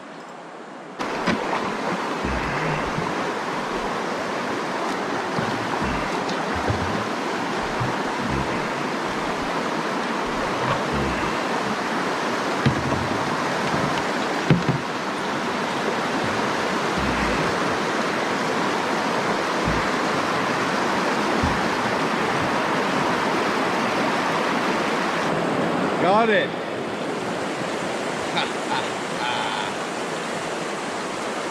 So there is a victory to be had after all. One more cast. Nothing. Took a few casts here, what looks like a good spot, and no luck, so that's kind of concerning. This looks like a great spot. It could be this really hot weather has just got them not feeding. Also, I'm not 100% sure whether I should be going for brook trout or walleye. Up this high, I heard that there's specks, which is the same thing as brook trout, and that walleye are further down. But you know, I hear different things about rivers, and they're not always true when it comes to like wilderness rivers, when it comes to fishing. So I guess I'll try you know, fishing kind of for both species at each hole. You know, depends on the time of year, but oftentimes the brook trout will be up feeding off blackfly larvae in on the rocks, because there are still blackflies, and oftentimes the walleye will be a little deeper. So we'll give that a shot. But yeah, a little concerning that I have to document a fishing fail here. Oh well. I have a couple more rapids I'm going to hit up here. 1, 2, 3, 4 more rapids, and once I'm past that, I'm going to make camp.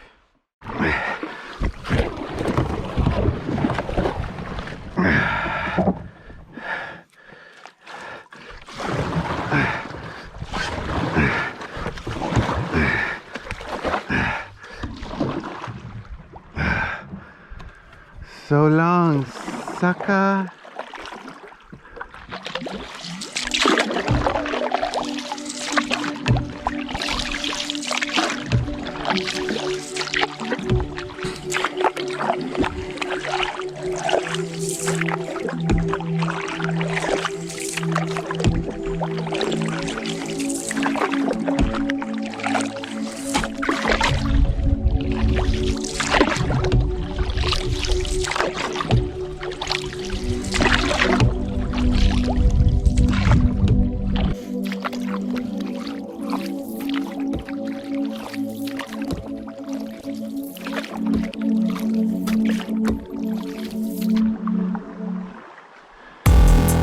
Looks interesting.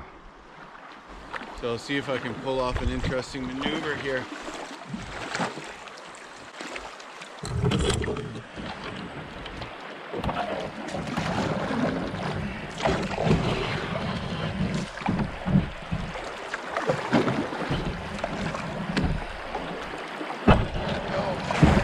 Guess not. Not enough damn water in these rapids, man. Okay, I'm gonna try to jump over to the far right.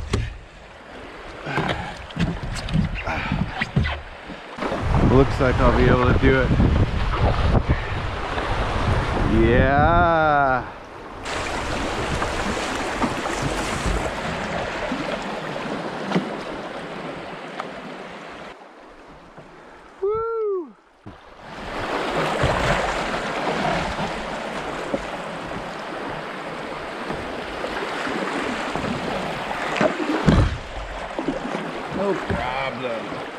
Oh, this one's gonna be a bump and grind.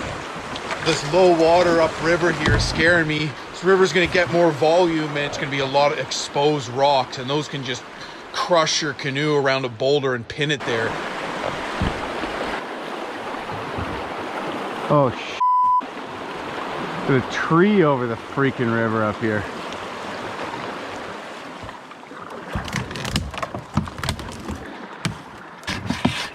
This has been a big storm.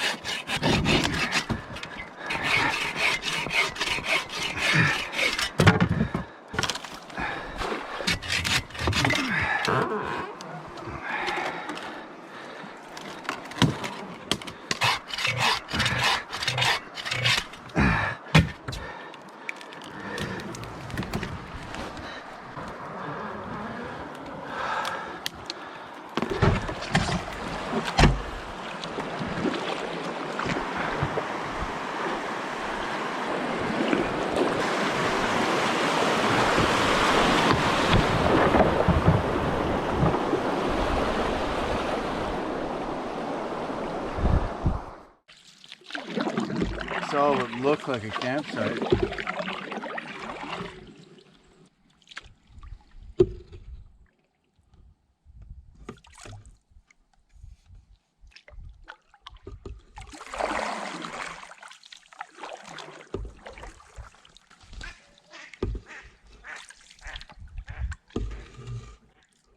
Black duck.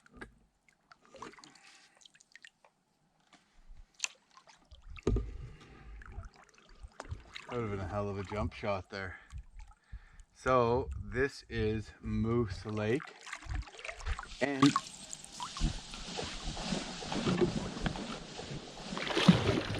moose.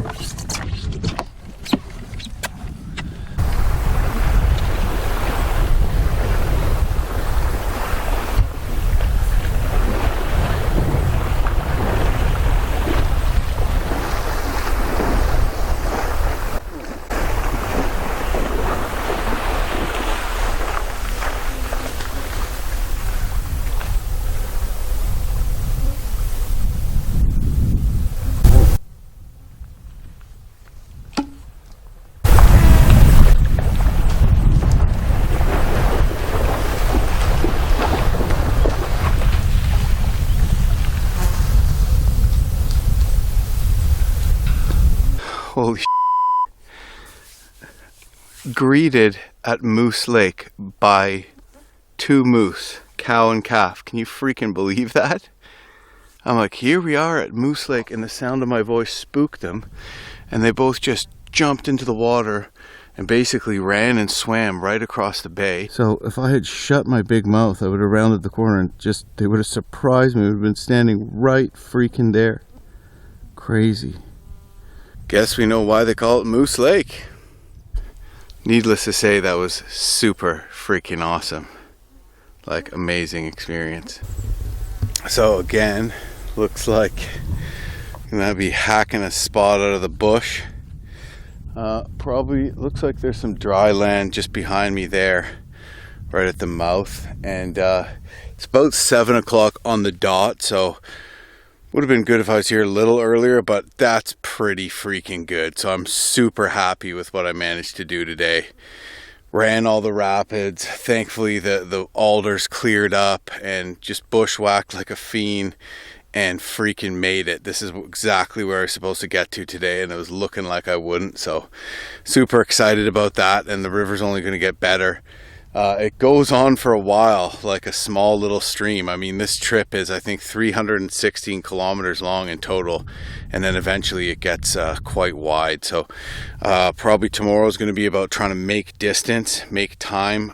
I think I have some rapids, but you don't get into the Whitewater section until the river starts dropping off the shield, and that's where it gets real interesting. So anyways, I don't know what the hell's going on with the fish, but it looks like there might be pike in this lake. Looks pikey. Potentially nothing, because it looks more or less like a swamp and incredibly shallow, but I'm gonna give her a go.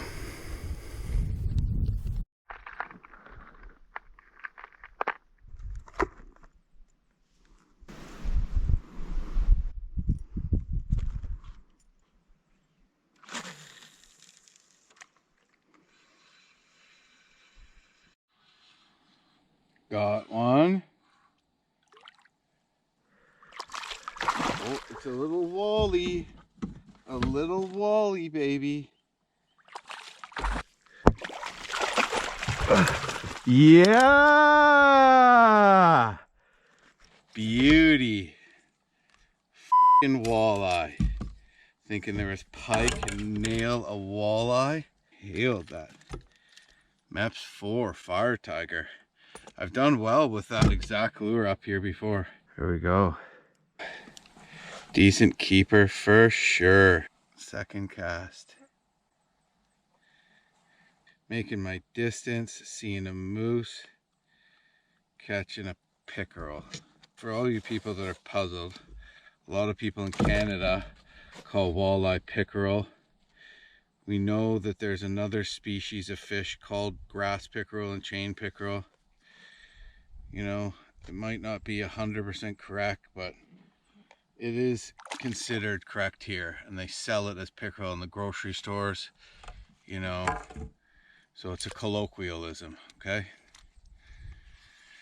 So when I say pickerel, I'm talking about walleye. Sometimes I just say walleye because everyone knows what that is, and oh yeah, oh, it's gonna be hammer time here. Man, these things will hit anything, I feel like. It's another walleye.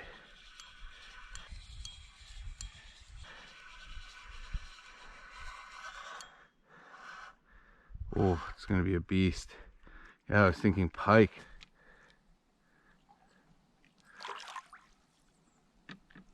Thank you very much. Don't mind if I do. Yeah! Perfect eaters for old Jim. Little filleter there. Right when I was starting to worry that the fishing wasn't going to be good. Hammer time. See, it's freaking walleye up here, man, not specks. People and their stories. There's two. Oh my god, I can't wait to eat those. Alright, right in the mouth of the river, so I'm gunning for it. Alright, what do you think? Fish or what? Let's hope it's an absolute pig. Oh, yep. Every cast. All got off.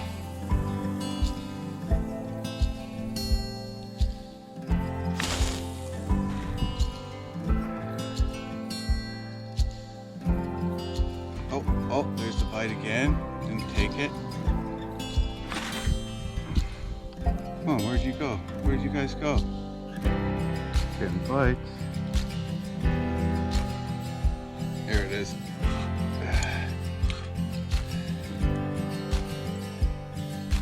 Another wally. Oh yeah. Yes. Oh my god, I'm gonna eat well tonight. Another.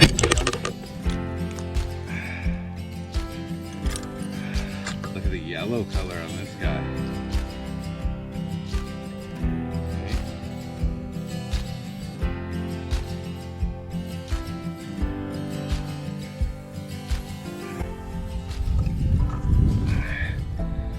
Quick kill tactic here. Snap the neck. My stringer, I only have basically just one line out there, and there's a fish on either end, so I don't grab the mouth with the walleye, but I kind of grab it with the pliers and quick snap, and it dies instantly, and then it doesn't bleed everywhere, and it also doesn't flip all over the place. If you stab it, it will bleed all over your boat, so the less blood on your boat, the less bears are interested in it, I find. Oh, whoa, that was a big hit. Oh, that was by far the biggest one yet.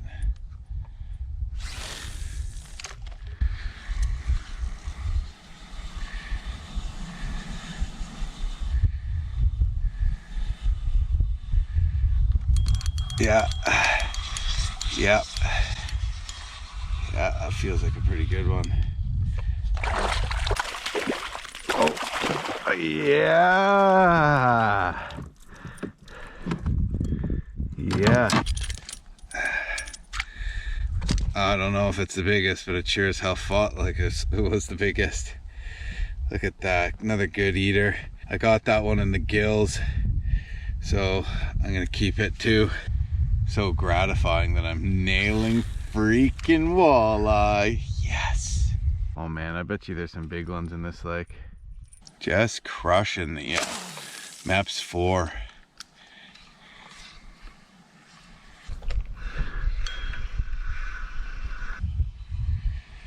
One more, and I'll have my limit of small ones, and trust me, I will eat all of them.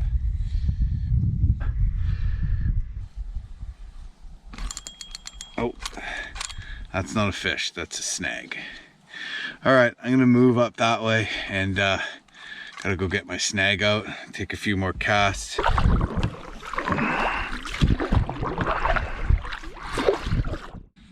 another one.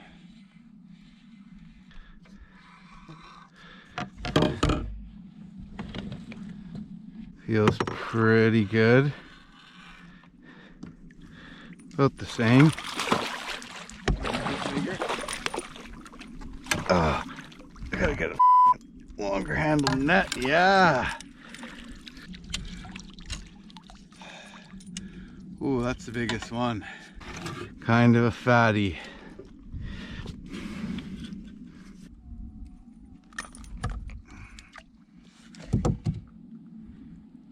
Good fight. Nothing huge, but look at the blue color in that, eh?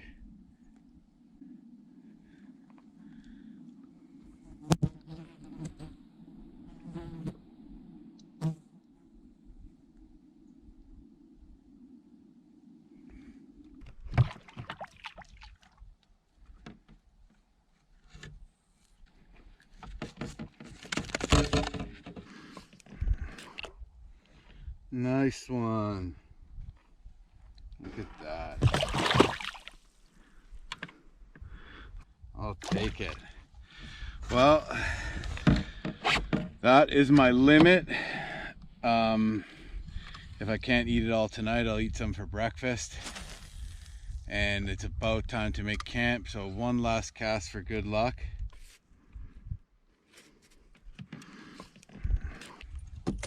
That is a good day for old Jim.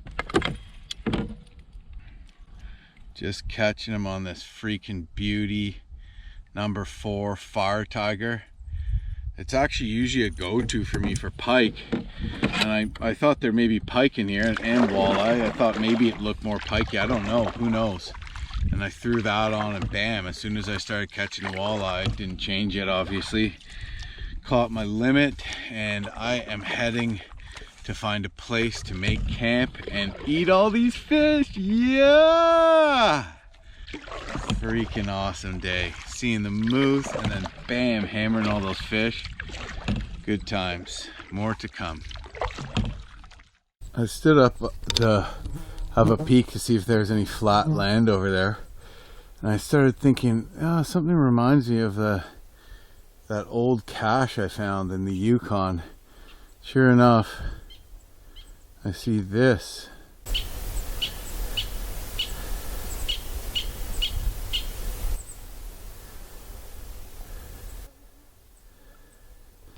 Right across from the point where I saw the moose. So it seems like this person knows how to pick a good spot, and they have view all down that bay. That blind obviously hasn't been in use for quite some time. It's just made with sticks, it's all rotted out, but there is a fish cabin on here. I have it marked, so just a random cabin on this lake. It's probably just privately owned by somebody who comes in with a float plane, and maybe at one time they did some moose hunting, or somebody did. Could be the Moose Cree used this river at one time much more than they do now, and now they use it much further down near to the Moose River. But yeah, interesting signs of humans. Man, I'm so hungry. I can't wait to just hammer all that fish, all of it. Oh, I got this freaking garlic and butter fish crisp. Oh my god, it's so good. But first I gotta find a place to camp. So this looks like it looks boggy and terrible. I'm gonna move on. Double rainbow. Wow. Things are looking up. Look at that.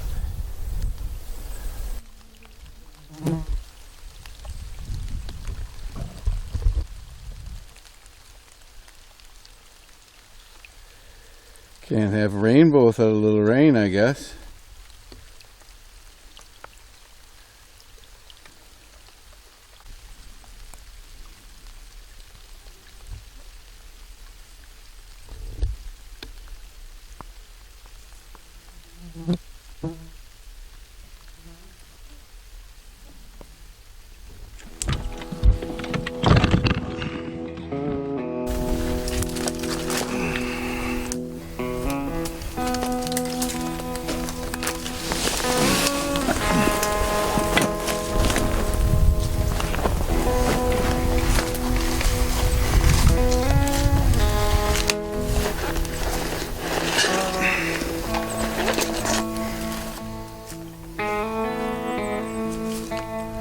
Those two moose were just basically right here. I can see the branches that they trampled down.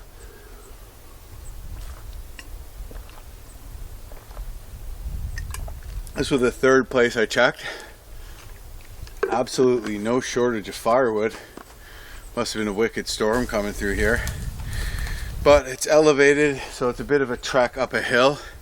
But there's a nice flat spot for a tent as opposed to just incredibly lumpy and horrific, so that's what I look for.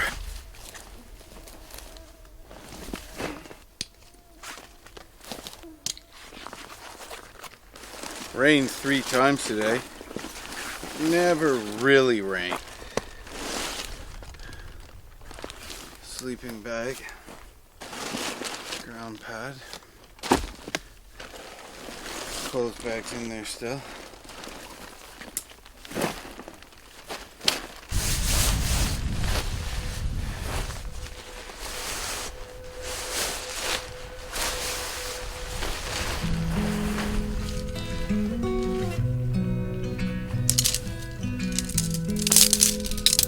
I hate setting up the tent. I really do. So I've been just trying to find the flattest spot, and it's been working.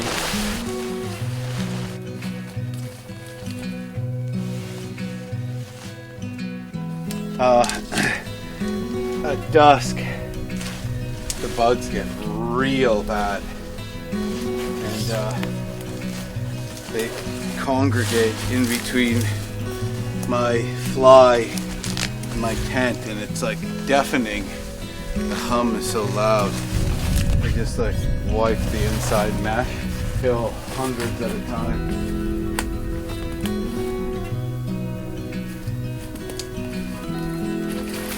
Oh man, I'm starving. Now, I'm gonna get a fire going. Where the hell is the fire gonna go? Not a ton of room on this side.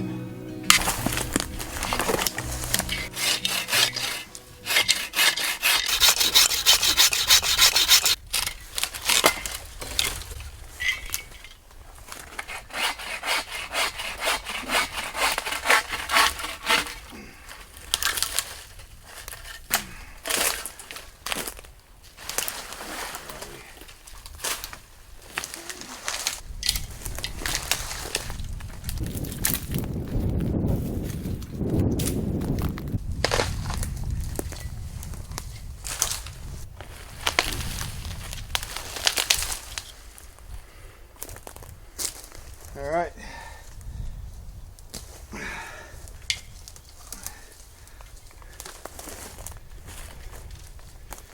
So we're gonna have my fire right here. Remember in the Yukon, the sites were just littered.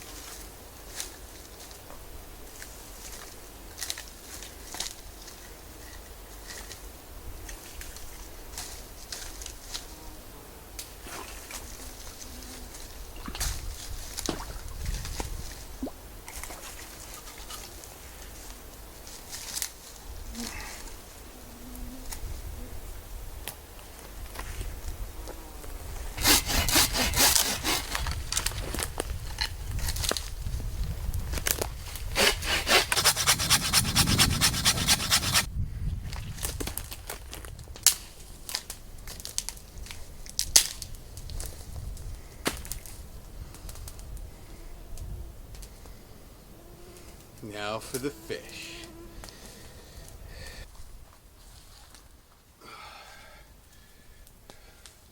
Look at that, baby. Think I can eat all of this?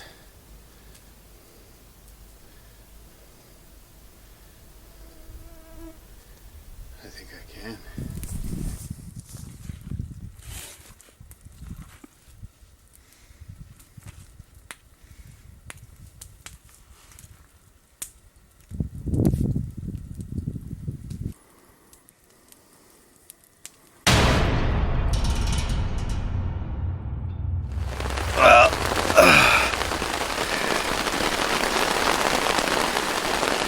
It's been fixing to rain all day, and right as I was about to start cleaning the fish, just as it got dark, it started freaking dumping rain like crazy. In a panic, I just managed to quickly set up this tarp, but I got totally soaked while doing it. So my shirt and my back feels like you might as well have just dunked it in underwater. I'm gonna have to make the mad dash out there to grab my fish before it gets soggy, but luckily I pulled my bag that has my rain jacket in it, but this is just crazy.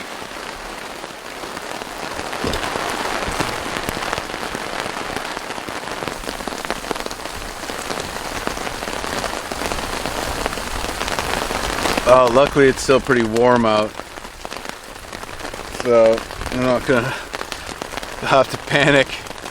But where the hell? I guess I shouldn't say where did that come from, because I felt it brewing all day, and then the skies just opened and this camera started getting soaked, so I tucked it away quick, and just fast as I could I got this tarp set up. But interesting chain of events, pretty exciting actually.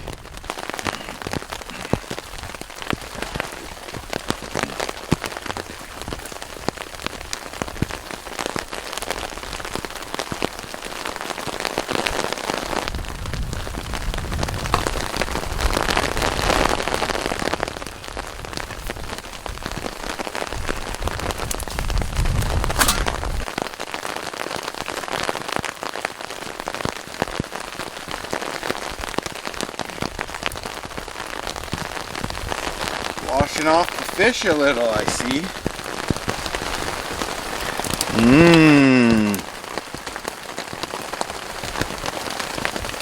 Never a dull moment, I guess.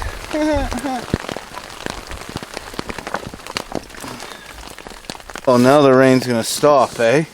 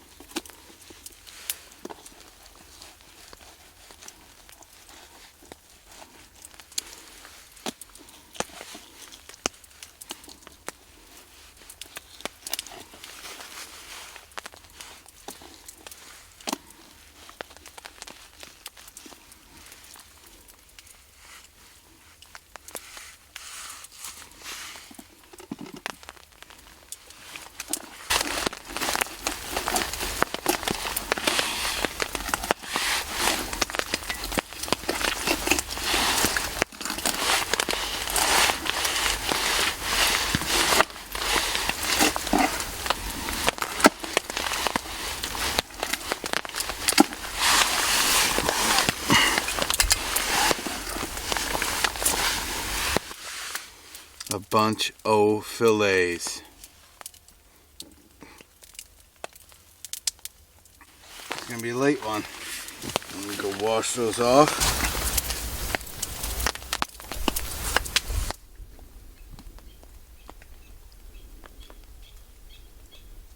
Apparently moths love neoprene socks. Learn something new every day. Just hanging out on there, like a million of them.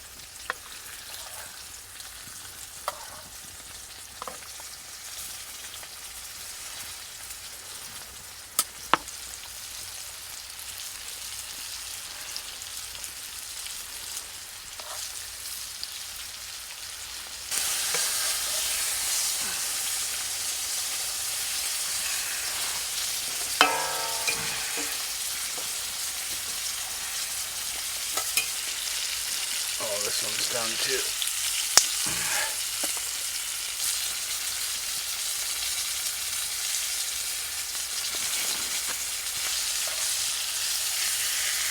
Oh yeah, sounds perfect. Look at that, baby.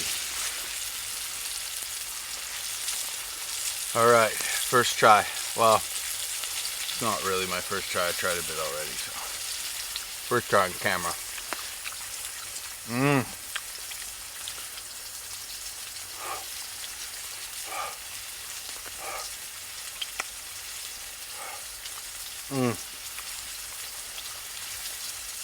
my God. Look at that. Look at this piece here. Perfect. Not beer battered, but pan fried walleye.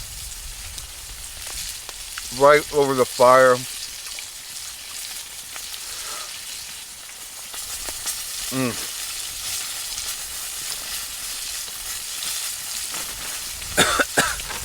I just add a little bit of this stuff here called fish crisp. I just add a little. That stuff's in high demand, but I add it to my Ziploc bag. I toss a couple fillets in there.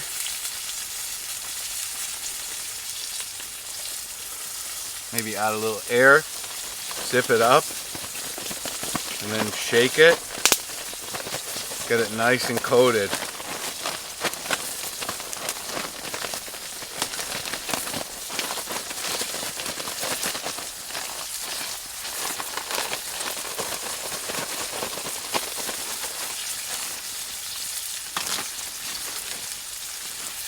And I just go ahead and lay that right in the hot oil.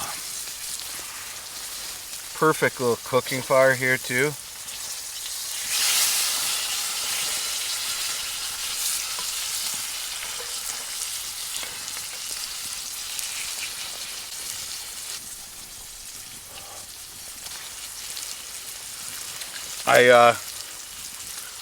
I started the fire right away and I kept feeding it slowly. So when it came time, there'd be a nice coal bag. I could just lay smaller dry pieces of wood on top side by side to make a nice platform. Oh yeah, that's done.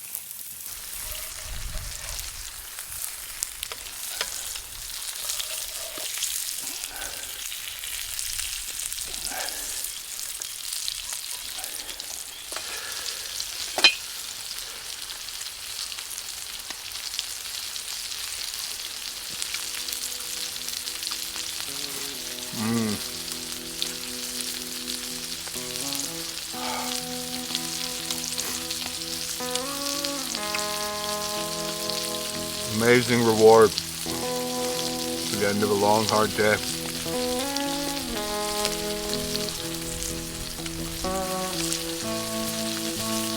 Good fish fry and easy portages and fun to come.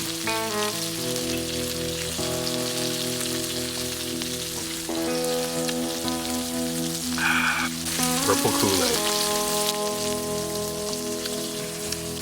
Guess that's about it for me tonight. I'm gonna finish up this fish. I got it all cooked up. I got 4 more pieces to eat, but let me tell you, I'm not eating anything else and I was starving, so none of this fish is gonna go to waste here. I'll tell you that right now. Awesome day today. Started out with like an intense, just hell alder bushwhack, and right when I thought there was no way I was gonna make it to where I needed to today, the river widened, it got more volume, a big tributary pulled in, and the last part was way easier than I expected, thank goodness. And of course when I got here I kicked up a duck, and then I started doing an interview and scared the crap out of a cow and calf moose. I paddled around the corner and I saw them just basically running across the lake and swimming across the lake. It was the coolest thing. And immediately after, it started slamming walleye under a double rainbow. And found a pretty decent campsite too. So I'd say best day of the trip so far for sure. Okay, day 5. Beautiful morning.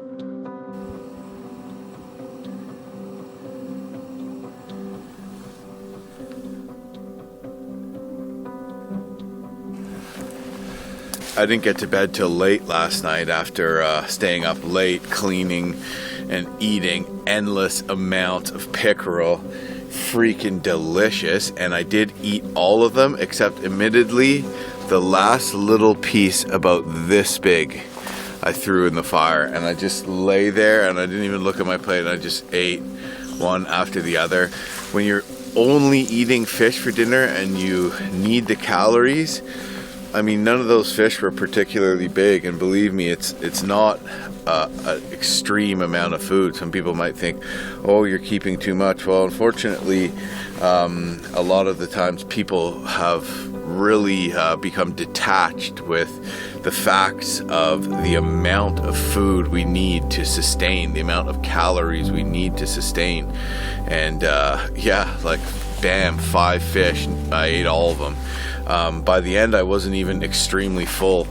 So anyways, today is, I don't know how far I'm going to make it today, but I want to make it my furthest distance wise yet, because everything now has been really intense and difficult. I haven't been able to make distance. So today I want to be doing at least 30 kilometers, if not more.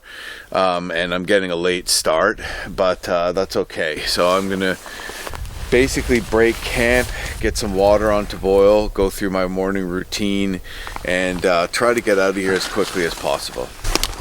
Rainwater is distilled. You don't have to treat it. Slim pickings though.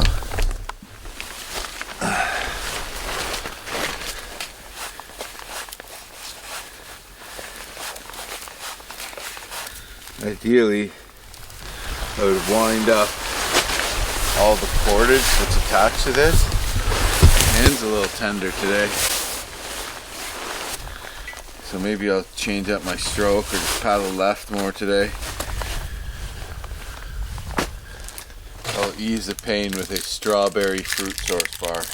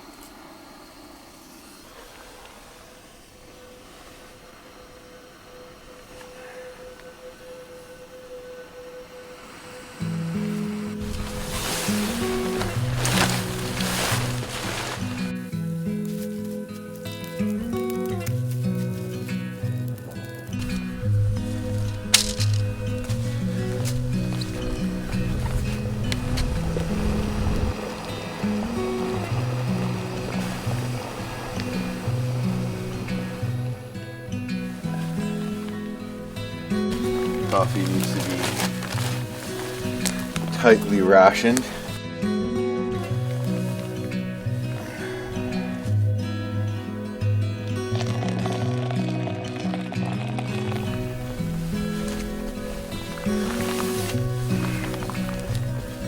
La presse du français.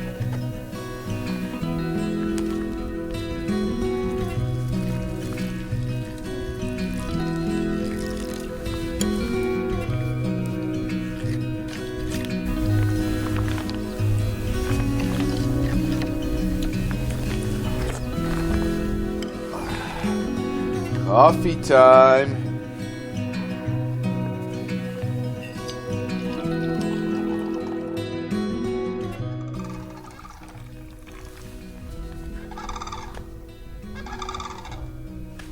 Sandtail cranes.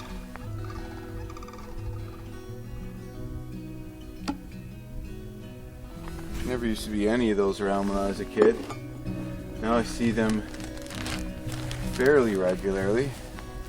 Some places they're more prolific, but here, I don't know, there is almost none.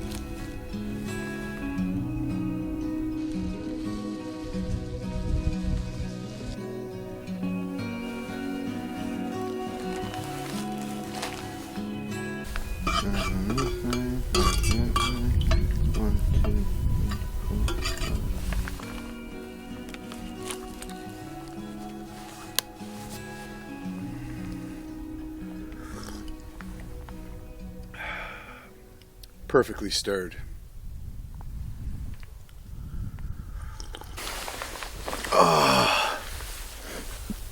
It's a lot of work having to make and break camp every day, but honestly, when I do a camping trip and I stay in the same spot every time, I start to get bored. Like, I feel like there's nothing to do unless we're doing side hikes or checking out backcountry lakes and fishing and stuff like that. I'm just like,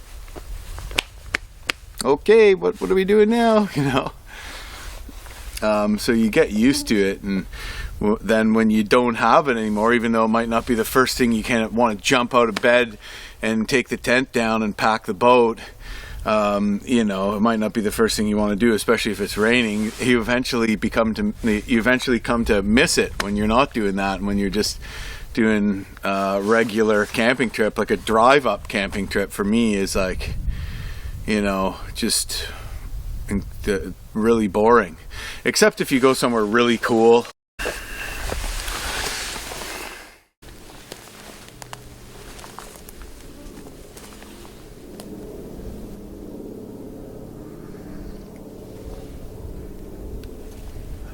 Float plane.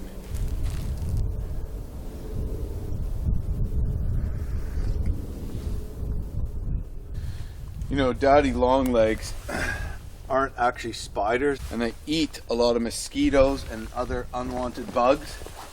So even if you're scared of spiders, there's no need to be afraid of daddy longlegs.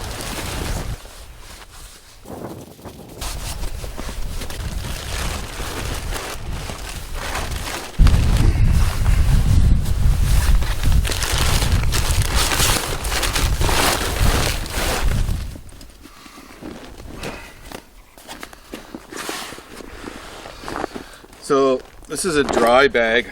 Another word for it is a float bag. So even when it's heavily loaded, it traps in air and it floats on top of the water. If you were to leave this bag underwater and submerge it for a long time, water would eventually get into it. But you'd be surprised at how good it is at keeping water out, even when it is completely underwater. When I dumped on the Hess River, very little water got into it. It's probably underwater for quite some time. But just because it's a float bag or a dry bag doesn't mean you just whip it in the boat like that and it's fine. It's going to stay dry. You have to be meticulous at how you close them. I push all the air out first. I pull that up tight across the stiffener, and then roll it at least 4 times. If you can get more, that's good. And then I clip one side in, tighten it, and go back to the other side, making sure it stayed twisted.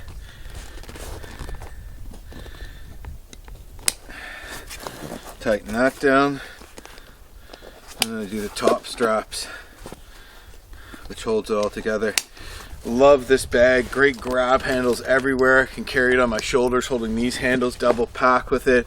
Great shoulder straps, durable. Eureka really stands behind the product too, so if you have any premature issues with it, they'll grant any warranties. Love the thing. Been using this thing for just years on end. For about 15 years I've been using one of these dry bags. I've worn a couple of them out, but man, do they ever last. Love them.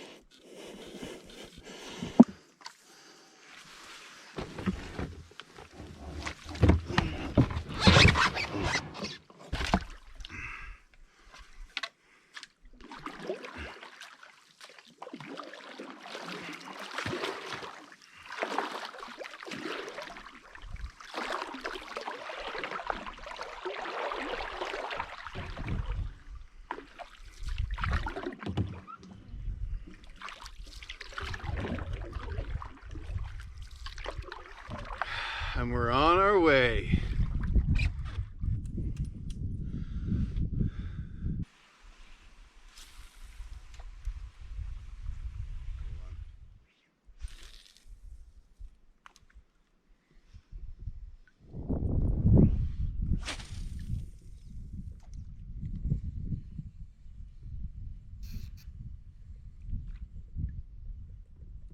Oh, there's one. Oh, feels like a pretty good one.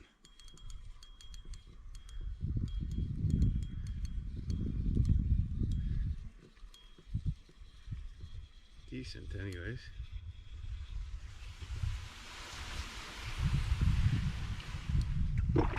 Oh, hello, beautiful. Oh, that's the biggest one yet. Oh, I can't even fit it in my net. Yeah. Woo! That. Not even hooked. It was just holding on to the freaking bait so hard. Look at that puppy there, huh? That's a beauty walleye for any day of the week.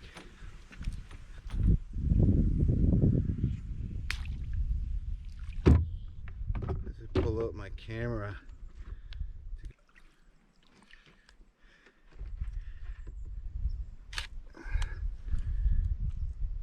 That's the biggest one for sure. I think I'm gonna let it go. I'm gonna regret it big time if I don't have any fish tonight though.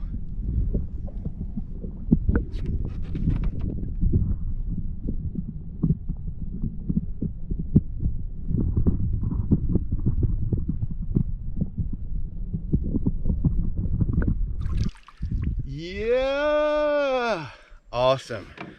Awesome, awesome, awesome start to the day. Got a nice one on here. Feels like a nice one.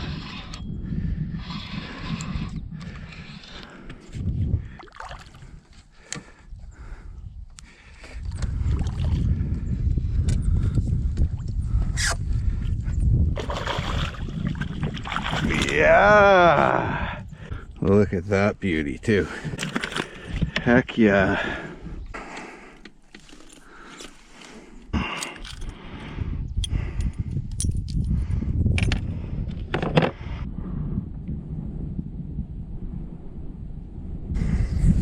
gonna put it on a stringer just to try to keep it fresh. You know, I've run into that before. You fish in the morning and you're like, oh, the bite's really on, awesome, and you're like, oh, don't keep it, it's too early. But then by the time you get to camp, the fishing sucks and you're like, why the hell didn't I keep one of those fish early? So I caught two this morning, two pretty good ones too. Let the biggest one go, and I'm just keeping one here on a stringer that you know, just in case I don't get into any fish later on, and that way I'll for sure have one to eat, because I don't want to fall into that annoying predicament, just like upriver. Remember where I was hitting those rapids and the slow moving kind of narrow river, no fish here, tons of fish, and I'm gonna have more river today that kind of reminds me of what's upriver. So keeping one is not a bad idea. I'll keep it on a stringer for a bit, and then I just use parachute cord tied to my seat and just use a bowline, and then around lunchtime I'll fillet it and put it in the food barrel. That way it should still be fresh enough by the time dinner comes around. Now I got this lake, Moose Lake. This holds true to its name, lots of moose on it. Hard to get going in the morning when you're just slamming pickerel like that right off the hop. Loving it.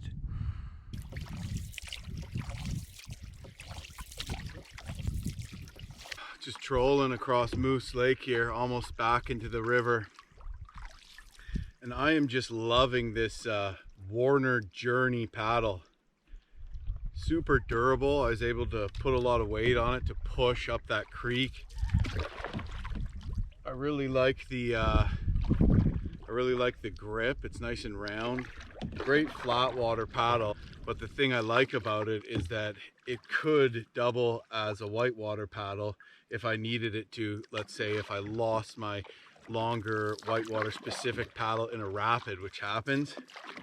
So I think it's a good combo to have the Warner Bandit and the Warner Journey.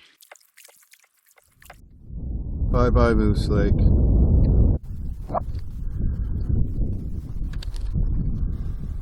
Hello North French.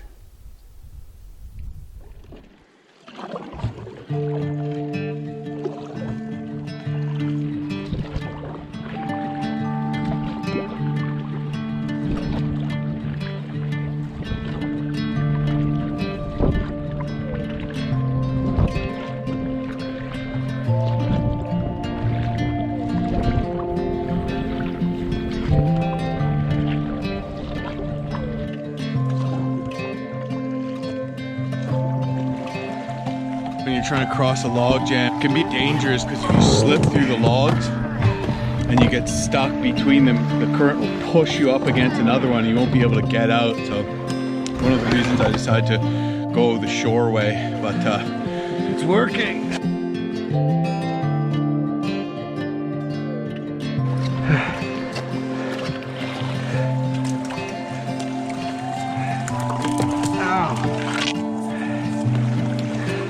Well, that was a bit of a gong show, but it always is when you're trying to cross a log jam.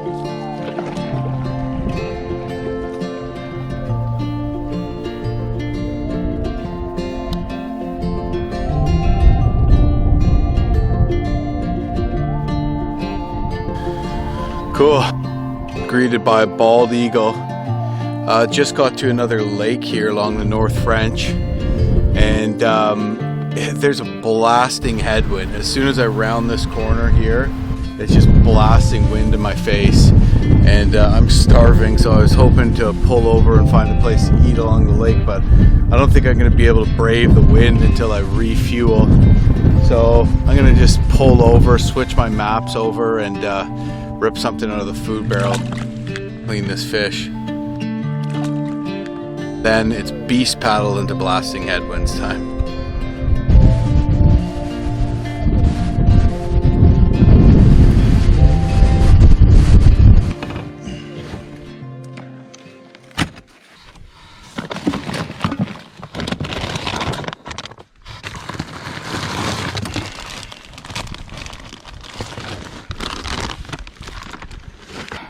Well, this is where I'm eating lunch, in a thicket in the canoe. Fine by me.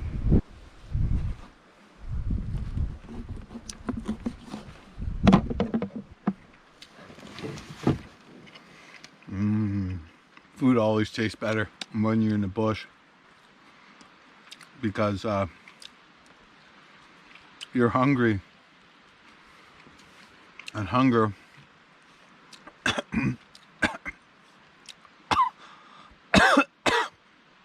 is the best seasoning. Let me try that again. Hunger is the best seasoning. Trail mix.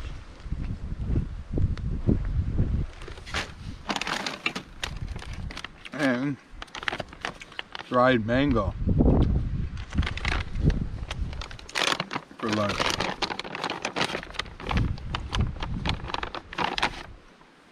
These are pretty good.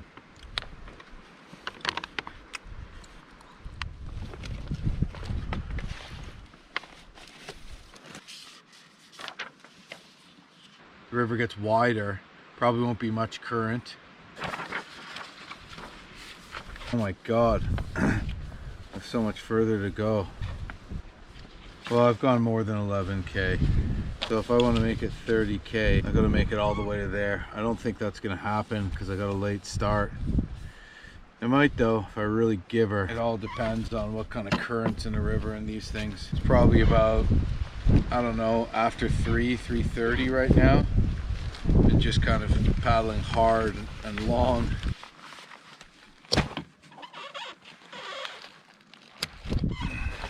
Cleaning the fish here now.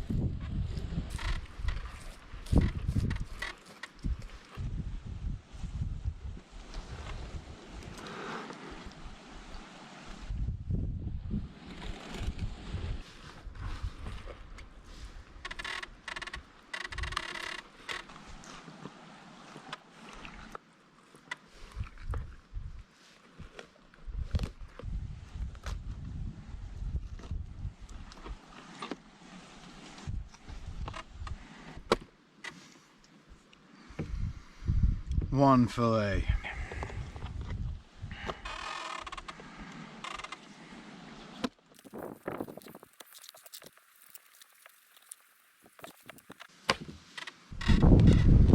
Some say the best part is the cheeks. Freshwater scallops.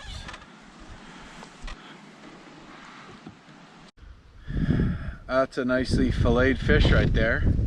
And now I'm going to release it. Fillet and release. Now I gotta get the skin off. I'm gonna give this a little wash.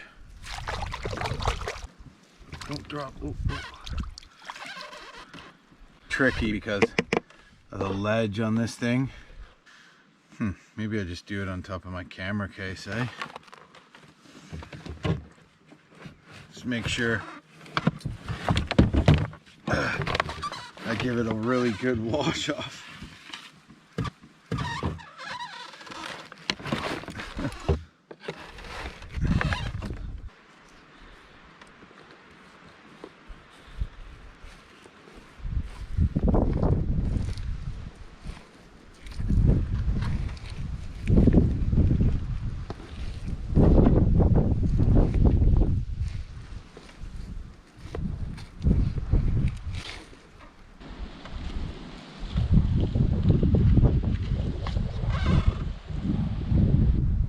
Not too bad.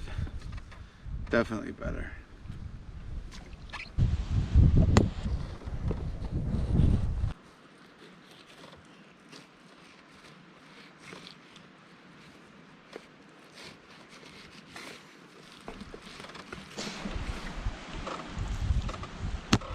Second beautiful fillet. There we go. That one got a little messed up in there, but I don't know what the hell I did there, but I guess not perfect. I've kept the fish fresh for most of the day. Now it's only going to be, you know, out for the rest of the afternoon. I'm really glad I kept this or I wouldn't have any fish tonight. So yeah, it's just going to be out for maybe 4 or 5 hours, and I'm just going to throw it in a Ziploc and put that in my food barrel and pack up and get going. Don't forget the cheeks.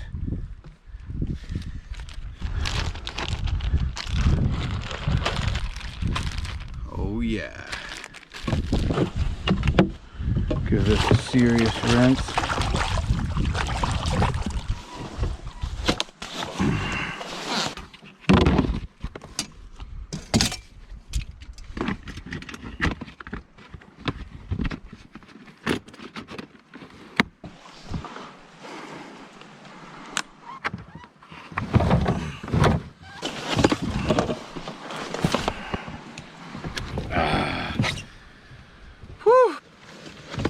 Well, that was a little longer of a stop than I wanted, but the wind is still ripping just around the corner here, so I'm gonna have to head out and brave it, I guess.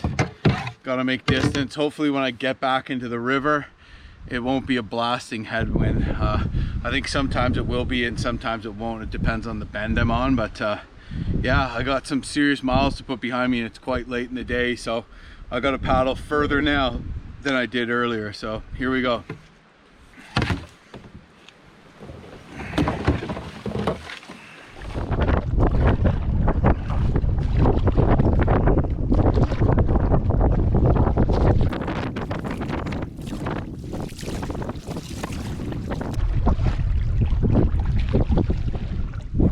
Back into the river.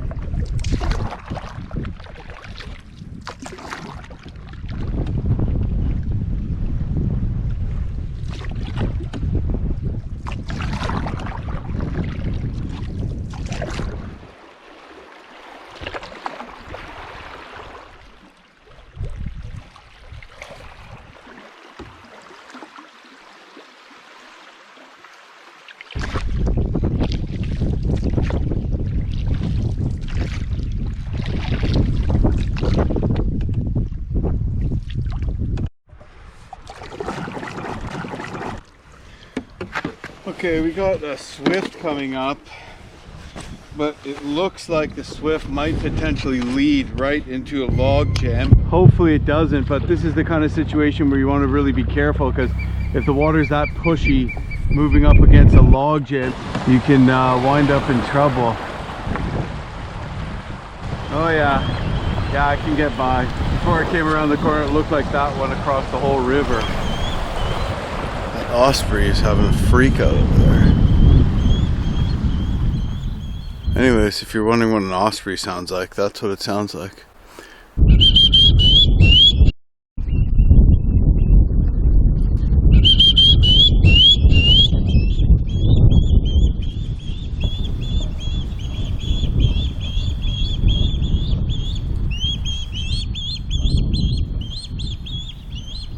So bald eagles and osprey do not like each other.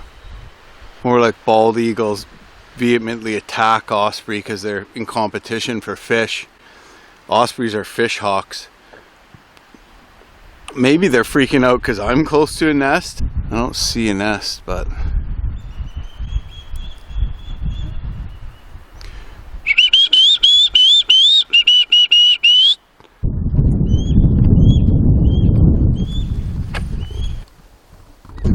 oh, there's their nest. Right there.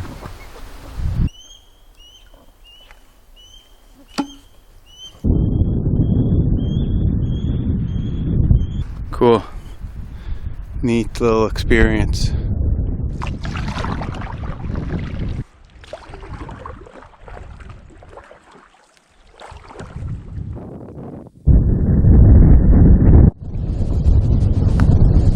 Well, looks like there are pike in here after all.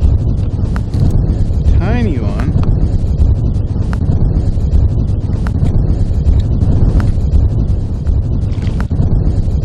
One of the things that's really slowing me down is just this relentless headwind. Ever since I got to that last lake, it's just been keeping up and really slowing me down. Like when the river bends away from it, I'll be okay for a bit, and then it's like basically at one point it was blowing me back up river. So even though there's like decent current here, it's really not helping.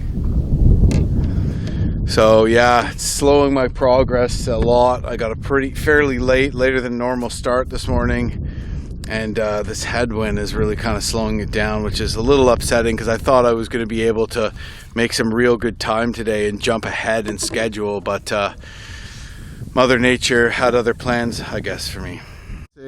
Well, I can't say I've ever seen anything quite like this before. This tree caught my eye coming down the river, and basically it is one tree, but then one tree that's broken off, and then all these trees are growing out, comes down, and then it curves in. See that? See how it curves in out of the same trunk. And what's even more interesting is how right in that area all the branches are gone, and I can even see one snap there. If you look closely, I can see a board hammered to the tree by a human. See the board there behind those alders? So that looks like potentially one of the coolest moose blinds ever, if that's what it is. Part of a story that I'd like to know more about. Anyways, today is a long paddle, so I better get back on it because I'm behind schedule for sure. It's quite late in the afternoon. I don't even want to look at the time because I'm going to quickly realize, oh crap, I'm not making it as far as I need to today. I'm supposed to do 30 kilometers. I might settle for 25 and just make it up. So got to push on and do that.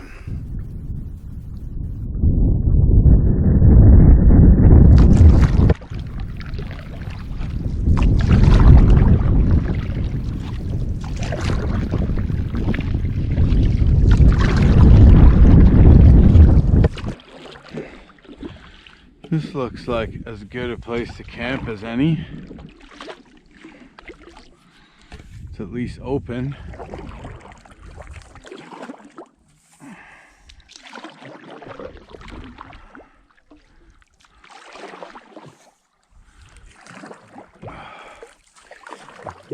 animal trail here. 7:45. Didn't get as far as I'd like to have today, but you know, it was a strong headwind. I did some fishing and got a later start. I probably did about 23 or 24 kilometers, so that's not bad. Pretty monotonous stretch of river today, to be honest with you. Just nothing too super exciting, no portaging, just kind of endless paddling.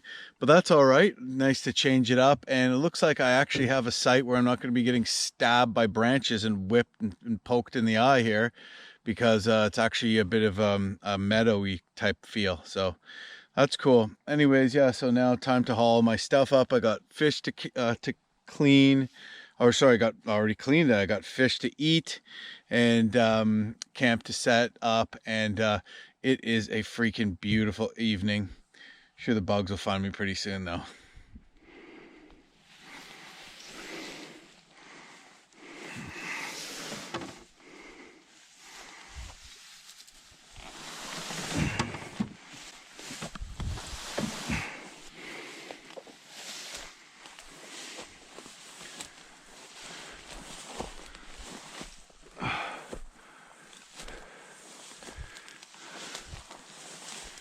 Few bushes. It's okay. Nothing's perfect around here because there's no established campsites, right? So it's all just this stuff. At least there's no stabby plants.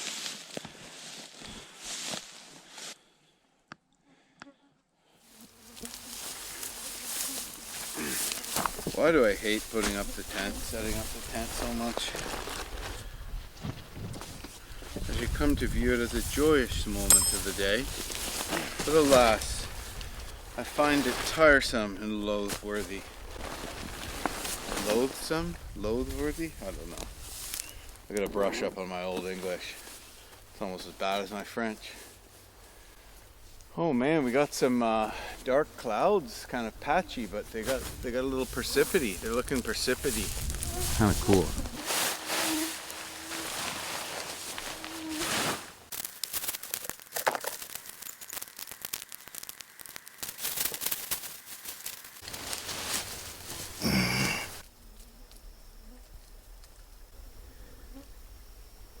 Bone dry log leaning against a spruce tree, so it's off the ground and leaning.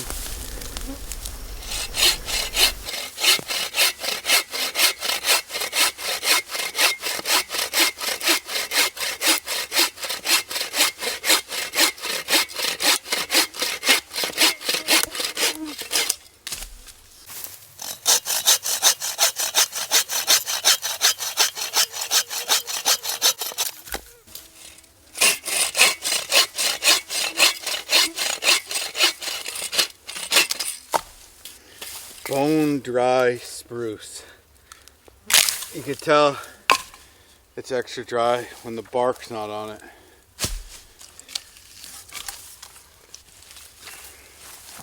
So when you just light a fire on the ground like this, you know, obviously this stuff's going to dry out and potentially burn. It's not like an actual fire pit, so you know, that's kind of basically what I've been having to do this whole trip. But you want to keep your eye on it. You don't just want to light it and walk off.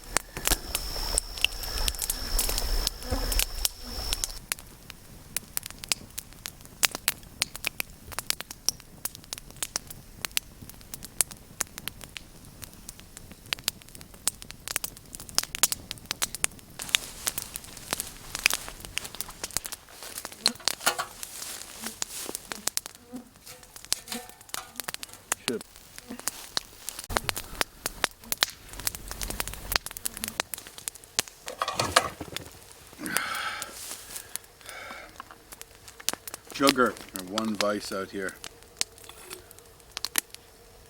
Kool-Aid grape. Brings back the kid in me. Of course, my mom wouldn't let me drink Kool-Aid when I was a kid, so just wanting Kool-Aid brings back the kid in me. Never getting it is more the kid, and now the adult's like, "F you, Mom, I'm drinking Kool-Aid." You know what I mean?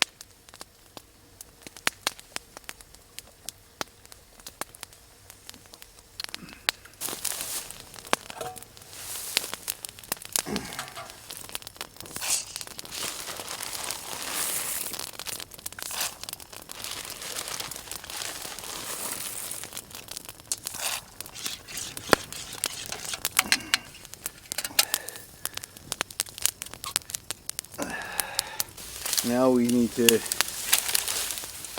do the advanced level bushcrafting task of coming up with a stir stick. Oh, just in the nick. Uh-oh.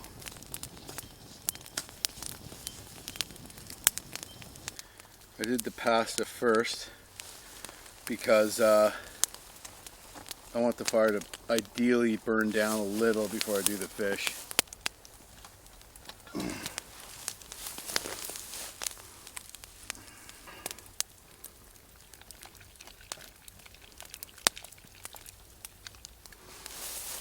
Well, I have the pot gripper, but its whereabouts have eluded me.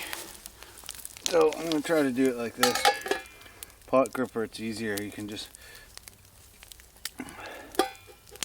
grab here really tightly.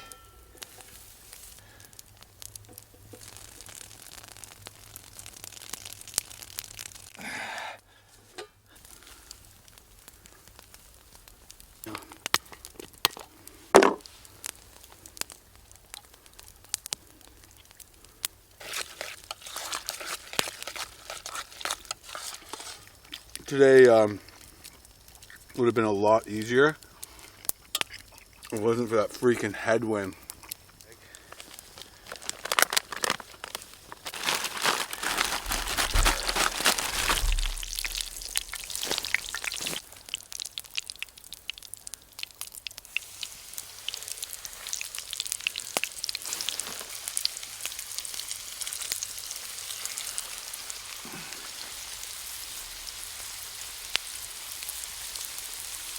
Oh, there's some chunky fillets too.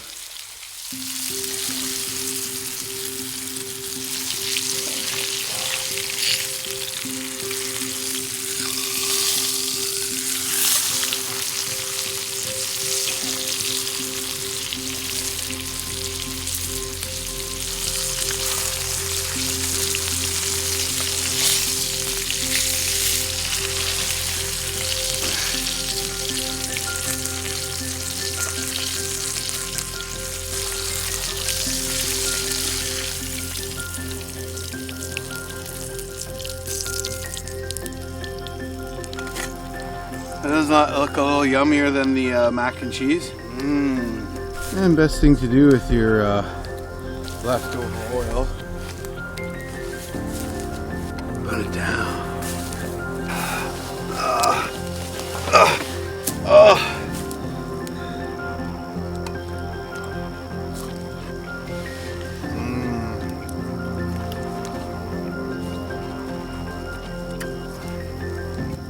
That's what it's all about right there. Still nice and fresh tasting too. Coat your fillets. Heat up oil. Fish in the hot oil. Flip. Remove. Eat.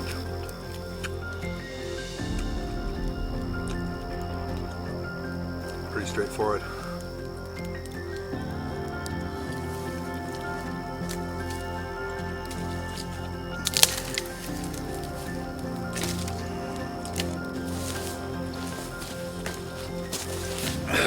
There's something just so pure about catching your own fish, just cooking it up beside the water by a fire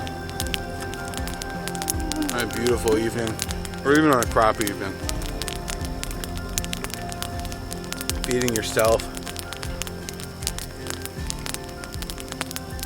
enjoying the outdoors. I love this stuff.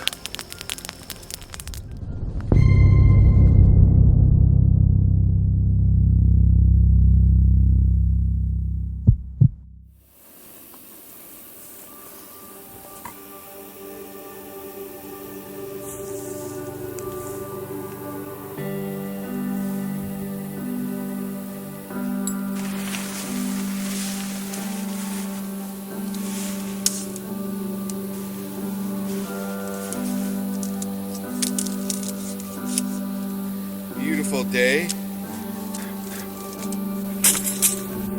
It is day 6, another gorgeous and hot day. It was actually cold this morning until that sun got up, and then it just started baking.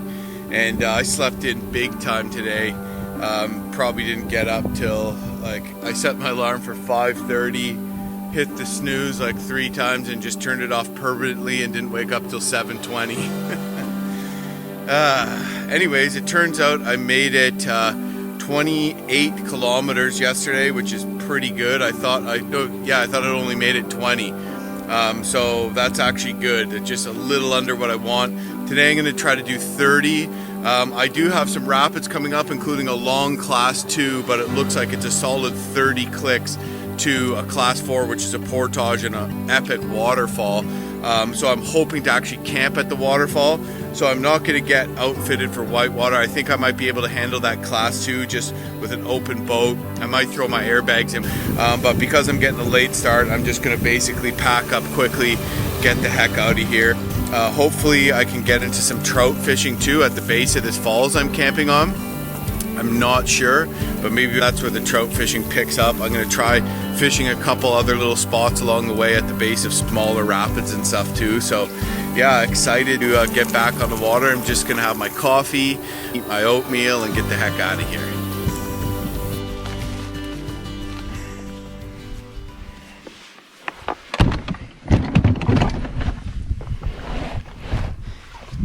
Well, I've decided I am going to put in my bow and stern airbags because I have a long class 2 coming up. It's actually kind of cool in the shade, at least here for the time being, so I'm going to do that right now.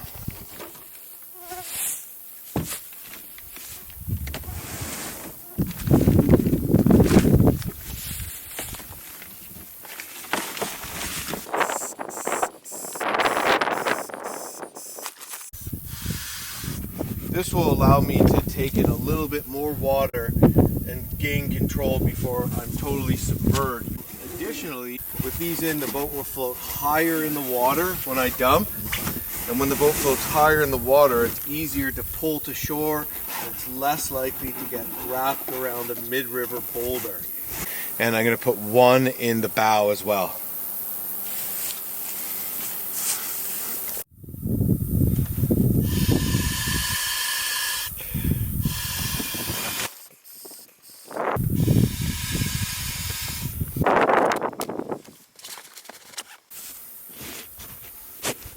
Here's my spray deck, which might be going on later today. I'm also going to throw some bow and stern throw bags in. When you're paddling solo, you're obviously not using these for throwing. But what I do is I put them on the bow and stern of the boat, and if I dump, I grab one and I swim to shore. So that rope, that bag is completely full of rope.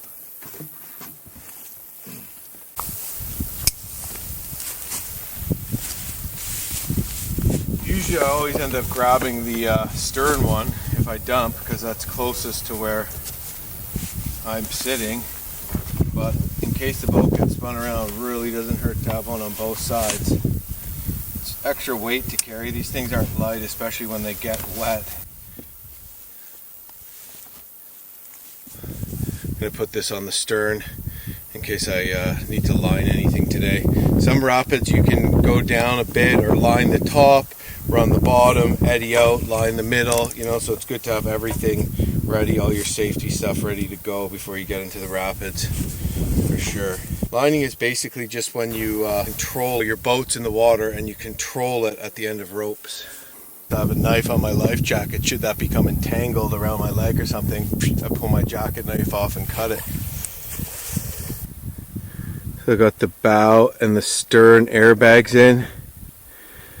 I also got throw bags at the bow and stern too, and a lining rope set up. And I got all my gear lashed down to the boat. So I'm ready to run class 1 and 2 rapids out here for sure. Now it's time to just push off and get going. Late start, but I also knew at some point I was going to have to set up my whitewater outfitting. Still don't have the spray deck on, but I'll do that probably tonight at my campsite, if not before the next rapid, depending on how challenging it is. Right now I got to make some time. It's my latest start of the trip, and it's a little concerning, so here we go. Macopimac Seabee is the Ojibwe name for the North French River. I'm not sure what the Cree name is for this one though. Most of the rivers around here have their Cree names. I guess that would be Moose Cree. There's also Swampy Cree, which is similar but a different dialect. And then there's Oji Cree, which is a mixture of Ojibwe and Cree here in Ontario. And they're all Algonquian language groups, so I mean, somebody who speaks Ojibwe wouldn't necessarily understand someone that speaks Cree, but certain words are similar, and also certain characters, mythological characters, are similar. So a neat way to actually learn some words in Cree is to just look at the river names, find out what they mean, and you'll learn a few words in Cree.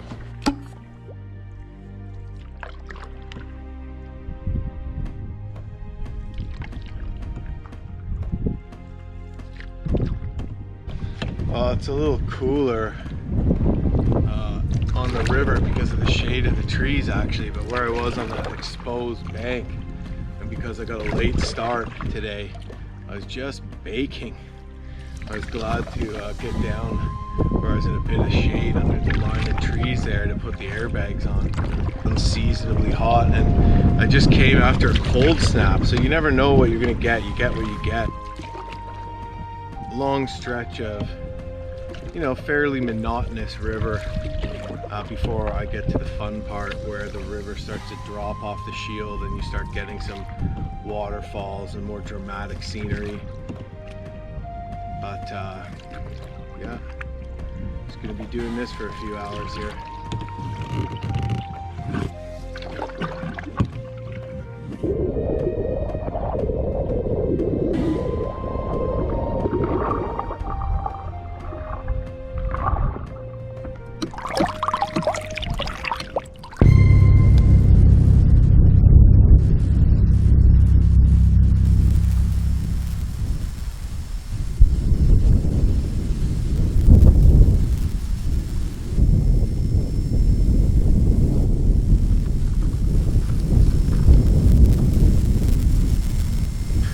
I can hear those wires, the electricity ripping through them.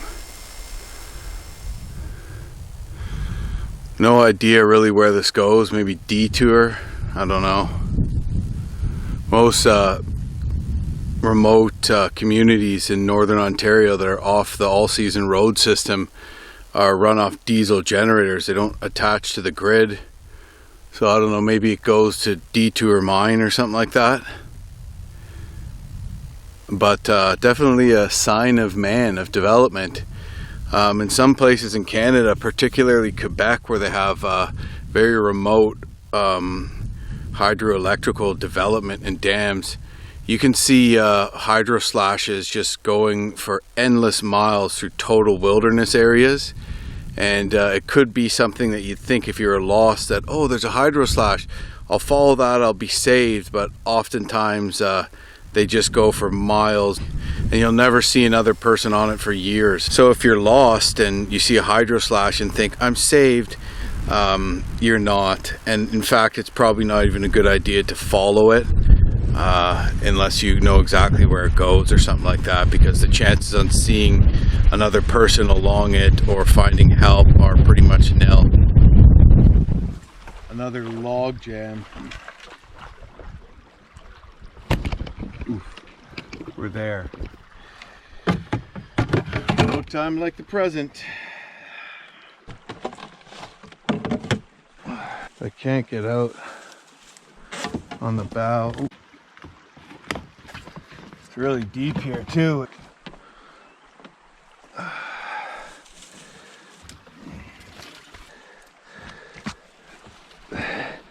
Come on, little balsam. Thank you, little balsam. Thank you.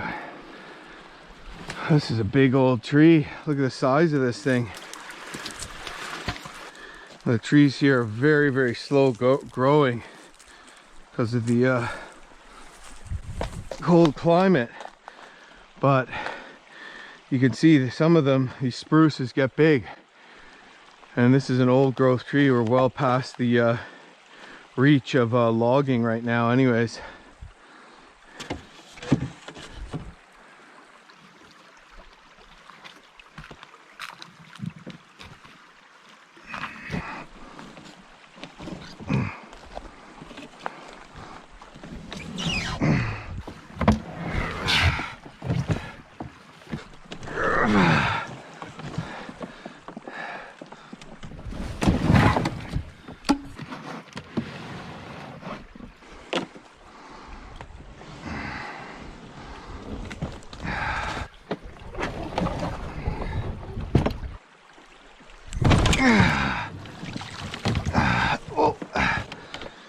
Give myself a little push off too. So long. Log jam. Need to wet my whistle after that one.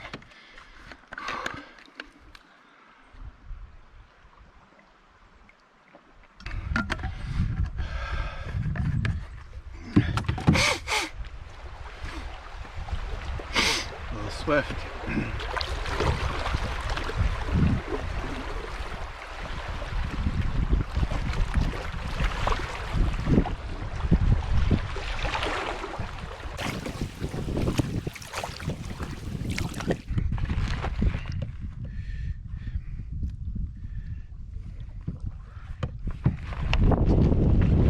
I've done about 15K. So I'm not really even bothering to do much fishing along this stretch of river here. I've tried a little bit, but I know rivers with this characteristic, and usually they're not the best. I mean, there might be some trout, but probably not. But I'm headed to somewhere called Masamakos Falls, and Masamakos means trout in Cree. So it's still a ways, but I'm hoping I can make it there today. There's also a large rapid called Mikisew Rapids. Mikisew is Eagle, so Eagle Rapids to Trout Falls. But I should be able to make it to that falls, which would be awesome. And then tomorrow we're gonna get into, you know, some more intense whitewater for sure, back to back. And I'm through this kind of more laid back section of the river. Making better time than yesterday, a little more current, and I don't have that blasting headwind, so that's definitely encouraging. Gorgeous forests around here.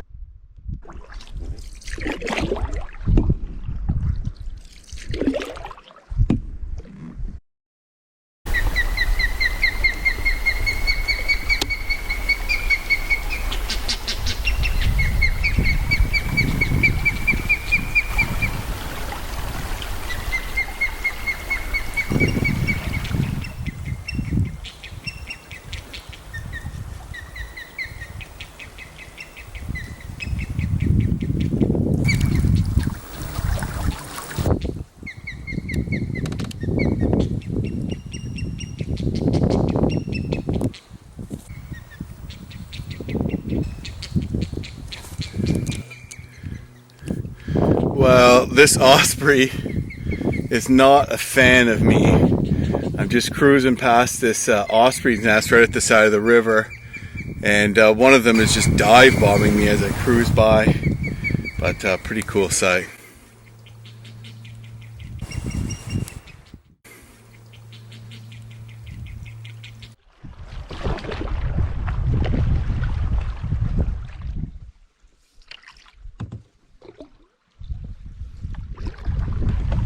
Like a forest fire must have come through here.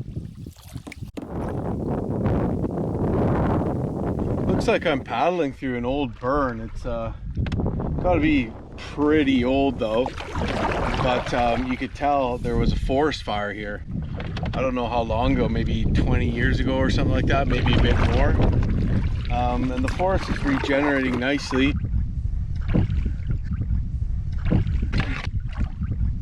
I just pulled over and I'm gonna climb up a hill and eat some lunch up there. So I'm making decent time. I think I'm gonna make it to my destination, Moosonee Falls. I have probably about 11 kilometers to go, so I won't be getting there early, but I will hopefully be rolling in before dark, maybe even time to catch a trout for dinner. I don't know.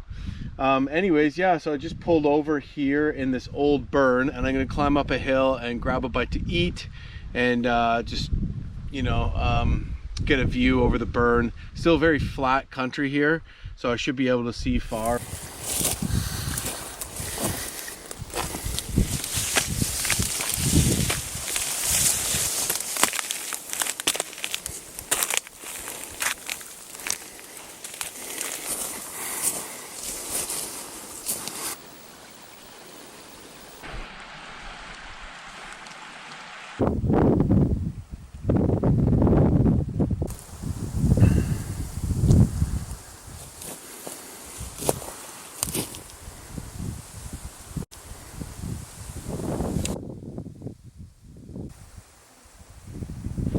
Pretty cool up here. You can see all the trees that have been burnt, but you can also see all the new ones growing. That's fireweed, called so because it grows after forest fires. And it's edible to humans and moose as well. And of course, there are blueberries. Blueberries like acidy soil, and spruce and evergreen needles are acidy, but they also need sunlight and well-drained ground, so they can't grow really when there's a dense forest overhead. So when there's a forest fire, they tend to blow up, as you can see here. Don't mind if I do. Blackflies found me pretty quick. Gotta get going. Got some miles to put behind me here.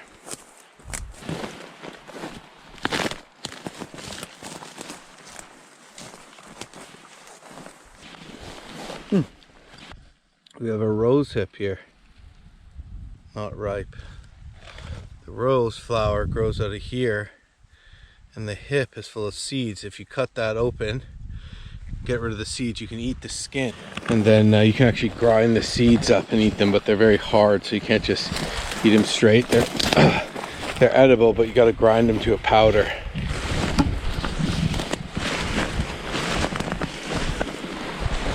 Yeah, so wild blueberries, rose hips, and fair amount of rose hips here actually.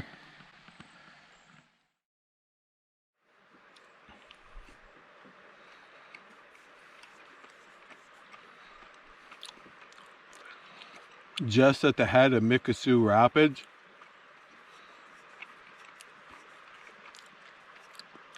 Looks pretty tranquil. Pretty low water compared to my river notes say it was a class 2, but that was in the spring. But the rapids are pretty much too long to scout the whole thing, so I'm gonna have to keep on my toes, dodge boulders, eddy out, that kind of thing. The good thing is I have river notes and I know there's no, you know, pending waterfall around the corner that's unmarked. So I think I'm just going to go for it, but also be ready to eddy out and scout down river more if I should. It's getting late in the day and I still have a solid 5K to paddle after this too, so I'm worried that I might be rolling into camp quite late to make it to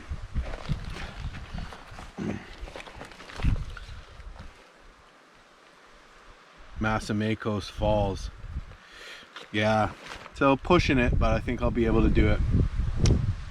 Anyways, I'm gonna get my life jacket on, make sure all my stuff's strapped down, and get my game face on here.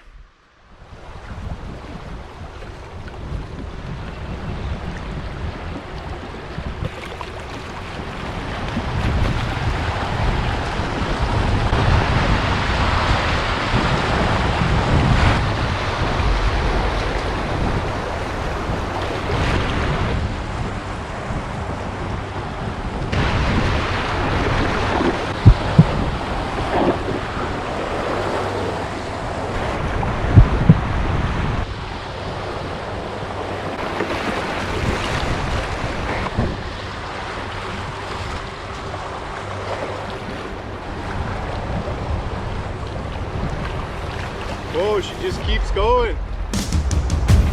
All right.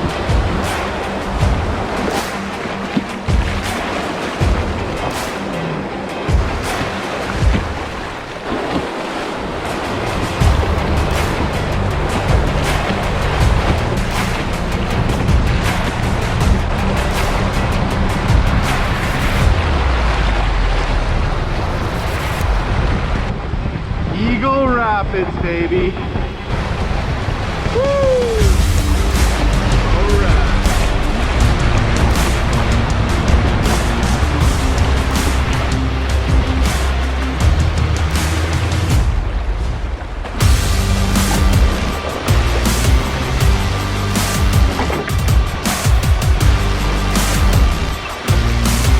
Big boulder.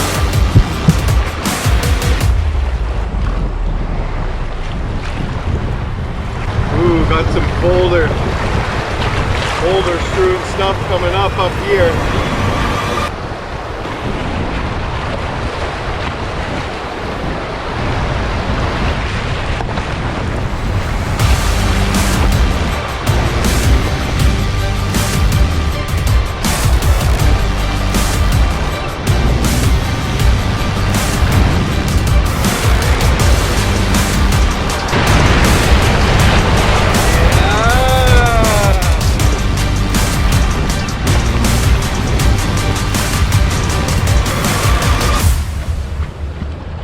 And that is all she wrote. Eagle Rapids.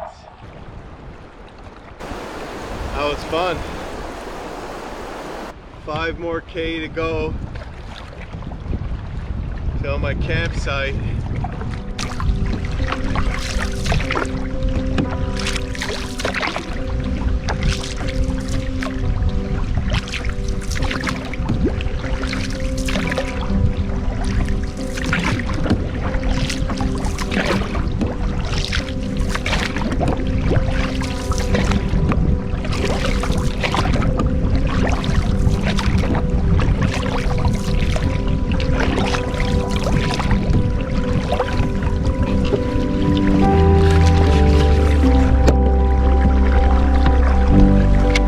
I've been pretty much beast paddling for the last hour after I finished running that rapid, thinking, oh, I'm not gonna make it to the falls before dark, and I was still thinking I was a ways away and looking at the map trying to figure out where I was. There's a lot of big bends, but I think I hear the falls.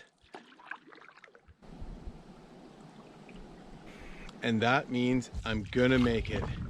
Exciting moment for old Jim.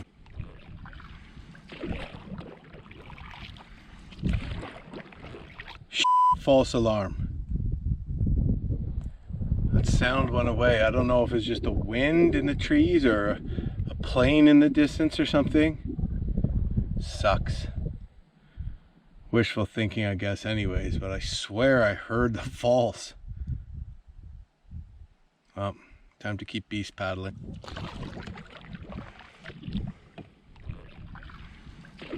Nope, I was right. It was the falls. I guess I just went around the bend and I couldn't hear it or something. I made it. Ah, yes, solid 30K today. Actually a bit more, like 32K. Great day. This is where I'm camping. Amazing. It's beautiful.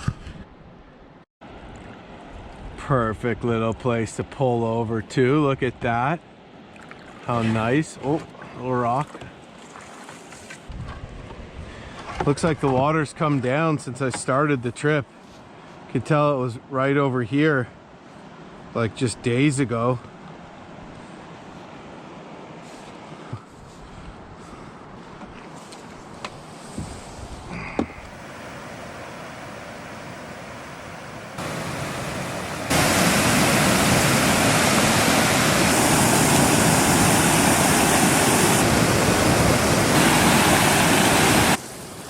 My canoe's there. Looks like I could run it up to here even if I'm careful. And I'll jump out and just camp on the rocks right here. Beautiful spot here. And yeah, the top ledge looks unrunnable. Well, it looks like a decent campsite on the rocks there. Just set my tent up right on the rocks.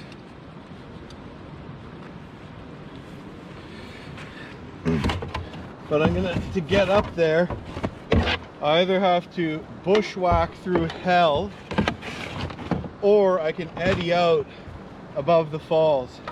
Now it's not a certain death falls, but it's maybe a heli evac, severe injury.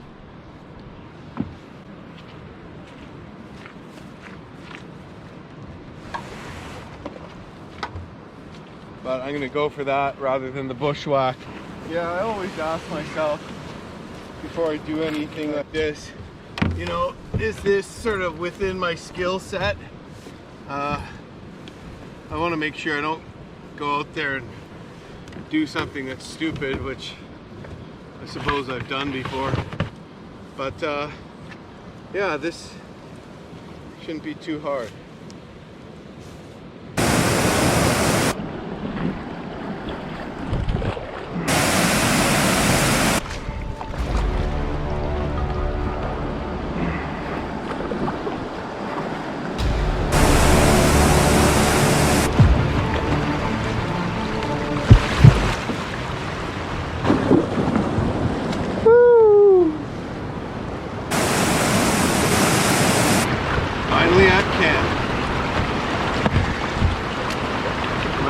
Time to do any fishing though.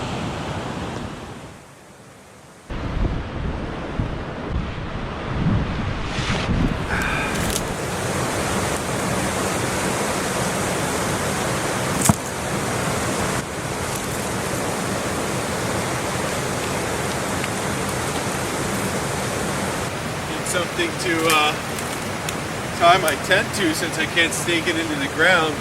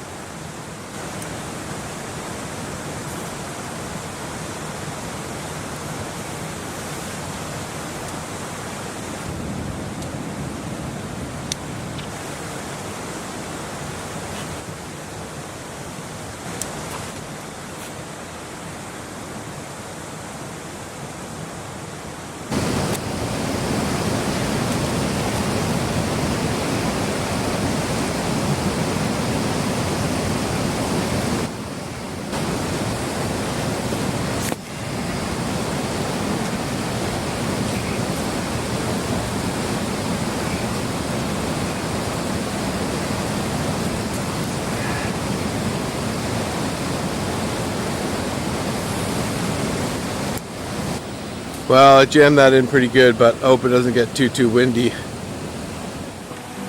Beautiful spot here.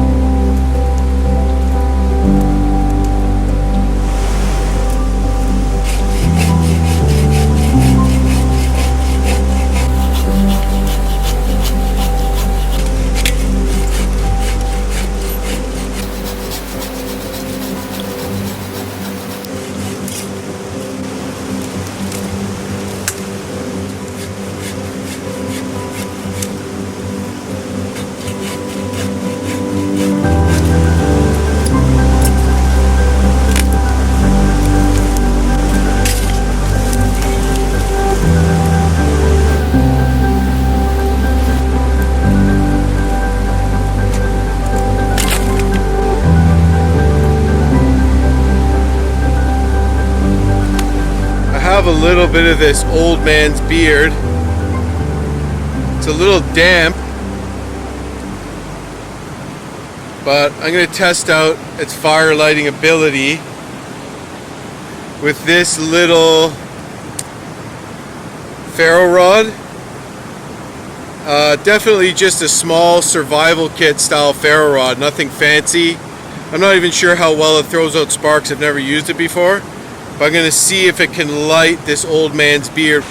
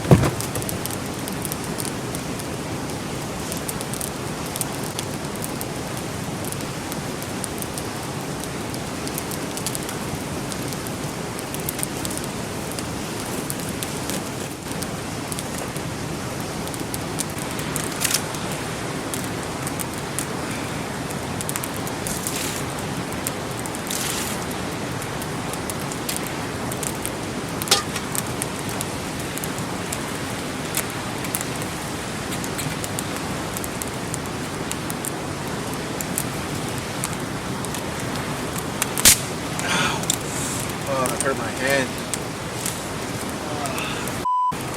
Tendons there. Just hurt my hand there snapping wood. Wanted to put a little bit of wood around the pot. Just all the tendons connect down the wrist, and I just snapped over my knee. It jolted back, and just a weird thing. Now I can't bend it. I can bend this, but I can't bend that past there.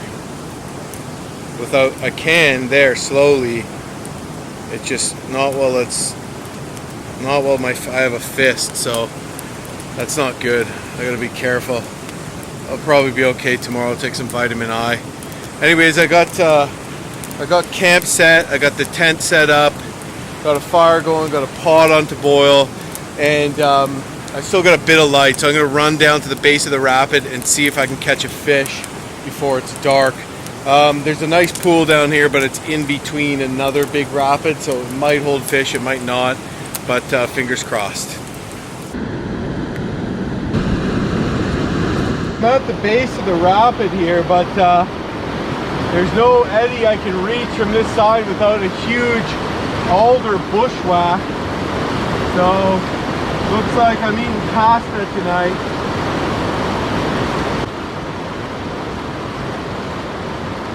Wish I got here just a bit earlier. I would have bushwhacked around the corner. Look, the other side is where you gotta be. On this rock, this is all I'm working with here, is this. I have this horrific bushwhack to get over there, so looks like I'm SOL. Oh well, I'll just go back and get some food going and enjoy the rest of the evening fish free. I thought I was gonna have a trout tonight, so kind of a gigantic bummer.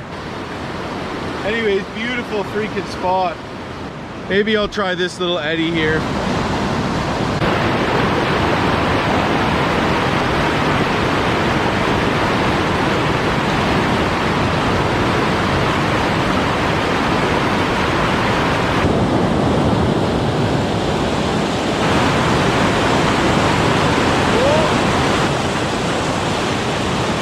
It bit a nice little trout.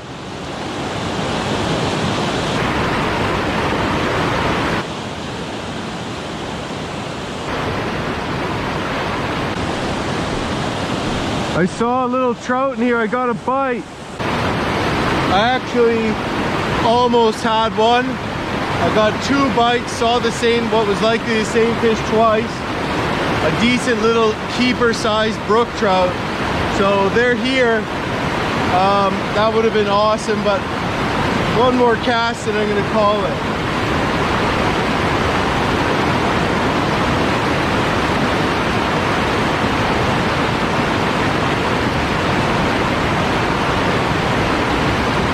Oh, shit, I almost had it. Come on, take it, you bastard. Just playing, it's toying with me.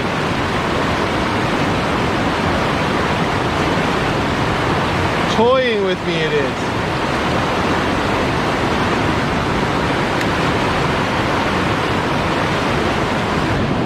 Nice little freaking trout there.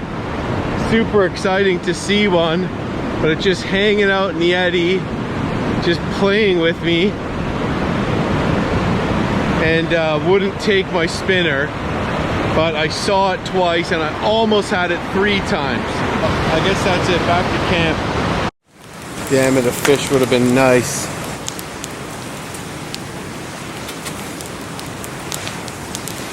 That water boiling a little faster.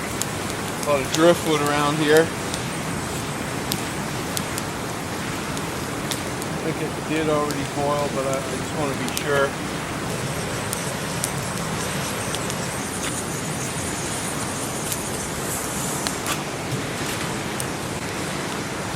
At the last second before leaving on this adventure, Justin, who gave me the vehicle shuttle, asked me if there's anything else I needed. And I stopped for a second. I said, do you have an extra bag of pasta? Because something just told me I should bring a little bit of extra food. And that's basically all I have for dinners right now because I'm not catching any fish. So a lot of the time I do successfully rely on fish for dinners every night of a trip. With something on the side, usually some rice or something like that, but you know, I'm not really doing so well with the fishing on this trip at all, and I'm glad I listened to that little voice in my head saying, just bring an extra little bag of pasta, Jim, because not like I would starve out here if I didn't have that, but there would be some pretty hungry and much more miserable nights if I didn't have anything.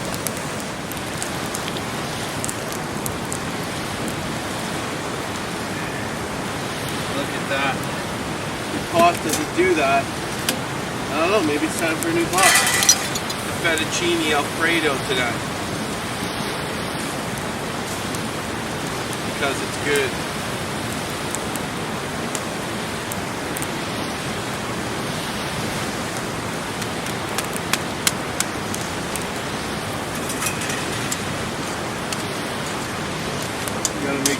enough water, you don't strain it all out.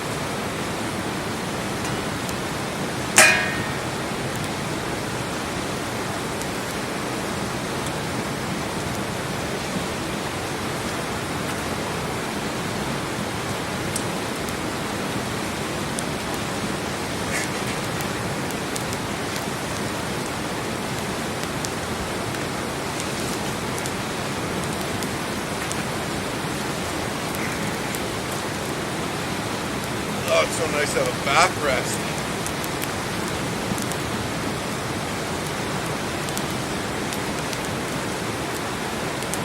Today was a bit of a monotonous paddling. God. A few parts of the river were really beautiful. Big trees. Saw that osprey nest. Saw two osprey nests. And one was dive bombing me. That was really cool. Pretty intimate river, not so massive. But it was a bit of a long flat water paddle that seemed never ending at times. But then we got to this spot and it's like, oh my god, amazing. Like one of definitely the best campsite so far. Nothing else being compared. And freaking beautiful, man. Just camped out under the stars. Awesome place to hang out. Bugs aren't even bad tonight at all. Sound of the rapids behind me. Tomorrow I'm going to have a very easy portage. Things are going to amp up for sure in the Whitewater department. So I'm going to slap on my spray deck and get ready for a wild ride. I was thinking this trip would take me 13 days. But the train only leaves Moosonee Mondays and Thursdays. So I wanted to give myself a couple extra days. But there is a train leaving on Monday, so if I do it in 11 days, I might be able to catch that train and be hoping to see my wife Tori and my son Wesley earlier. But I'm just going to keep traveling and putting as many kilometers behind me as I can, and if I do it in 11 days, then I do. But I don't want to rush too much, because rushing when you can wind up making stupid decisions and getting yourself hurt.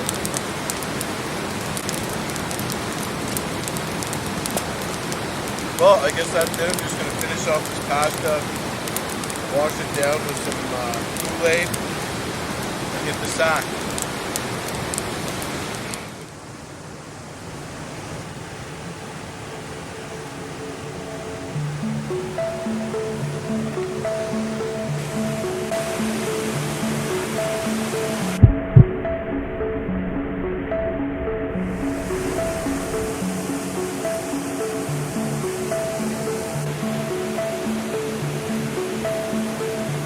Morning, day 7, about 6:30 in the morning.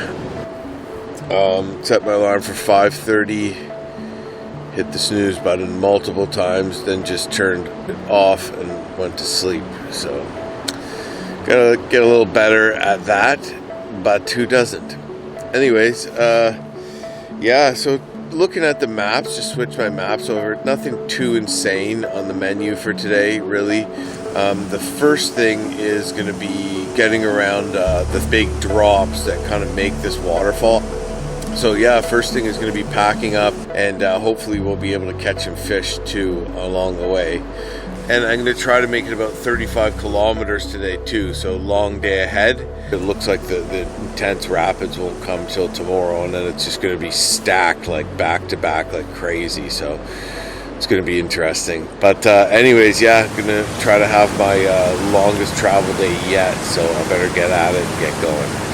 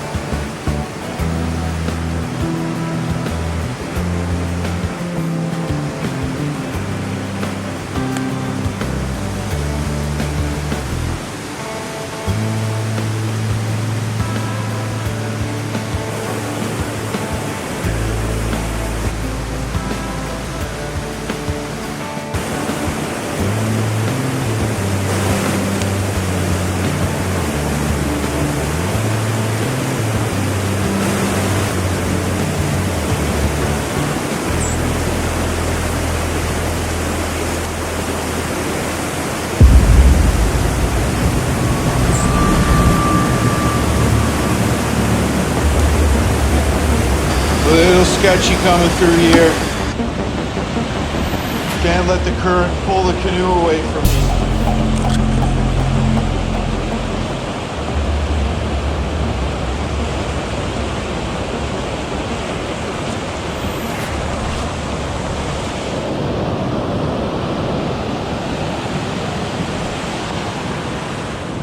I decided to take a shortcut and come right through here with my canoe as opposed to cutting through this thick bush, which is really dense. A little more of a gamble considering this is right here and then there's a bunch of drops after that.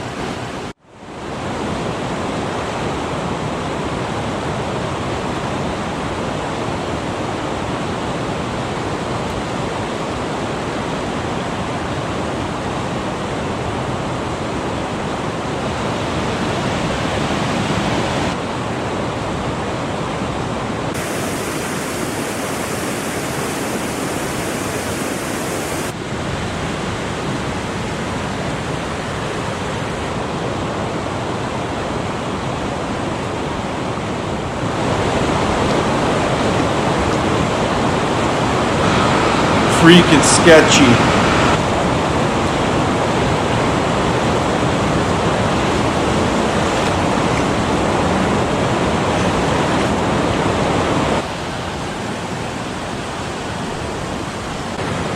Anything to avoid the alder bushes.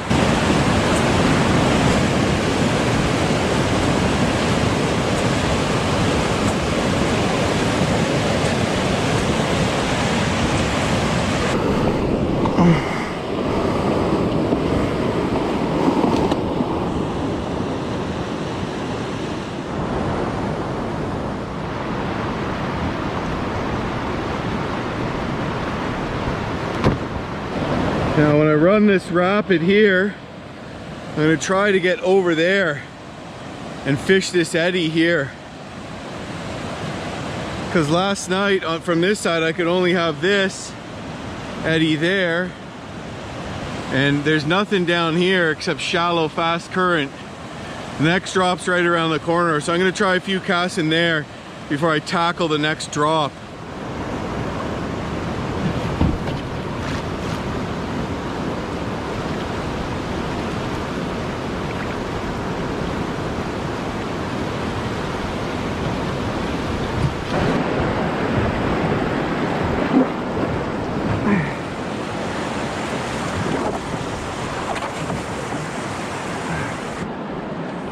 Now we try for some fish.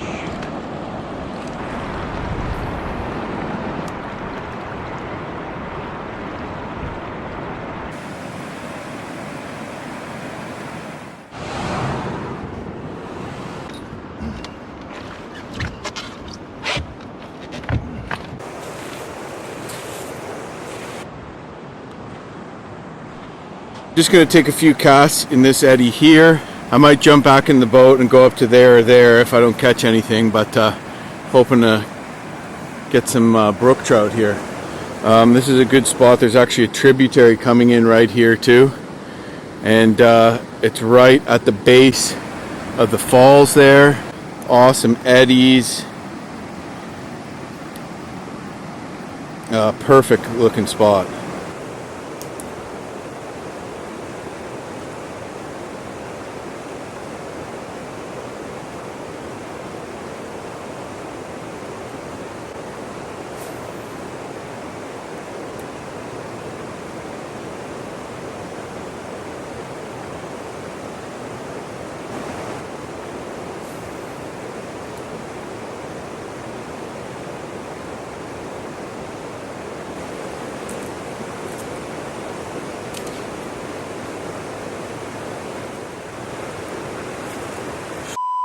caught was a snag. That's concerning. Considering I was getting bites in that little eddy yesterday, I thought for sure I'd be loading in here. I'm going to try to get that snag out and take some casts in a little closer.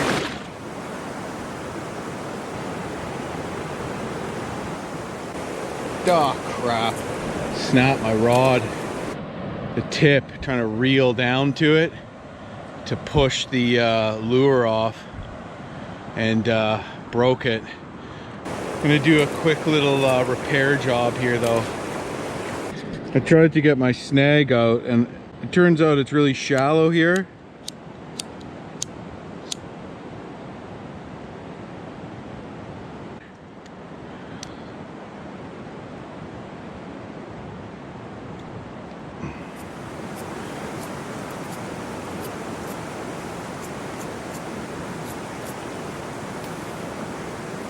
I just melted the broken piece out of there with a lighter. Get that on really tight. I'll throw a piece of tape over that later when I get the chance. So I'm gonna jump back in the boat and go try some more.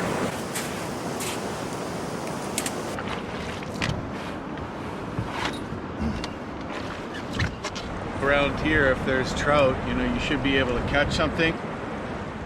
A little concerning. When you're this far north, usually the trout stay in the shallows.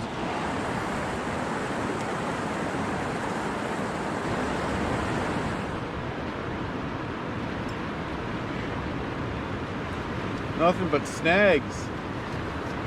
Last time I was paddling one of Northern Ontario's Arctic watershed rivers, it was around the same time of year, and I was catching just absolute tanks just from the boat in shallow water. So they still should be relatively easy to catch. Sometimes further south, the brook trout will retreat to deeper pools or lakes, and they won't stay. You won't catch them in the shallows other than in the spring, because the water warms and they need that cold water. So anyways, maybe potentially the temperature of this river is just warmer than the last one. I don't know, but I'm definitely not going to give up yet. And if I'm not finding them in the eddies and in the shallows at the base of rapids, I'll find them somewhere else because they're in here. All right, approaching the next drop. Gotta be careful here. Looks like middle might be my best bet, actually. Yeah, sort of this island here in the middle that I can carry over. Almost looks runnable, but I think there's a massive, nearly unavoidable boulder in the middle. Oh yeah, huge unavoidable hole there. Yeah, unrunnable.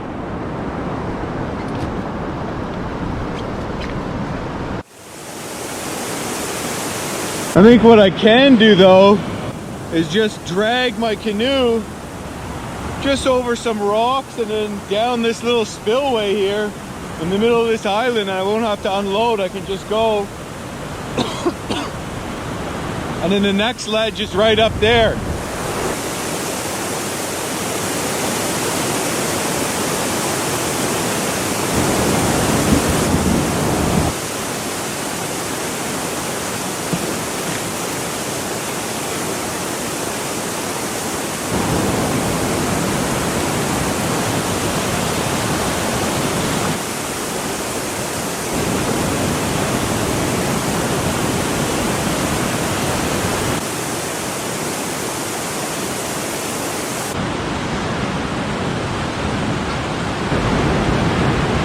Gonna be an interesting put-in.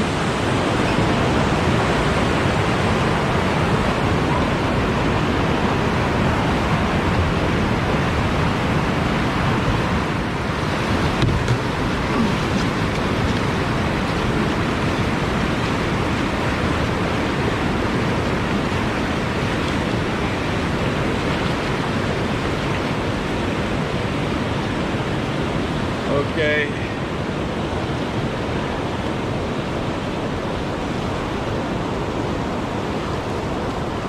Next ledge is right there. Yeah, this one, the reason I couldn't run it is because there's a rapid wide boiling keeper that is unavoidable, and if you go into that, you just kind of stop and fill up with water. So some rapids are runnable that look way scarier than that, but they're runnable. But when you see a feature like that, you know that you can't really run it, not in my boat anyways, not with the setup I have. Maybe if you have you know, a whitewater playboat with full airbags everywhere. All right, I'm gonna check out this next ledge now.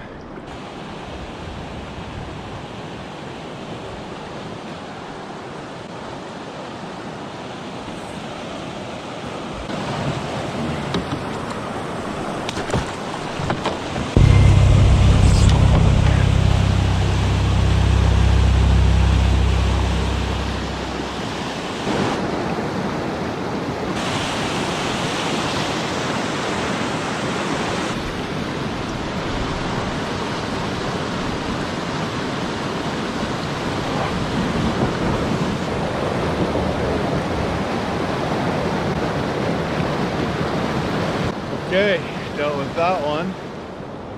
Probably could have ran that one, but I would have had to bail, and it was such an easy little pull over down the side that I'm just like, what's the point?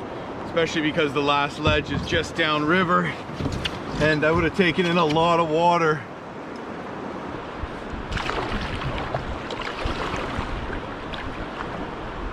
Gotta be careful on your approach to these things. If I went over there, it would be a certain dump.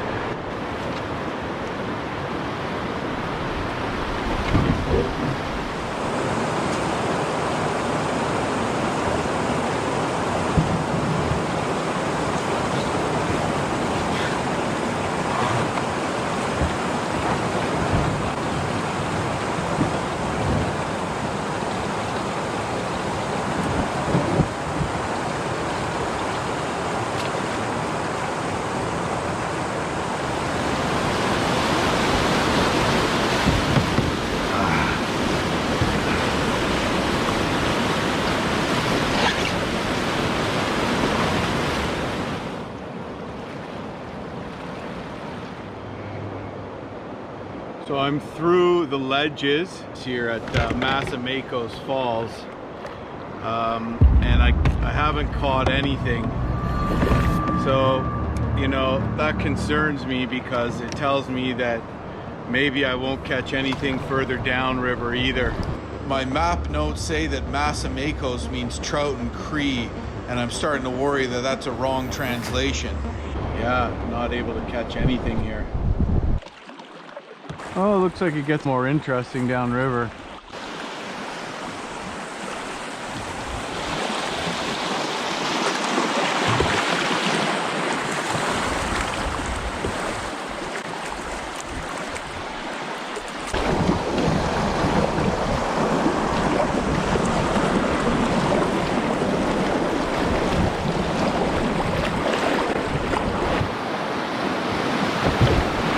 Might get hung up here.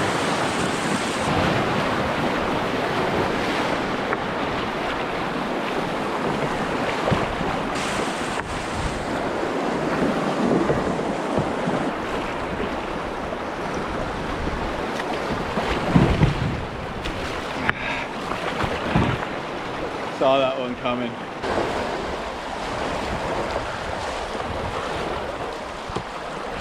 Go. Got to put my life jacket on. Yeah, that was fun. All right, decent little rapid there, huh? Deece. That's what I'm talking about, baby.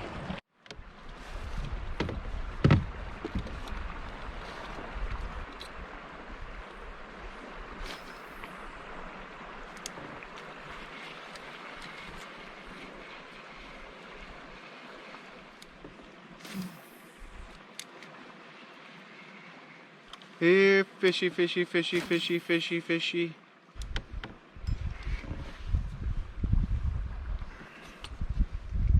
That's a snag.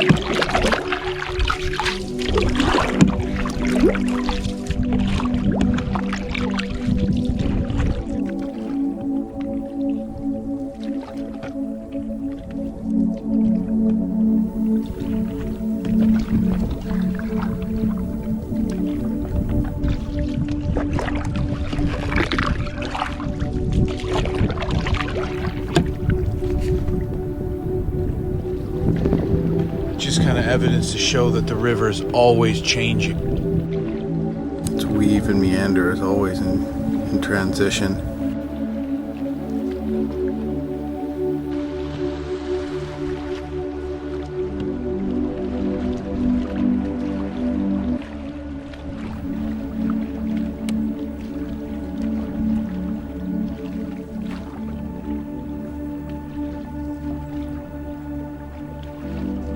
How far have I gone today? Let's see.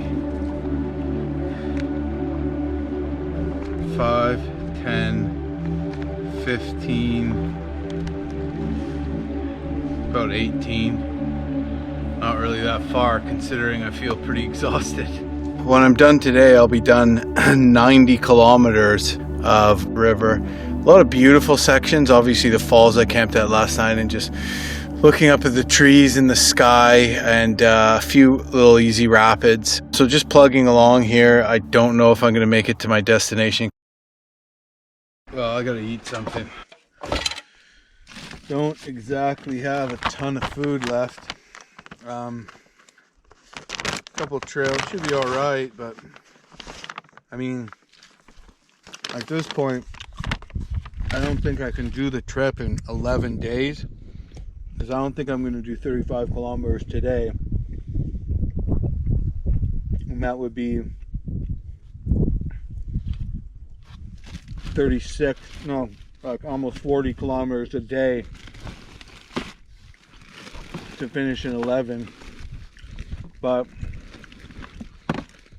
yeah, I'm almost at the point where all I have left is pasta and trail mix. I'm going to run out of oatmeal on day 11, if not sooner. I do have a little pancake mix and some bannock mix, so I'll probably eat fry bread tonight. But this not catching fish thing sucks. I might end up having to just eat like pasta with nothing on it for breakfast, lunch, and dinner in the last couple of days. If it takes as much as 15 days and the fishing doesn't pick up, I'm gonna be going hungry. But who knows, maybe it'll pick up. You know, I guess once in a while you run out of luck. All right, quick little lunch stop. Refueling I needed though right there. Back on the river. We'll see if I can make it.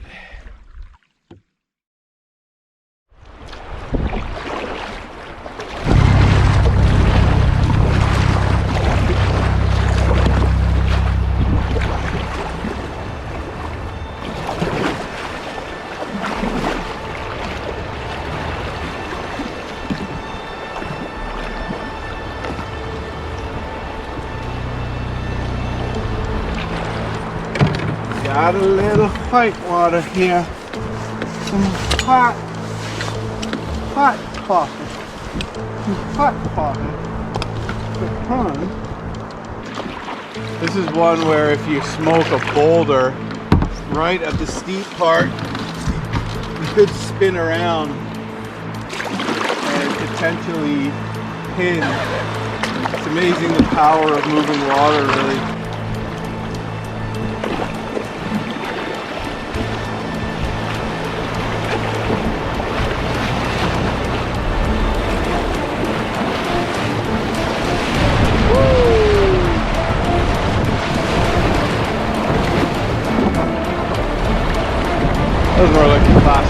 Map said class 1. Woo!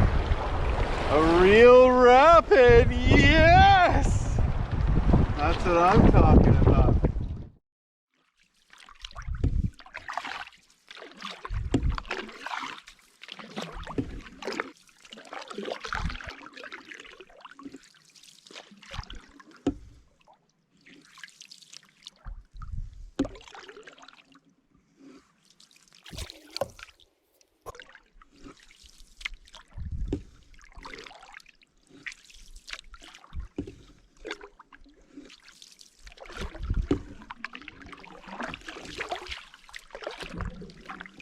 Looks like a half decent campsite.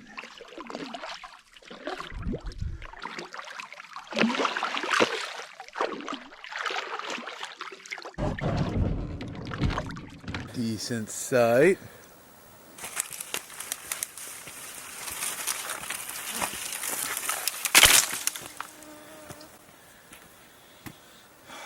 Well, this is definitely home for the night because it pretty much is night.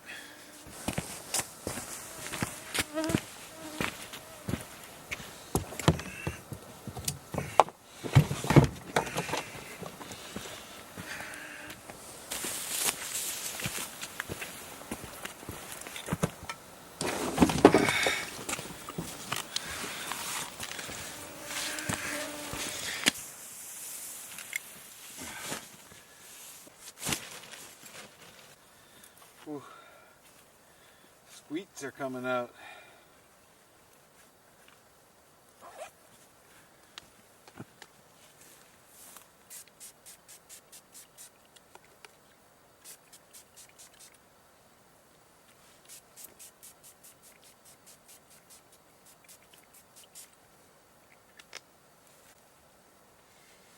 Take that, you sons of bitches.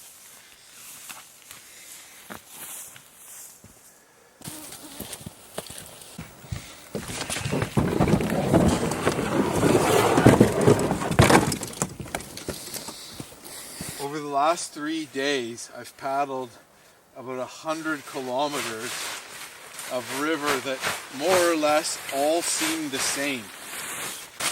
Not a particularly consistently exciting stretch of river, to be perfectly honest with you.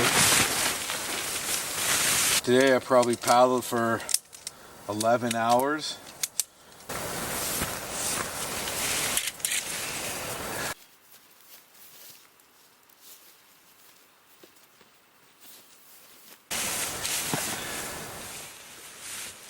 Oh wow. Yeah. Wow.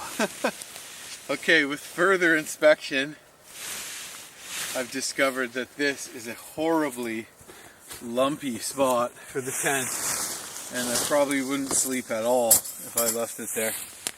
So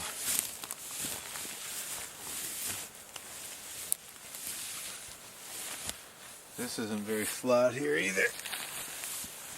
Oh, I feel like my back's arching this way. Huh. Well, might have to go on the rocks again then. Just having a decently flat spot just makes such a difference. Or else you just don't sleep at all.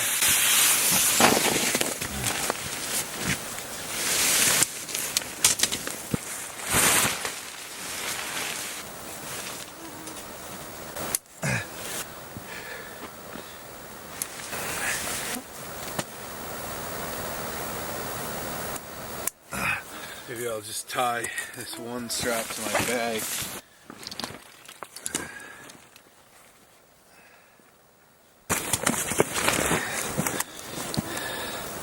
That's it. Done. Good enough. Good enough. I'll make sure I close that bag up. Alright. Let's get a fire going here. Get good dry kindling. I just snap the lower branches off spruce trees, or balsam too in this case, and then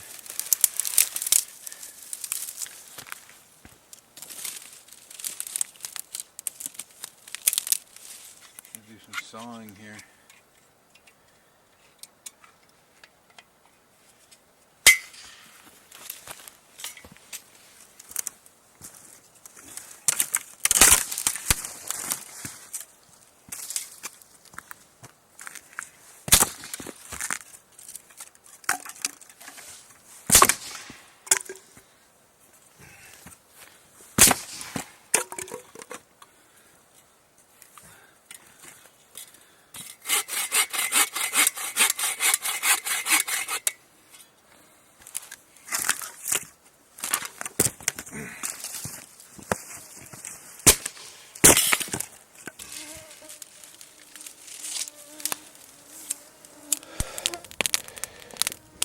Well, I wasn't rolling on any of that, but whatever.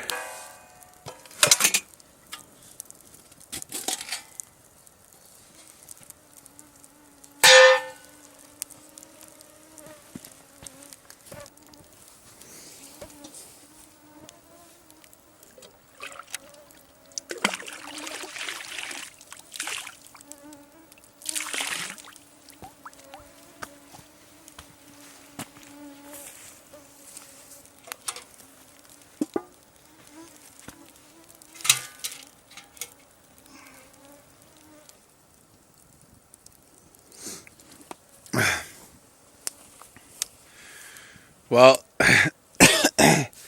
it is nighttime, day 7.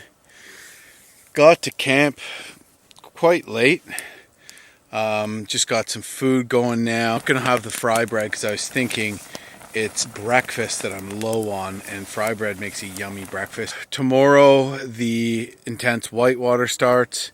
I'd say that it's fair to say that we have pretty low water here, which is, I guess, a given for this time of year. High for this time of year, though, I was told, but I think since I started the trip, it's come down a bit, which will probably all in all make the rapids less intense, shorter.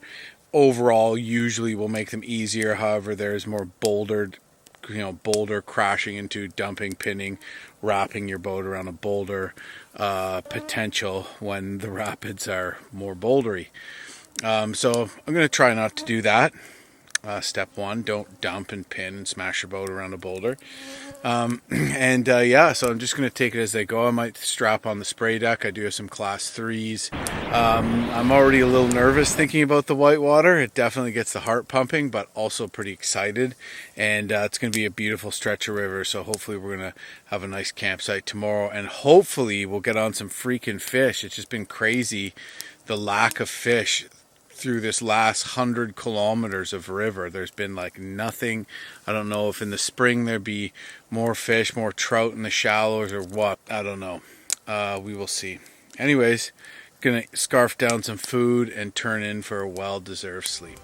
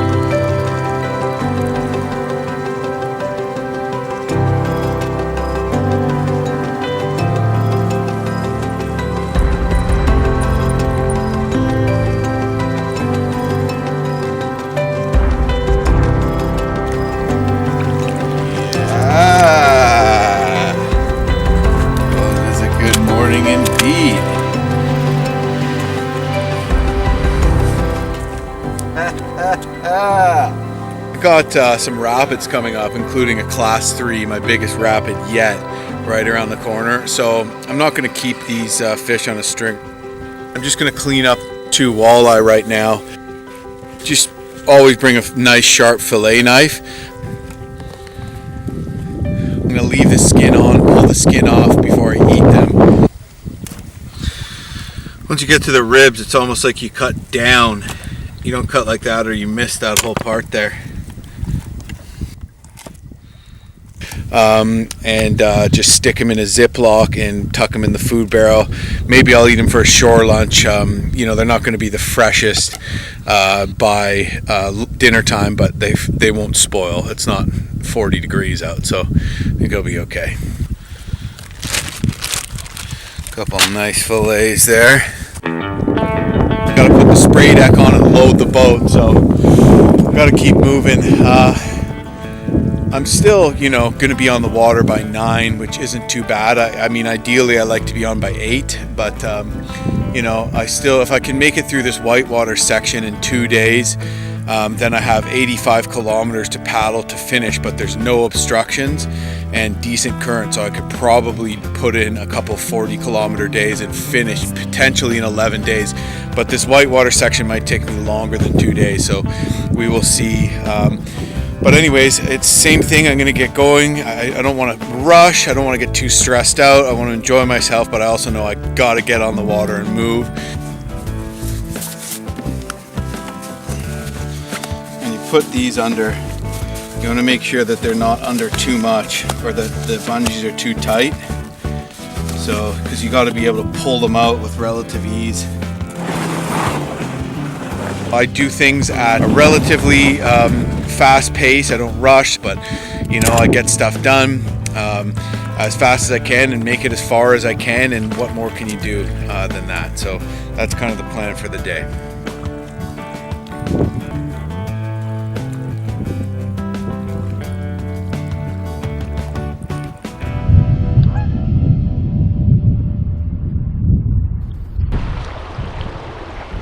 Got a little class 1 here. Looks like it's got a pretty good drop to it. Should be interesting. Looks more like a class 2.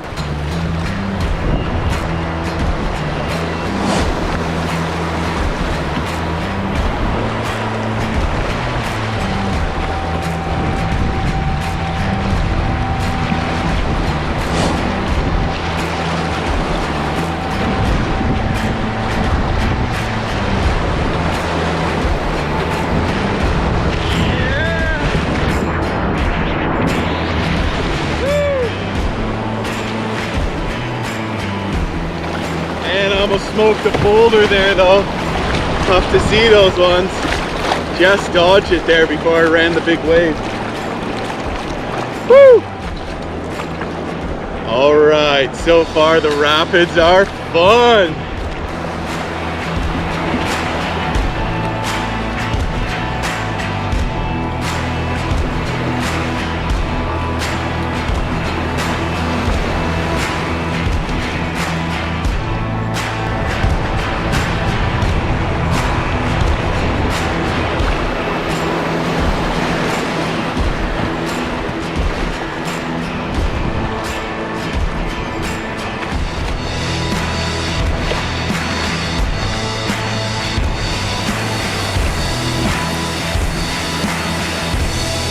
That's the class 4 up there.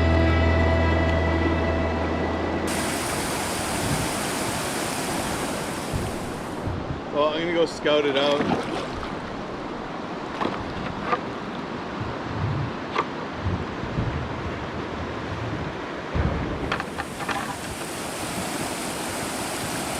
Looks like I might be able to run it, but it's a big hole. And the problem is I can't scout it because I'd have to bushwhack all the way through this, all the way around to over there so I could look at it. And I don't want to do that. So it's too time consuming. Plus it's not a good place to mess around above a waterfall. Just down around that corner is a raging waterfall, and the current doesn't let up much before it. So I think my best bet is to come in along the other side and come up to about there, over where that log is there, and then drag through those rocks there. Seems like a good plan. When you get to a rapid, the first thing you got to do is scout it. Even on the smaller rapids that I don't get out of the boat, I'm still scouting from the boat.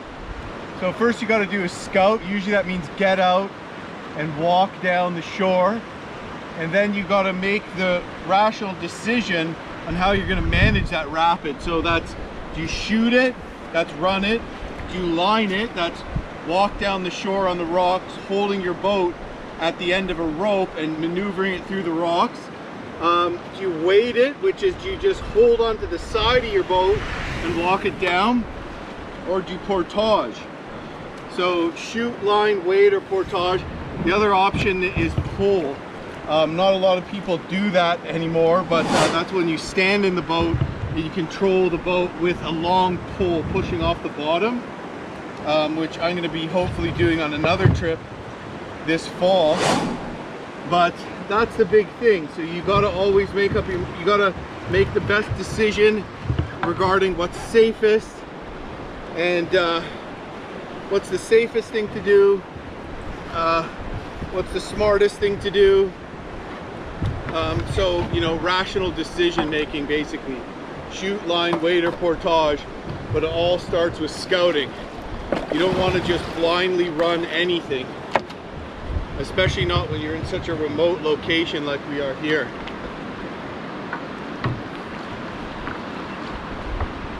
So I'm just hopping over to the other side of the river.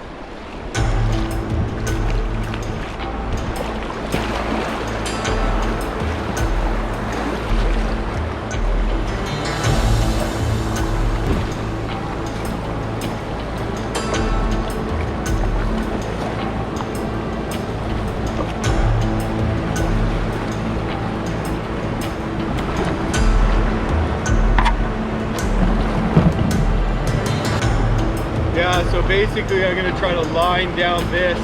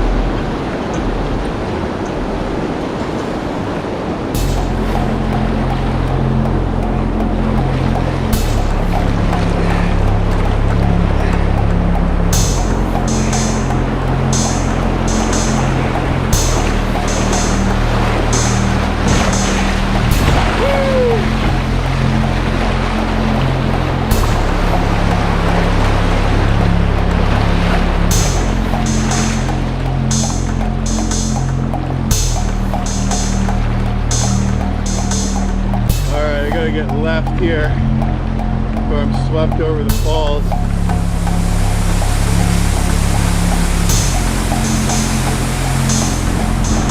Better eddy out here and then scout the next eddy, because yeah, this is a rager.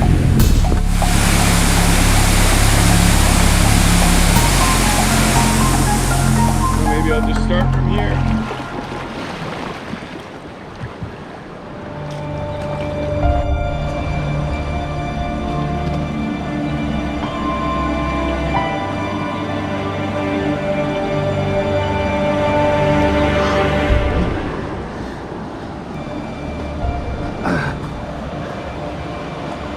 Oh yeah. Yeah, it looks like I can eddy out in there. The falls, it just goes through a narrow channel and then boom, drops hard. I can see the mist.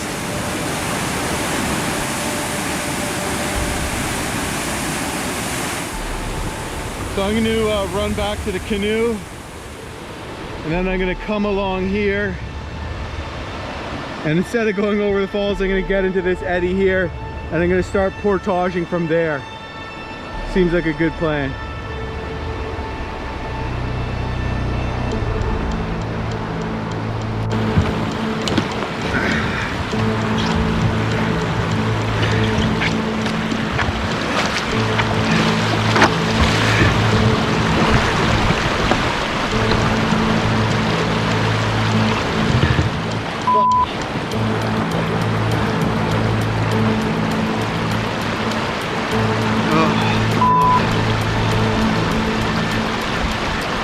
So bony everywhere, man.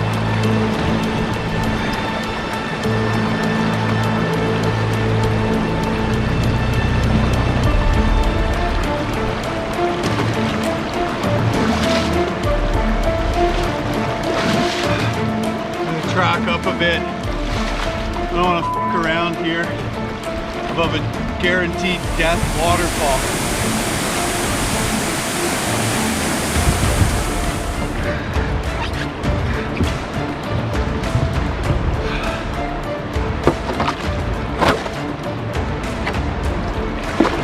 That's where those rocks will get you so low, but you'll hit one when you're not expecting it.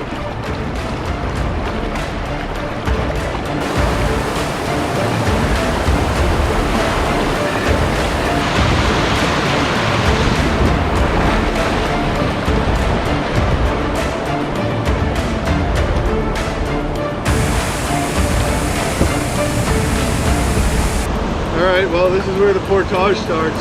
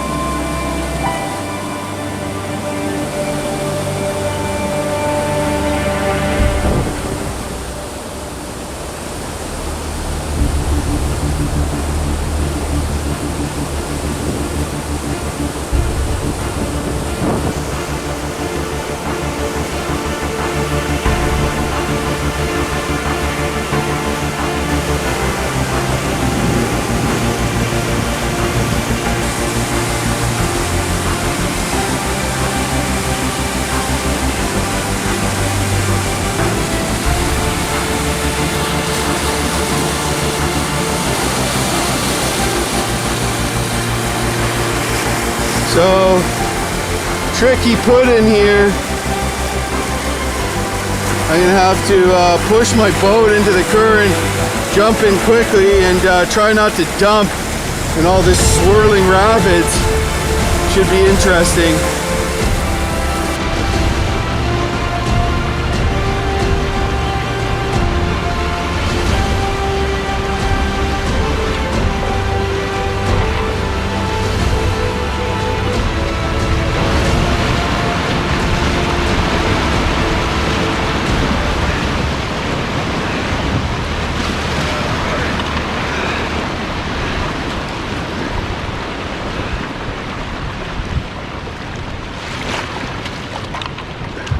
Took in some water just in that boil on the right.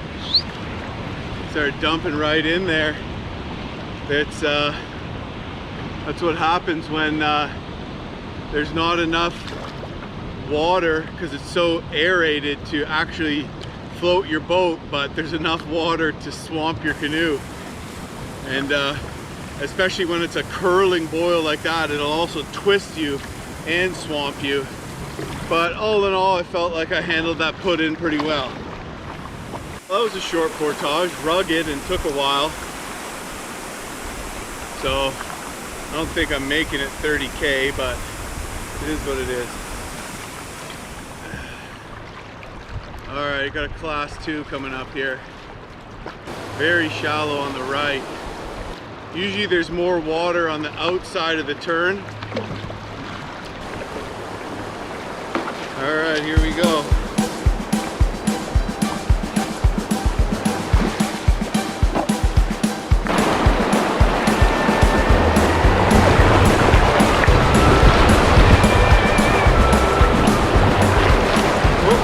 Wave train here. Don't mind if I do. Cutting over to the middle here, and I think I'm going to cut right across.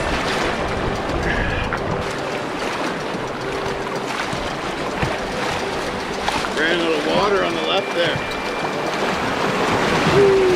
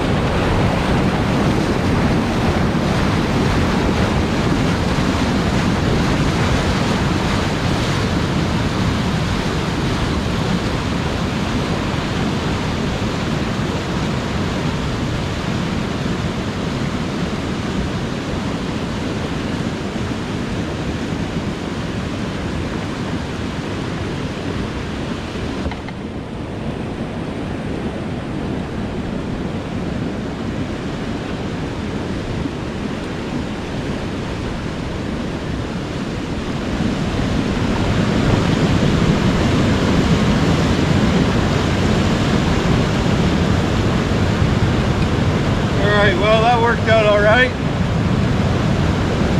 It was a bit of a drag over slash line.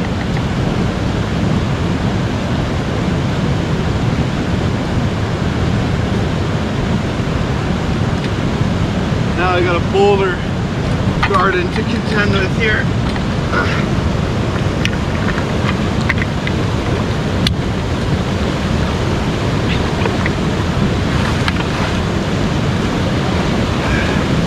We're gonna have to try to jump over to the other side.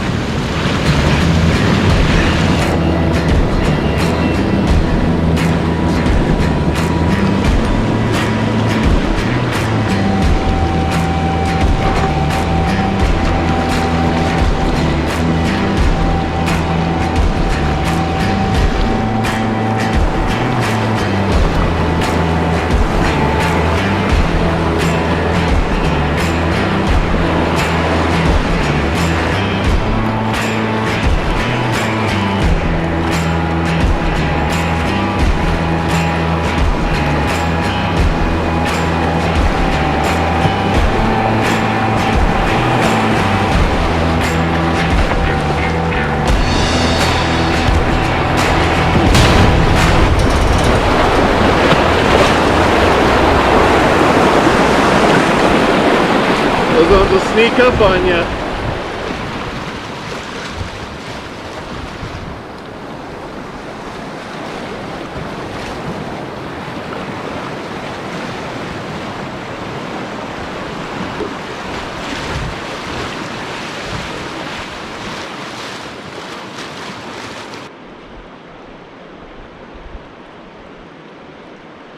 and just had a look at the maps. With, you know, class 5s and 4s and portages around the corner, it's a good idea to know where you are. This to me doesn't look like a class 4, but what I'm going to do is I'm just going to pick my way down the left and eddy out and then see what's downriver. So a bit of a risky maneuver here, but I'm going to go for it.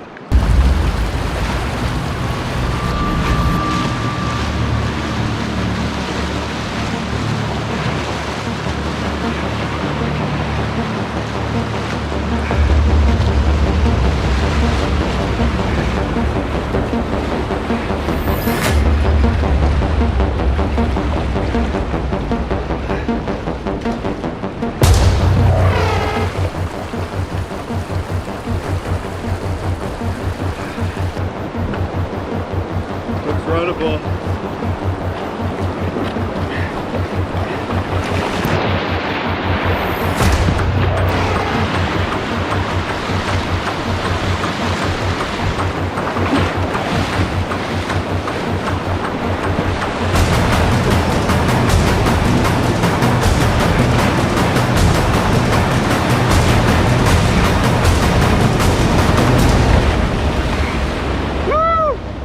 Nailed it!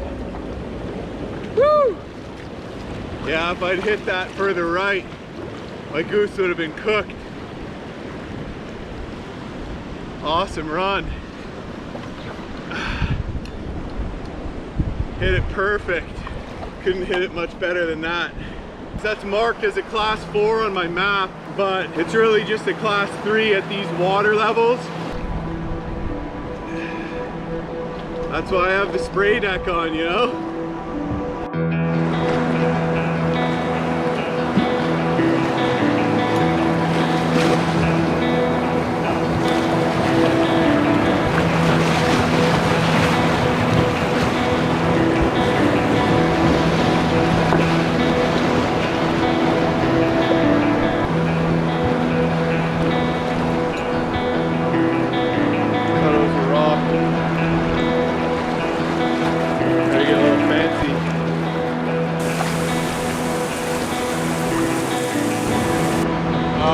Too shallow to run.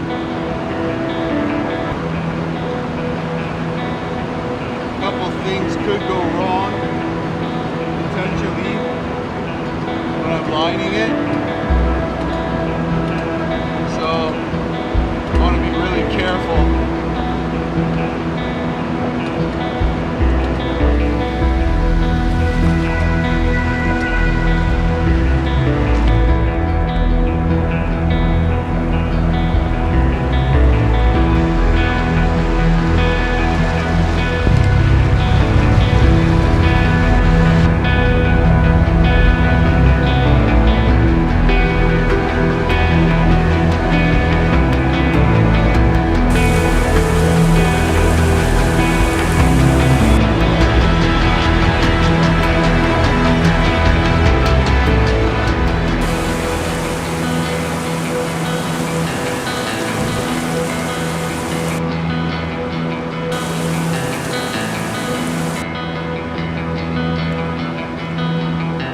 A bit of a spill there on the slippery rocks and fell at the beginning, but I managed to regain and hit it just about perfectly. So good little lining.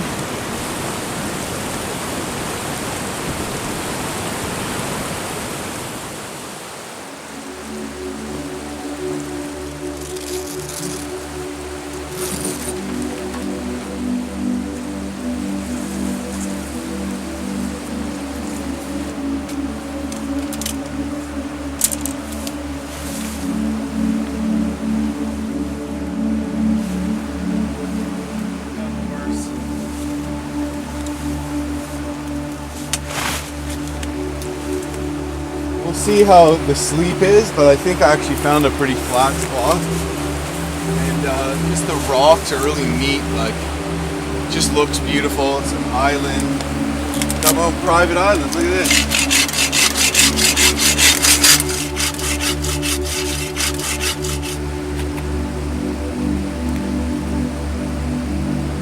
Well, got to camp a little late.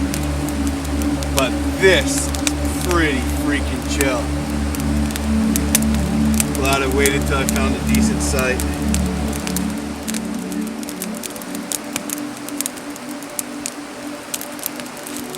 Just started unloading my food barrel. I got the fish out. I'm gonna cook the fish, and then I hear this crashing and rustling in the bush right.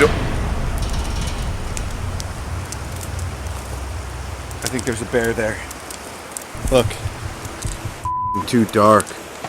Right over there. Oh, did you hear it? Is it still there? Can you see that? Anyways, I'm pretty sure there's a bear right over there on the other side of the river. Or at least there was one there and it ran off. It might have smelt some food or just been naturally walking this way. And once it got here, it saw that I was a person and it like turned around and ran away, and I just heard it running away. But I'm gonna fire this. This is a bear banger. And it's not gonna hurt the bear, but it's just like a loud explosive, and hopefully will scare it. If it's hanging out there and thinking about coming over here to get my food, hopefully this will get rid of it. All right, I'm gonna fire this.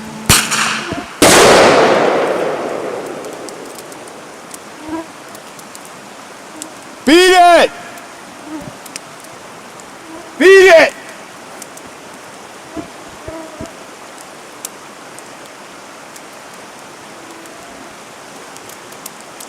Anyways, probably nothing to worry about, but it's a little concerning, I'm not gonna lie, especially because I'm out here alone. When you're alone, you're more of a target.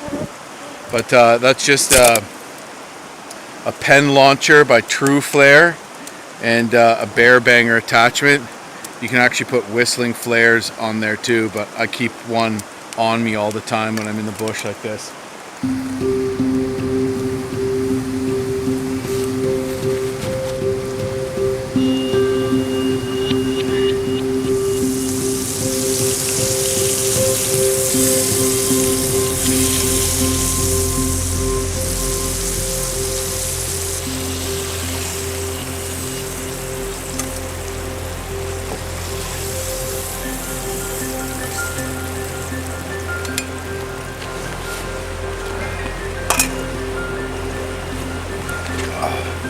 Not a bad little feast at all.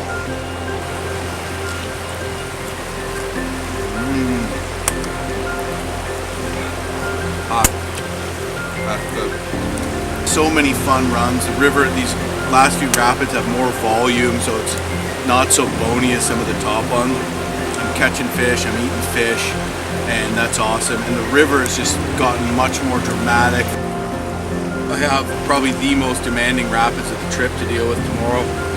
Another portage, at least one more portage. Tomorrow I should get an earlier start and make some more distance and get caught up. And yeah, I'm talking about 11 days compared to 13, 14 days to do this trip, and it's looking like maybe 11 is what it's going to be. So the train only leaves Moosonee on Mondays and Thursdays, so if I made it in 11, I'd be done Monday. If not, I'd have to wait till Thursday. So it'd be nice, I guess, to get home as opposed to wait around. Get home and see Wesley and Tori, and get ready for our next trip. So yeah, awesome meal, awesome day. I'm gonna throw some more wood on the fire, finish my fish, and call it a night.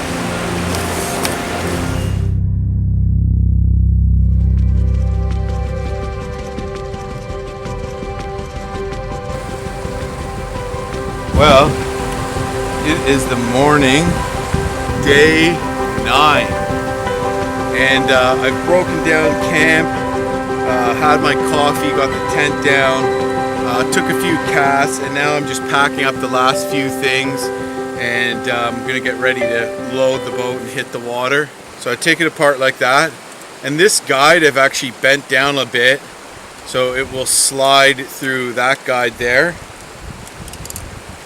So I slide it so that the tip is now at the handle and the bottom of the top piece is through the top guide. Then I'll just go ahead and reel up a little bit and I'll just wrap it around and then stab the hook back in like that. And I can just clip it to my spray deck or on top of my gear and have it accessible. So that's how I stow my rod when I'm on the river.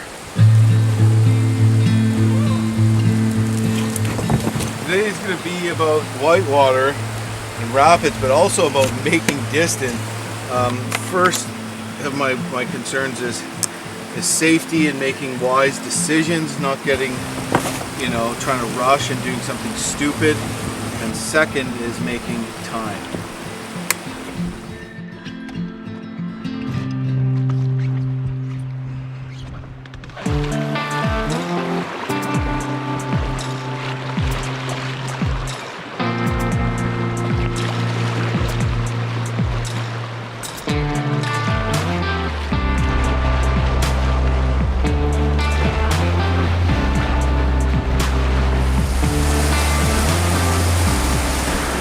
Looks like a pretty serious rapid coming up.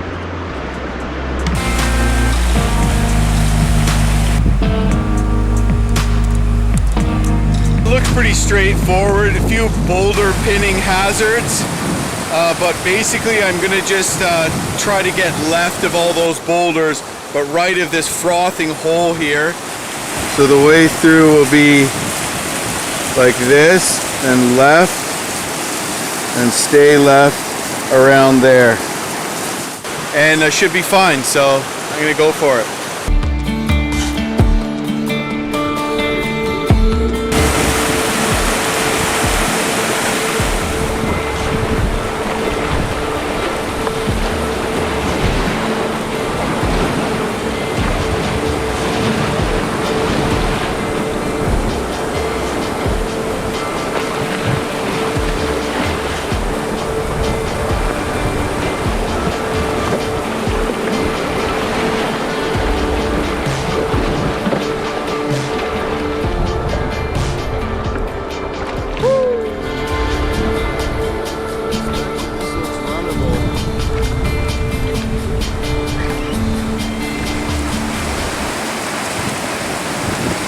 Pretty nervous about this one because if I smoke that boulder in the middle there, I'm in big freaking trouble. I should be able to miss it on the left, but there's a lot of current pushing into it. That is a huge rock. So I'm gonna have to try to get right hard, side slipping, back paddling, and then hit the wave train just below it. So here we go.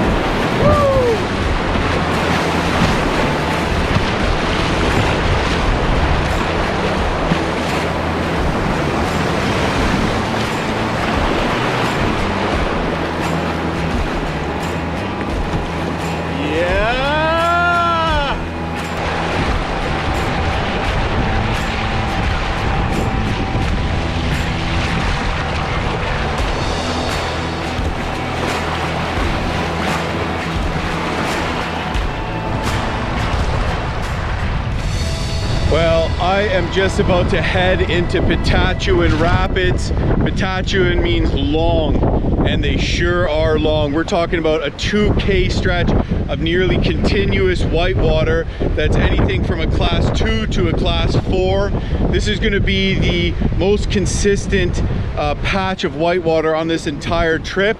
Once I'm past this, God willing, I got some flat water to go and then a beautiful waterfall, but I'm gonna put that out of my mind and just focus on the present because I have a real challenge here and there's a lot of bends, there's blind corners. I don't know if behind the blind corner is a raging class 4 that's a for sure dump, and part of the concerns and the challenges are that if you do dump, there's so much current and rapids that your canoe can get washed a long way and smashed up on boulders. So pretty exciting part of the trip coming right now. I'm feeling confident about it, but I'm going to try to proceed with caution.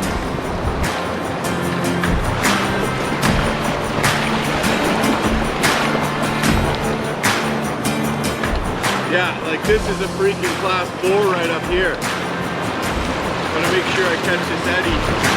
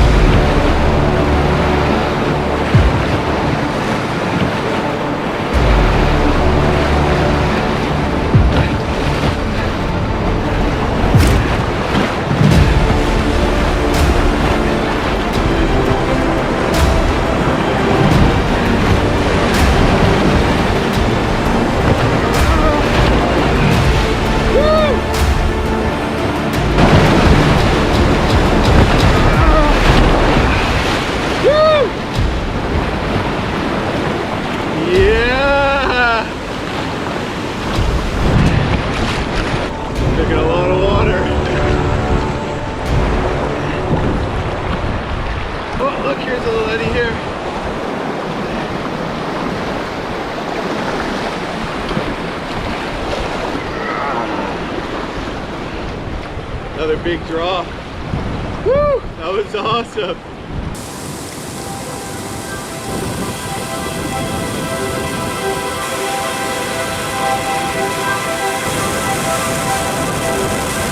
There is one little tongue here, but if you miss that, guaranteed dump.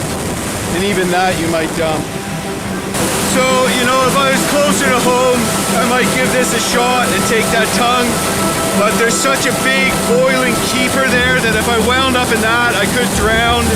And the river pushes and there's another ledge just down there. So because I'm alone in a very remote location, I think I'm gonna play it safe.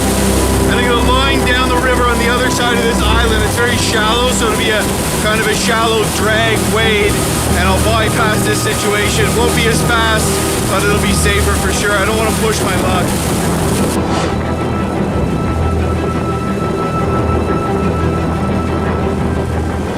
Here's the alternate route where I can kind of wade and line down. Much more tranquil, to say the least.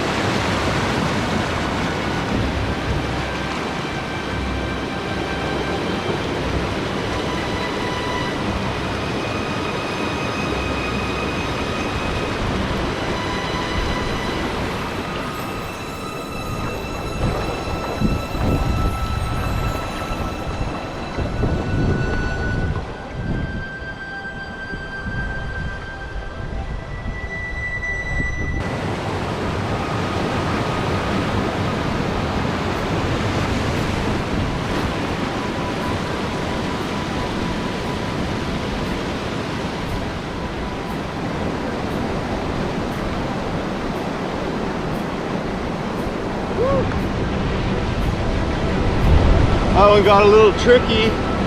I was gonna spin the boat around and put the lining rope to the bow and 180 it, but then I realized I had to get in from my end point. So wanted to think fast and come up with an alternate plan to spin the boat around. Good to be by that. Took a while.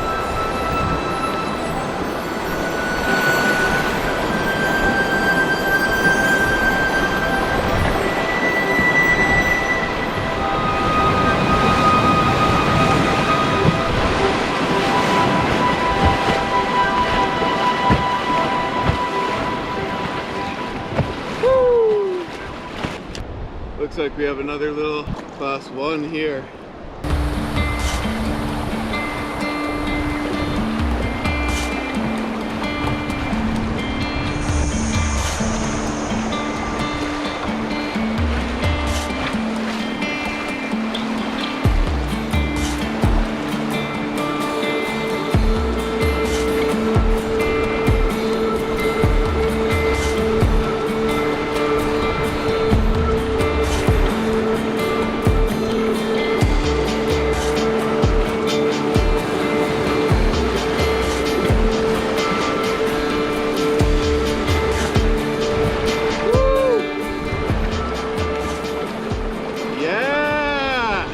I think that's it.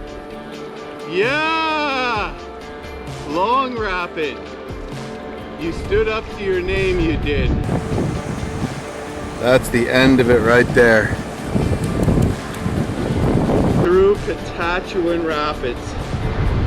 That was freaking an epic piece of water. I just descended 50 feet in the last 2K, which is a lot for water. Anyways, looks like I have a ways of flat water to go. Nice little relaxo time. And then a portage around an epic fall, so that should be cool.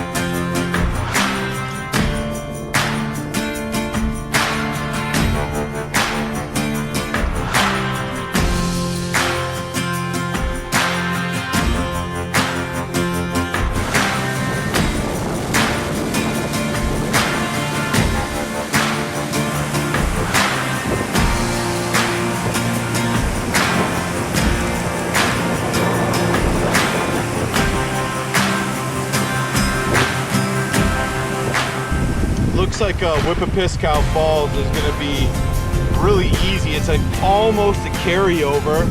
I can line almost right up to the brink and then pull over, so it's literally going to be like a 20-meter portage, and it's close enough. I could almost kind of drag over, but I can't quite do that.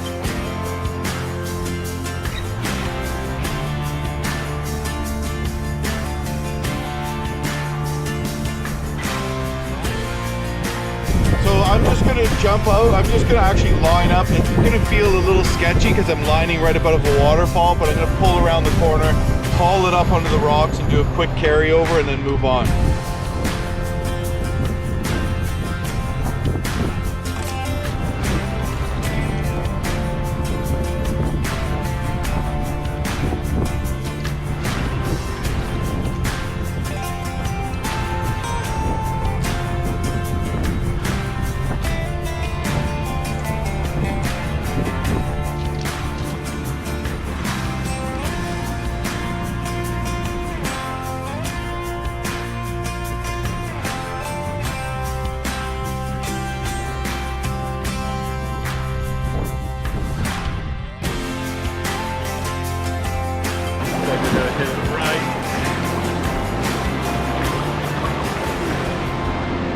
Well, not a full-on class 3, but looks like it should be fun.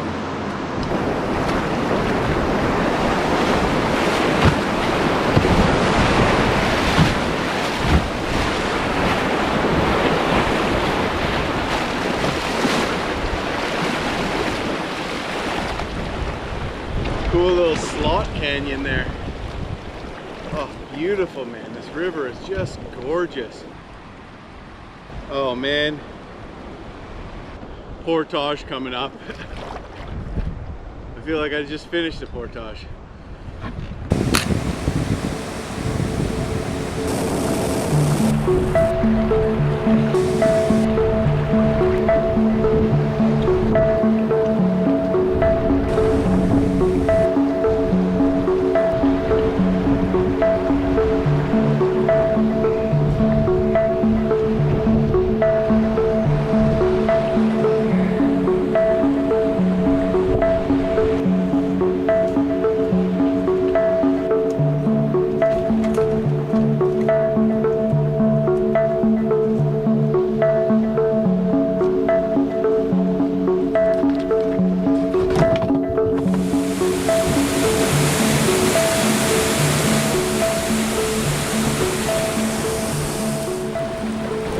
Oh,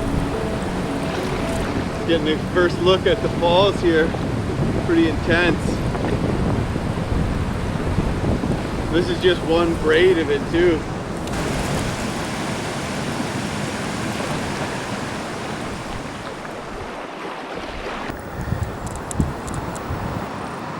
Okay, well, this is marked on my notes as a class 5. And it sounds pretty intense, so 80-meter portage on the right, but I'm going to jump out first and have a peek at it.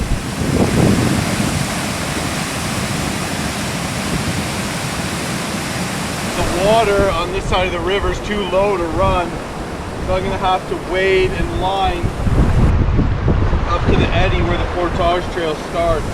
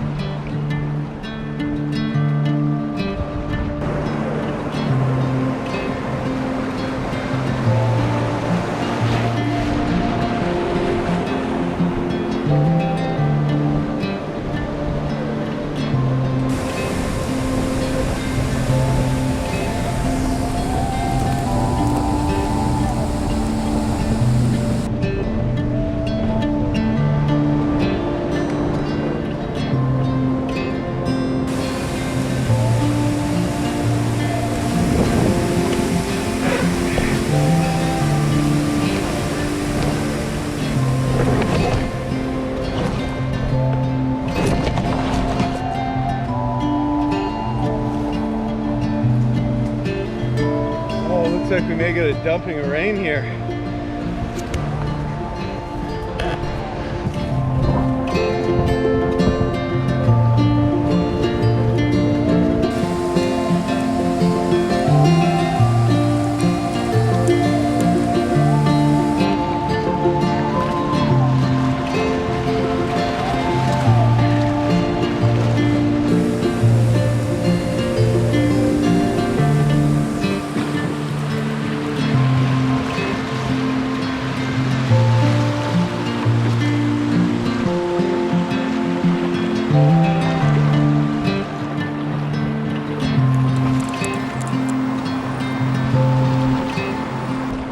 Good thing I came around, I ferried across the current way around the outside because it's just way too shallow. It would have been getting out to drag anywhere else.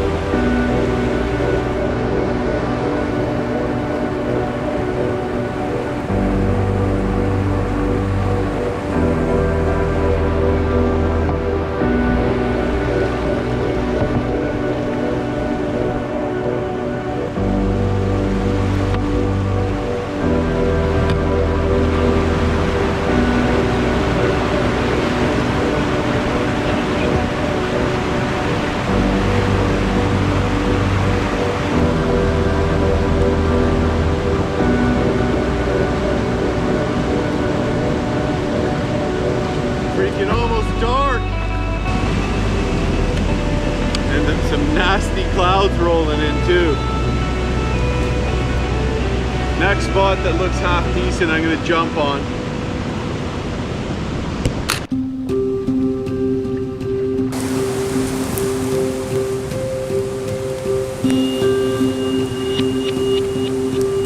Oh yeah, she's coming down.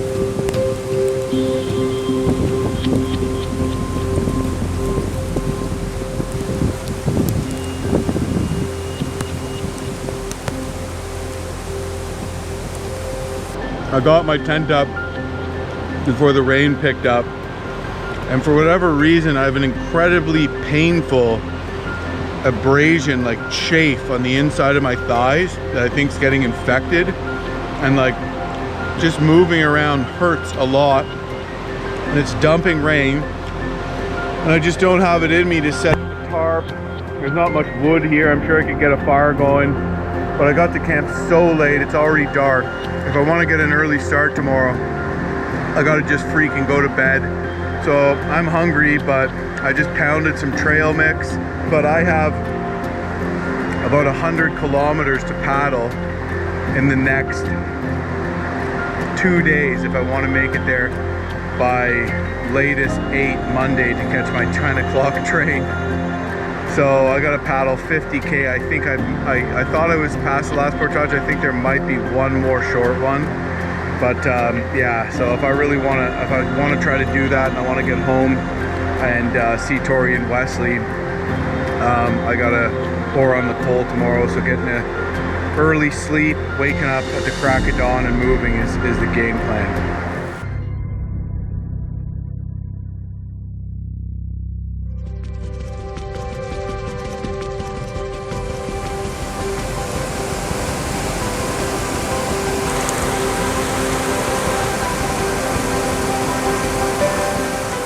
It's 6 a.m., but it's still pretty dark, I guess, because it must be really overcast. Few bugs out there. Yeah, I tended to this horribly blistered chafe in between my thighs. I'd show it to you, but it's a little bit of a, well, it's close to my balls, so. And I ended up putting like a bunch of moleskin over it this morning just to stop the rubbing, and it's like already helping amazingly. So yeah, I guess pack up and get the hell out of here. Freaking exhausted, but gotta put some K's behind me, man. I've been noticing a lot of what look like core samples out of this exposed bedrock here and at the last portage, and that looks like mineral exploration work there. Basically they come in and they take a sampling of the rock down deep to within it to see what's inside it. Just goes to show that you know, potentially no area really is safe from development, and there's been talks about developing this area for natural resources, and you know, into such a state where there wouldn't really be a paddleable wilderness river anymore. So and this is the signs of kind of the beginning of that happening.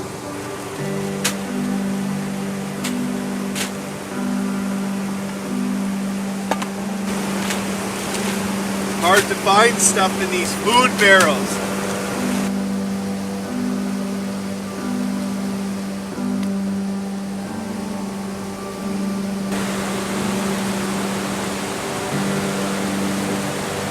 That looks a little precarious.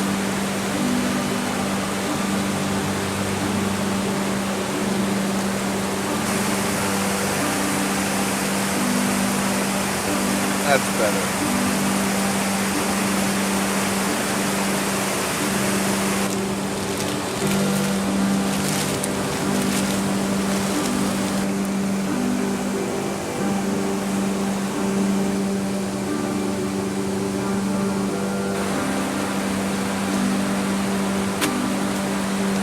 Mixed bag this morning.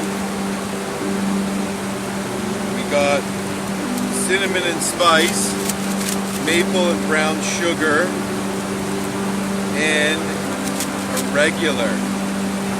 Enough for one more delicious instant oatmeal breakfast. 100K from Moosonee. My train leaves on Monday. Today is Sunday. But it doesn't leave till 10 p.m. So if I can bang it off and be there around 7 or 8 tomorrow, I can catch the Monday train. And if not, I have to wait till Thursday. And I'm this far into the trip, I don't feel like I've pushed myself extremely hard. It hasn't really been a push trip. It's just how long it takes. So, I don't mind waiting around Moosonee a couple days, but I definitely would like to get home. And I've got a lot of videos to edit. Another trip me and Tori have to plan for, and of course I miss Tori and Wesley a lot, so I think I'm going to go for it. But I have 3 class 4s to deal with. I could probably line them if not run them, and a bunch of other little rapids, and then after that it's just obstruction free river all the way to the Moose River, and then the Moose River, cross it, and then I'll be in Moosonee before you know it. But it's going to be a slog, and I'm going to have to try hard to get this done on time. Buffalo Road, the skies are not cloudy and gray. Seldom is heard a discouraging word, and a something of something all day. Oh, home on the range, where the deer. Time to start the day off with an intense, heart-pounding rapid. And putting on a absolutely soaked life jacket. But yeah, it's a ledge. It's very steep, short, bony. But when I say bony, I mean a lot of boulders, like low water.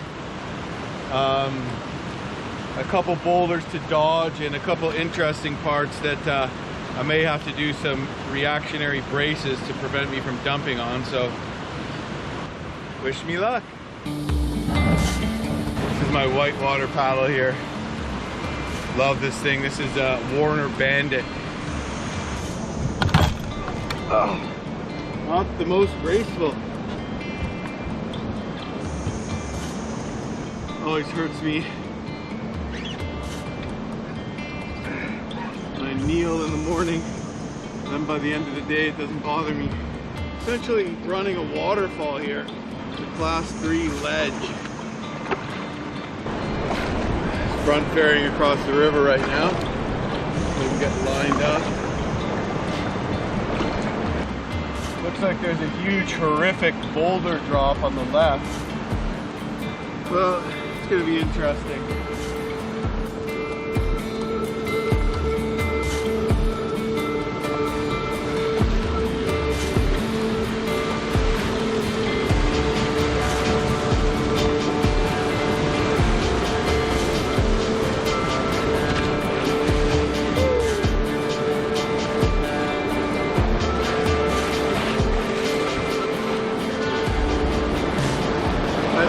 Up my approach there, getting into it, I realized what I thought looked good from upriver was not good.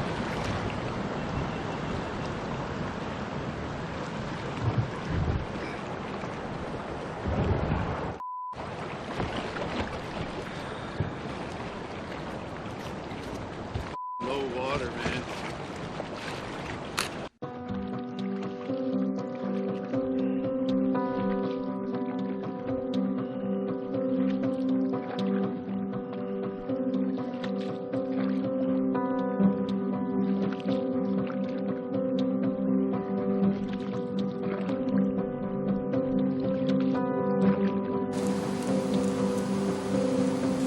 I'm just approaching Osprey Rapids. My river notes call it a class 4. I'm hoping I don't have to portage it. I don't think I will have to. I think at the very least I can line down the far right side, but maybe I can run it, so I'm just gonna go scout it out. It's important to scout linings, just like it's important to scout rapids that you run. Oh yeah, it looks like a pretty big drop. So there is a tongue there. But that tongue falls off into this keeper. See that water, foaming water? If I was stuck in there, I'd be trapped. The other side is just way too bony, too rocky. But this side's okay. It's too shallow to run, but I think my best bet would be lining right through there. So I think that's what I'm gonna do.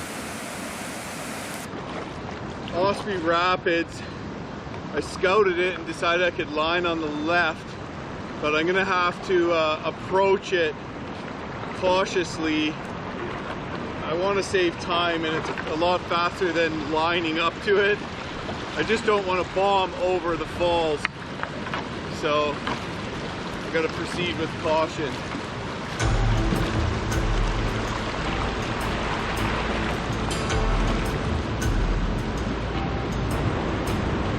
Okay, now I jump out and line this sucker.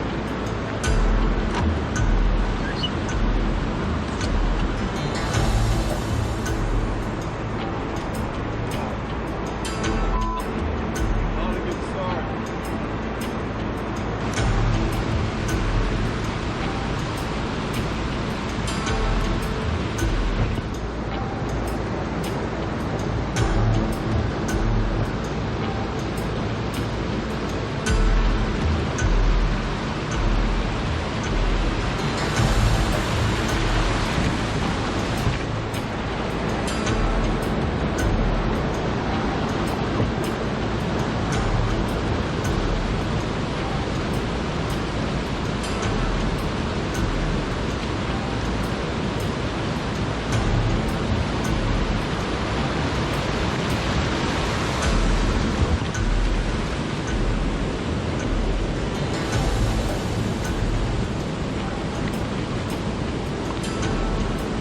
Got some interesting water around this corner now.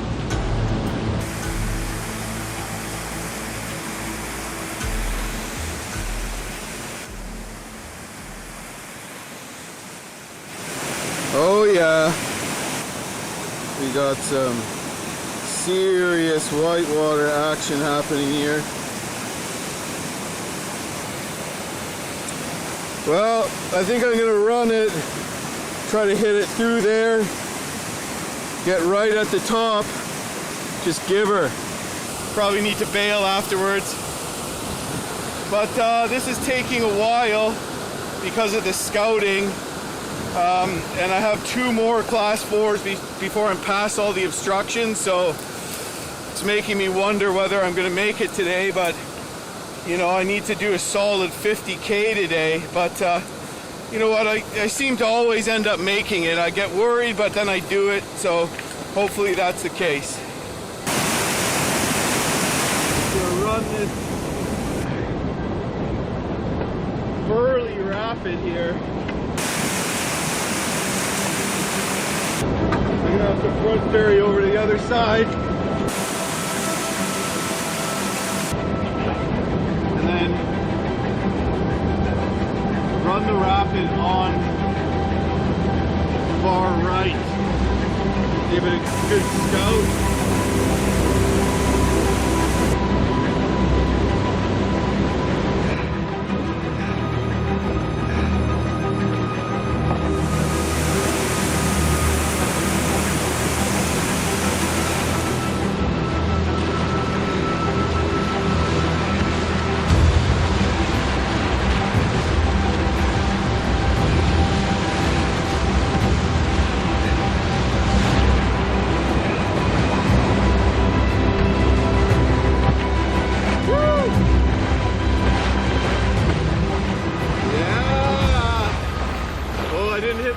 Perfectly. I hit into that curling wave, but man, I was ready for it. I've been dumped by those curling waves before. I wasn't gonna let it happen again.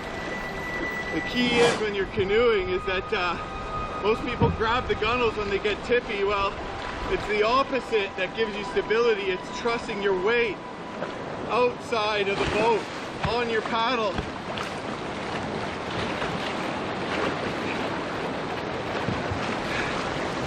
more whitewater here.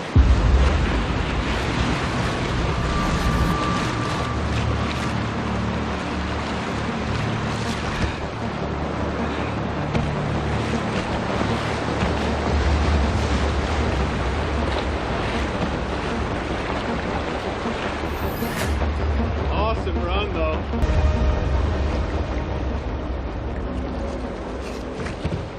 Now we got another class 3 coming right up. That's Stringer Creek, and this is Stringer Rapids. Bouldery. I'm gonna have to get right at the end, and it's a lot bigger than it looks. Here's the upper part.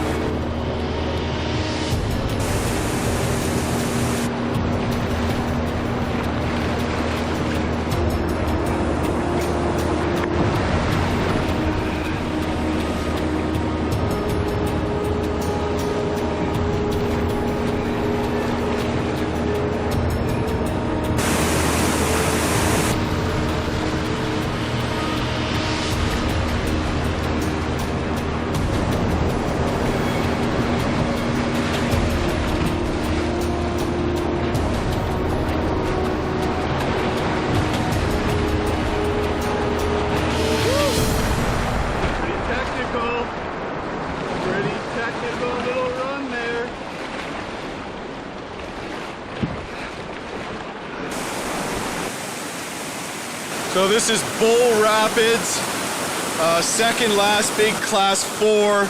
The ledge isn't too steep over there, but just the way it's going, it's turning into a boiling keeper. There's no tongues pushing through, and this side is too shallow to paddle. So I'm gonna line down to the eddy just in front of me there, and then I'm gonna jump out and scout to see what's around the corner because the rapid continues. But it's too bad, you could almost just run the whole thing on the far left, but it's just too sketchy at the top with boulders and stuff.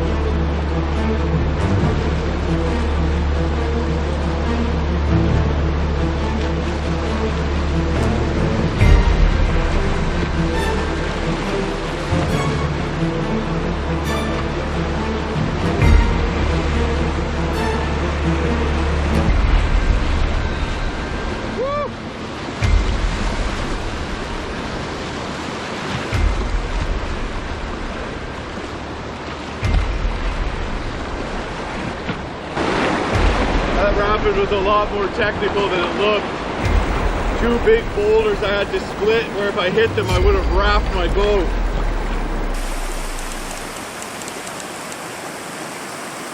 Well, I'm just at the second drop in Bulls Rapids, and to be honest with you, I'm feeling a little shook.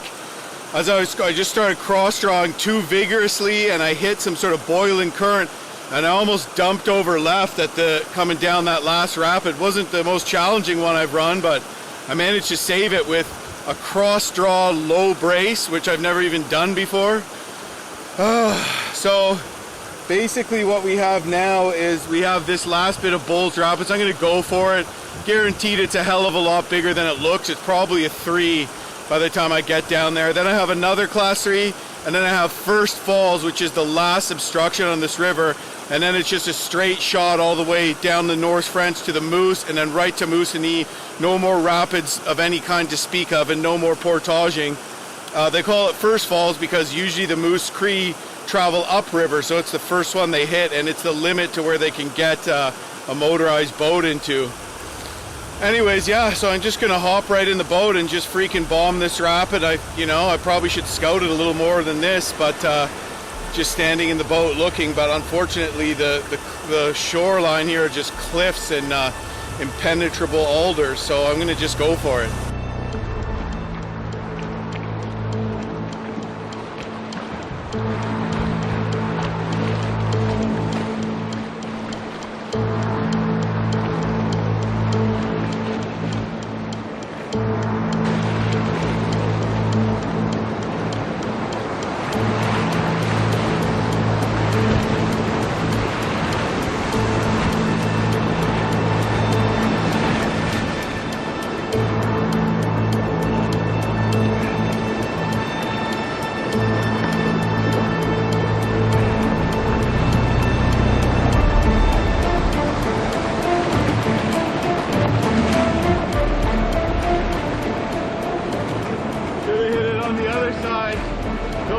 And more fun.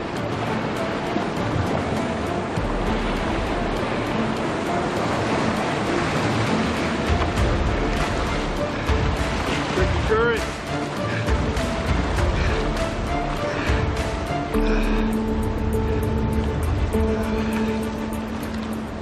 Yeah, you hit one of those shallow rocks and you get spun around mid-rapid. You can wind up in trouble, that's for sure, especially one that powerful where you can't step out. If I'd been more left, I would have been okay, but I couldn't have gotten over there, too shallow.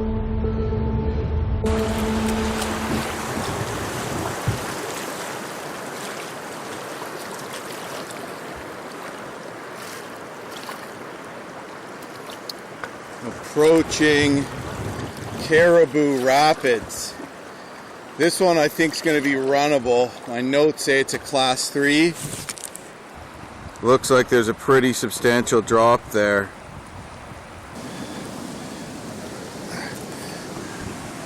Holy shit. Maybe this is First Falls.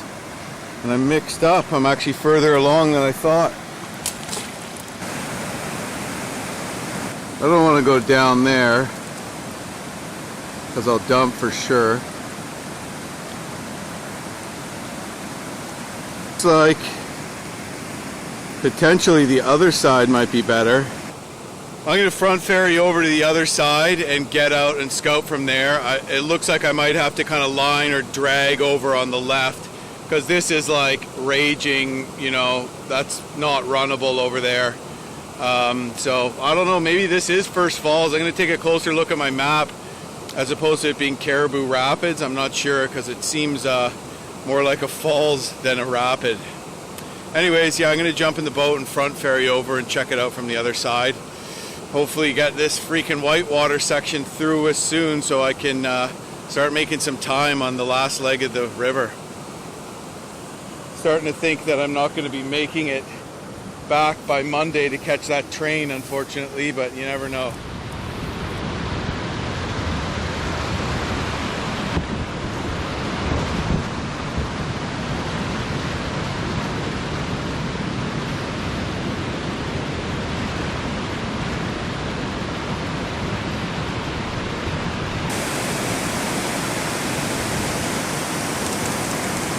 That's what I just lined down.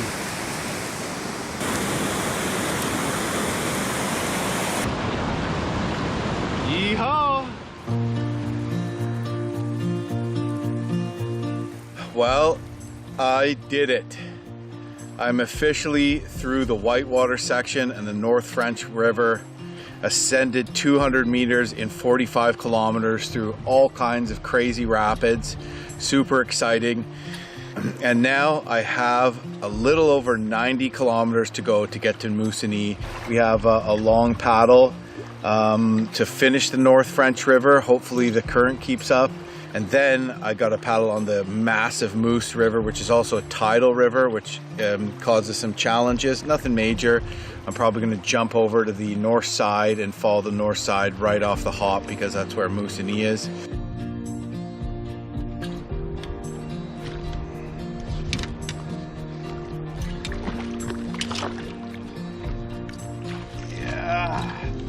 Down here with the walleye, they're not really in the rapids. They're not at the base of the rapids. So where I'm catching them, I had to kind of switch up my tactics, likely due to water temperature and the heat wave. Finding the fish are not in the normal areas. Spots just like this, you know? Big kind of slow moving eddies, the deep holes, and fish in a similar way to lake-like fishing for walleye, and it is producing. I wish I'd figured it out a bit earlier though.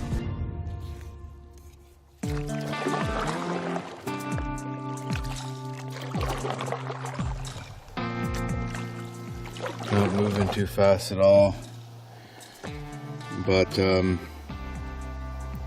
I'm 65K from Moosonee, and I'm hoping to do another 15 before the day's over. If I can muster that, and then I'll be 50K out. My arms are getting sore.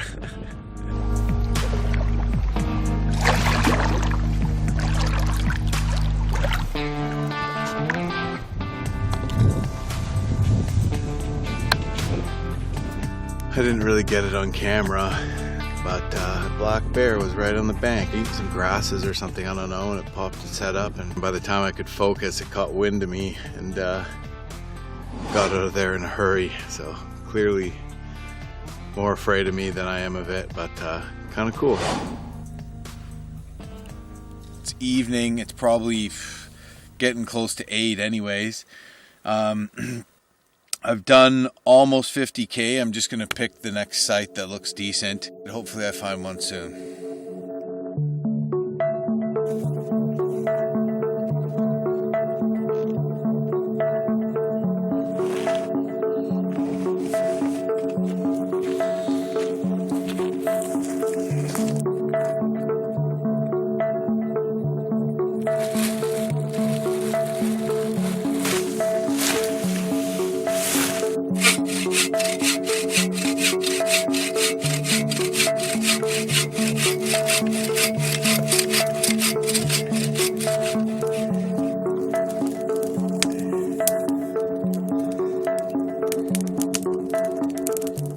Well, I'm going to cook up that fry bread I've been talking about. I have enough oatmeal for breakfast tomorrow.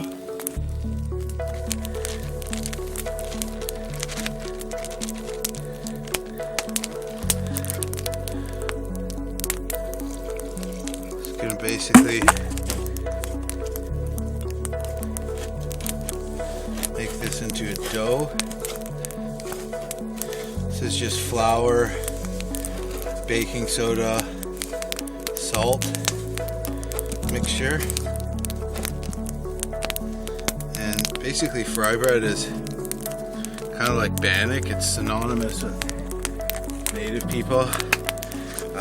Similar, but there's no butter in it like there is with bannock.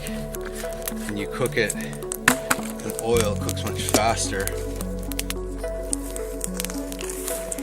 Okay, so here we got it to a dry, doughy consistency. Gonna make big flat pieces out of that. Put them right in hot oil on the fire.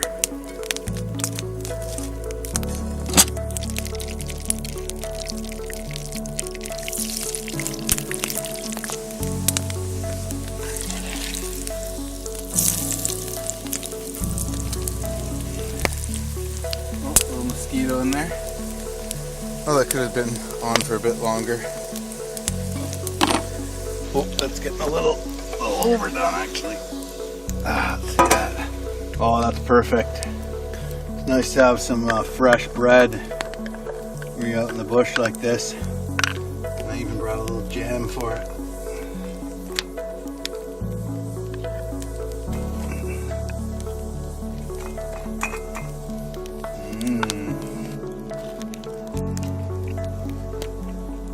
Yum.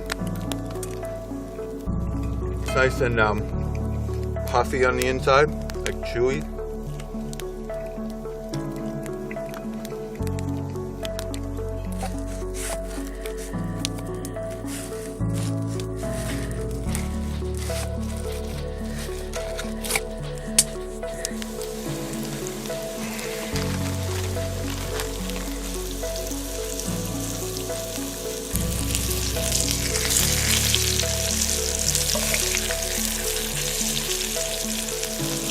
Ready for course number 2 of delicious fried goodness.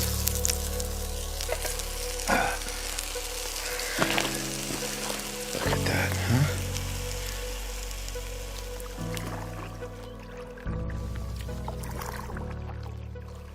huh? It is 7 a.m. Been on the water since about 6, maybe a bit before 6. The train that leaves at 5 today, it is sold out. I got word on my inReach. My wife checked into it. But I'm thinking that if I can maybe make it there by like 3, maybe there'll be an opening. Because I only have about 40K left, no portages in front of me. And if I don't get on this train, I'm going to be like chilling in Moosonee for 4 days. I mean, not the end of the world. I know people there and stuff like that. I'm sure I'll make a good time of it, but you know, I'd rather be on the train and get back with my family. Anyways, freaking woke up to rain this morning, had a bit of a downpour, got my rain gear on for my first time this whole trip. It looks like it's kind of clearing up. We're supposed to get more this afternoon, supposed to just rain and be overcast, but whatever, it is what it is. I'm just paddling. I don't think it's going to slow me down at all.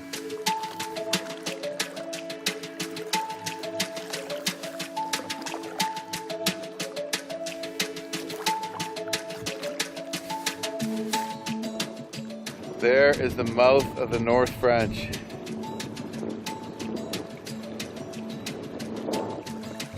And here is the Moose River with a bald eagle flying over it. Look at that. That is a huge river. I am finished the North French River, and now I'm on the Moose River, and I need to negotiate some islands and sandbars to get to the other side. But before too long, I'll be in Moosonee.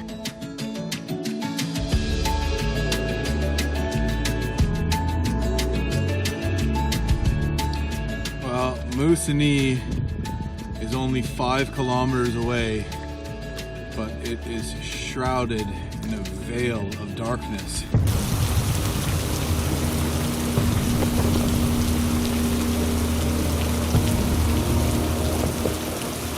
Getting a little moist out here.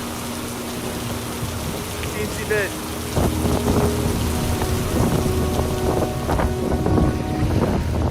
Those scary clouds just blew up a wicked storm.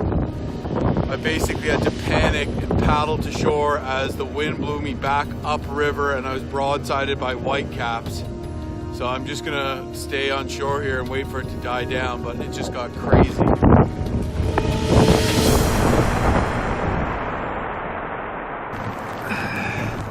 There it is, folks, Moosonee.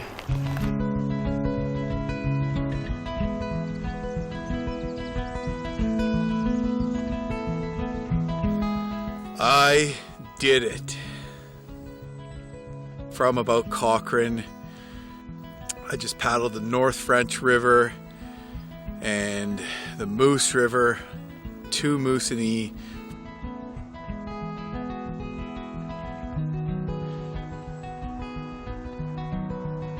Well, here I am in beautiful Moosonee, Ontario. Unfortunately, I didn't make the train on Monday because it was sold out, and with COVID protocol, you're supposed to arrive early. There's already a waiting list, and I'm going to be in Moosonee for a couple days waiting for the Thursday train, And you know what? I actually like that, because part of the experience of doing these big trips is actually spending time in some of these communities where life is a little bit different. They're not connected to the road system, and I'm spending some time here with some friends I met on a previous trip when I paddled the Kilometres River. People are super nice. I've been eating some traditional Cree foods. We had roast goose, we had fried moose meat and bannock, absolutely delicious. All in all, great trip. The portaging to get into the headwaters was super tough, and that Alder Choke Creek was a real challenge, to say the least. But you know, once I got into the Whitewater section, it was amazing. Fishing wasn't as good as I thought, because the water was really warm. I was in a heat wave, and the North French has some smaller headwater lakes, so I think it warms up a bit. So I had to work a little harder and fish some of the deeper pools. And then the Whitewater section was amazing. All kinds of super fun rapids to run, and just beautiful canyons, slot canyons, truck-sized boulders, good wildlife. I got a great encounter earlier in the trip with a cow moose and a calf, which was really cool. And it felt like a big accomplishment to finish this trip solo. I was nervous going into it because the injury I had on my hand, I wasn't sure how that would stand up. I still don't have the range of motion at all in my middle fingers, but gripping my paddle, packing bags, carrying the canoe, it just wasn't an issue, and I managed to handle the whitewater and all the rigors of the trip. I really enjoyed that Whitewater section as well, so that was really cool. Advanced level river, I wouldn't tackle it unless you have some other trips behind you and you're a confident whitewater paddler, but if you are, and if you have a crew with people that are experienced as well, I definitely highly recommend it. Logistically inexpensive for a remote wilderness river. I learned that mine might go in off of the North French. I knew there was some protection issues. Some people in Moosonee want the mine because they think it's going to bring business, and some don't. Me personally, after having been out there and spent time on this river and got to see it in its true natural and wild state, I would definitely not want to see it develop. I would want to see it kept wild, and that's just my personal take on it, because I got to experience this beautiful wild river, and you take a part of that with you forever, and that really feels good.